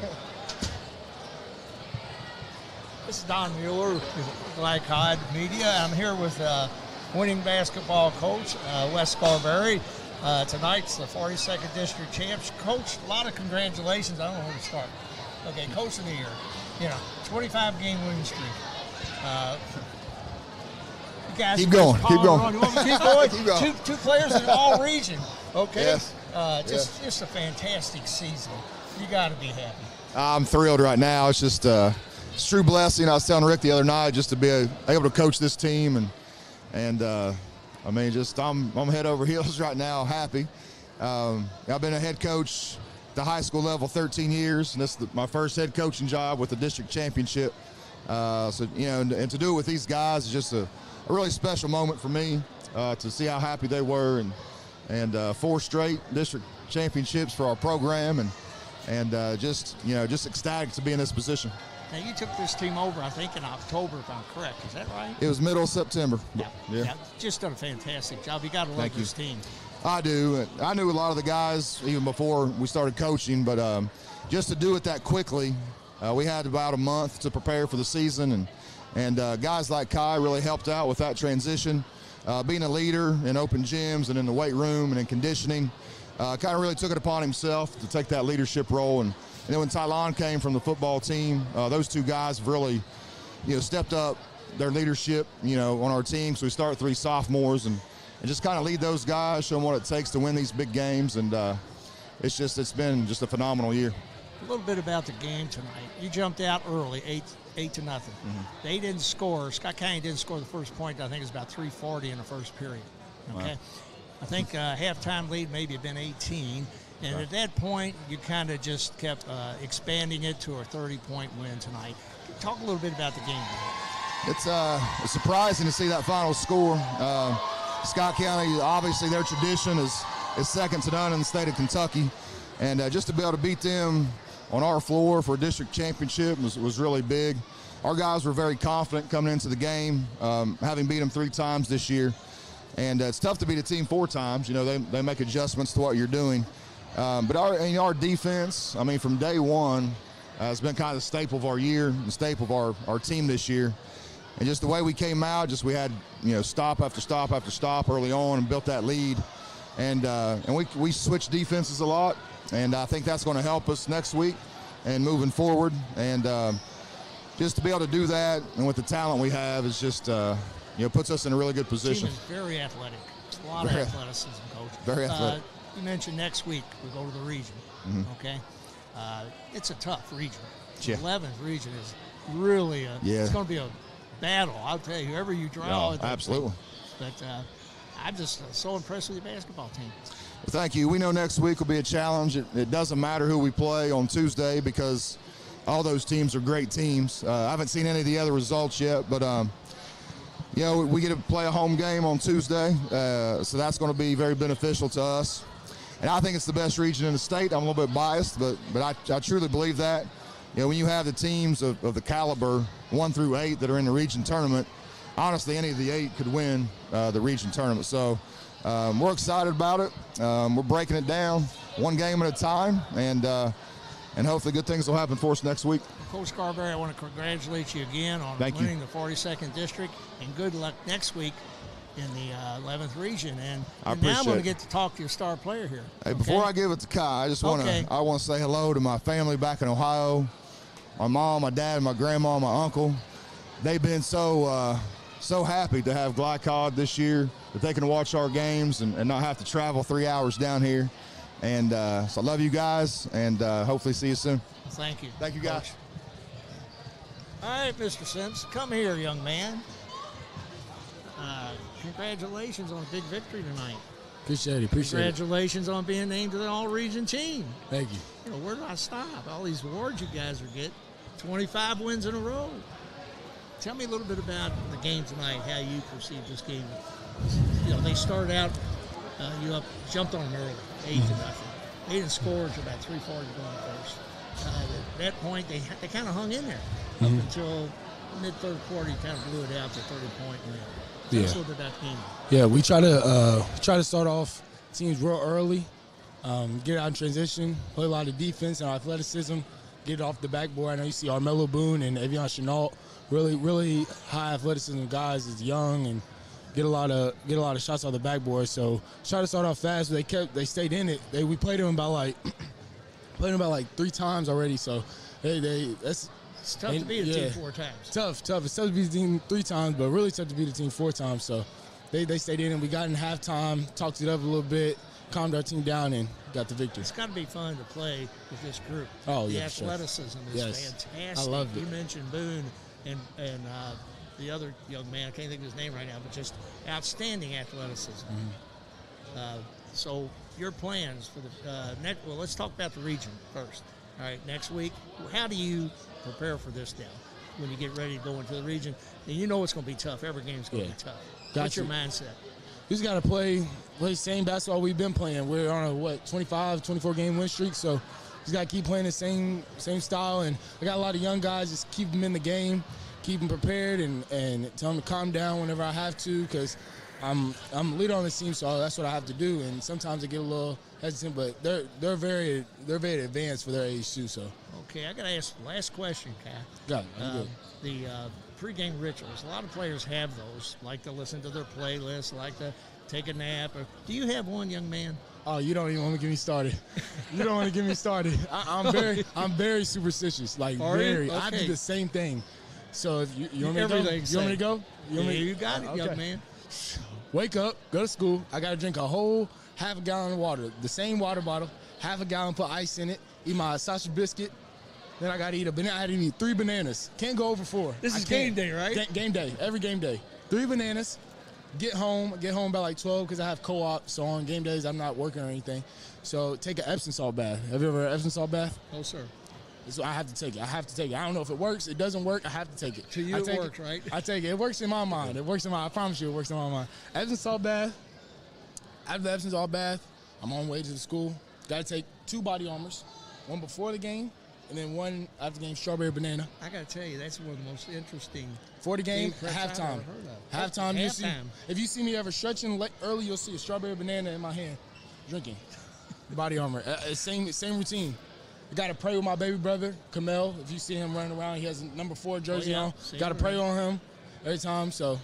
Well, I like that. That's nothing wrong with that, young man. Yes, sir. That's my ritual. Works that's my ritual. Same ritual. You're a senior, right? Yes, sir. What are your plans for the future? Have you had offers yet, or where do we stand? Yeah, I have a couple offers. I have Thomas More, Montevallo, which is in Alabama. D2, I got Delta State. I'm really talking to Carson Newman a lot. Okay. So I'm thinking their offers. So I want to go on visits after the season and lay out my decisions. Sure, any of those schools that decide you want to sign with is getting a real talented young man. I appreciate you. And Kai, let me thank you again. Congratulations and good luck next week Thank in you. the region. Thank you. Hope to see y'all there. All right, like I said, just like Scarberry said, I know I talked to all y'all. I'm gonna watch it after the game. Watch everything y'all saying. I love it. That's a long list. I love it. No, I love it. I'm gonna watch you. Thank you, guys. Appreciate you. Have a great evening. Enjoy You too. this victory. You too. Thank you. Thank you. Thank Guys, you, back to you. Well, Don, Kai, thank you guys so much. And Kai Simpson, this program, big things next week. Should be an interesting week. Oh yeah, it's going to be exciting to see what happens with this. You know, we're gonna be at other places, but we'll follow along to follow this Douglas team to see how they've done. Been so kind to us through football and basketball season. Great group of people, great team, great coaching staff. A lot of fun here, Chris. Our crew on to the 8th region, boys and girls, just outside of Central Kentucky. We'll be at Warsaw at Gallatin County, and we would love to have you guys join us there. We'll also be in Louisville for Region 6 and 7 championships leading in to the Sweet 16. A great crew here at Glycod. Thanks again to Frederick Douglass for having us, Isaac Golick and Joe O'Million on camera. We've got Rick Reams, Don Mueller conducting interviews, Joe O'Million on camera, Steve Bird, our producer. I'm Chris LeBar. Good night from Frederick Douglass High School in Lexington. We'll see you soon for more high school basketball on Glycod.com. Good night. You've been watching Central Kentucky High School Basketball on Glycod. For schedule information about our upcoming broadcasts, our website, glicod.com, Facebook and Twitter @Glycod. We thank you for tuning into this live sports presentation from Glycod.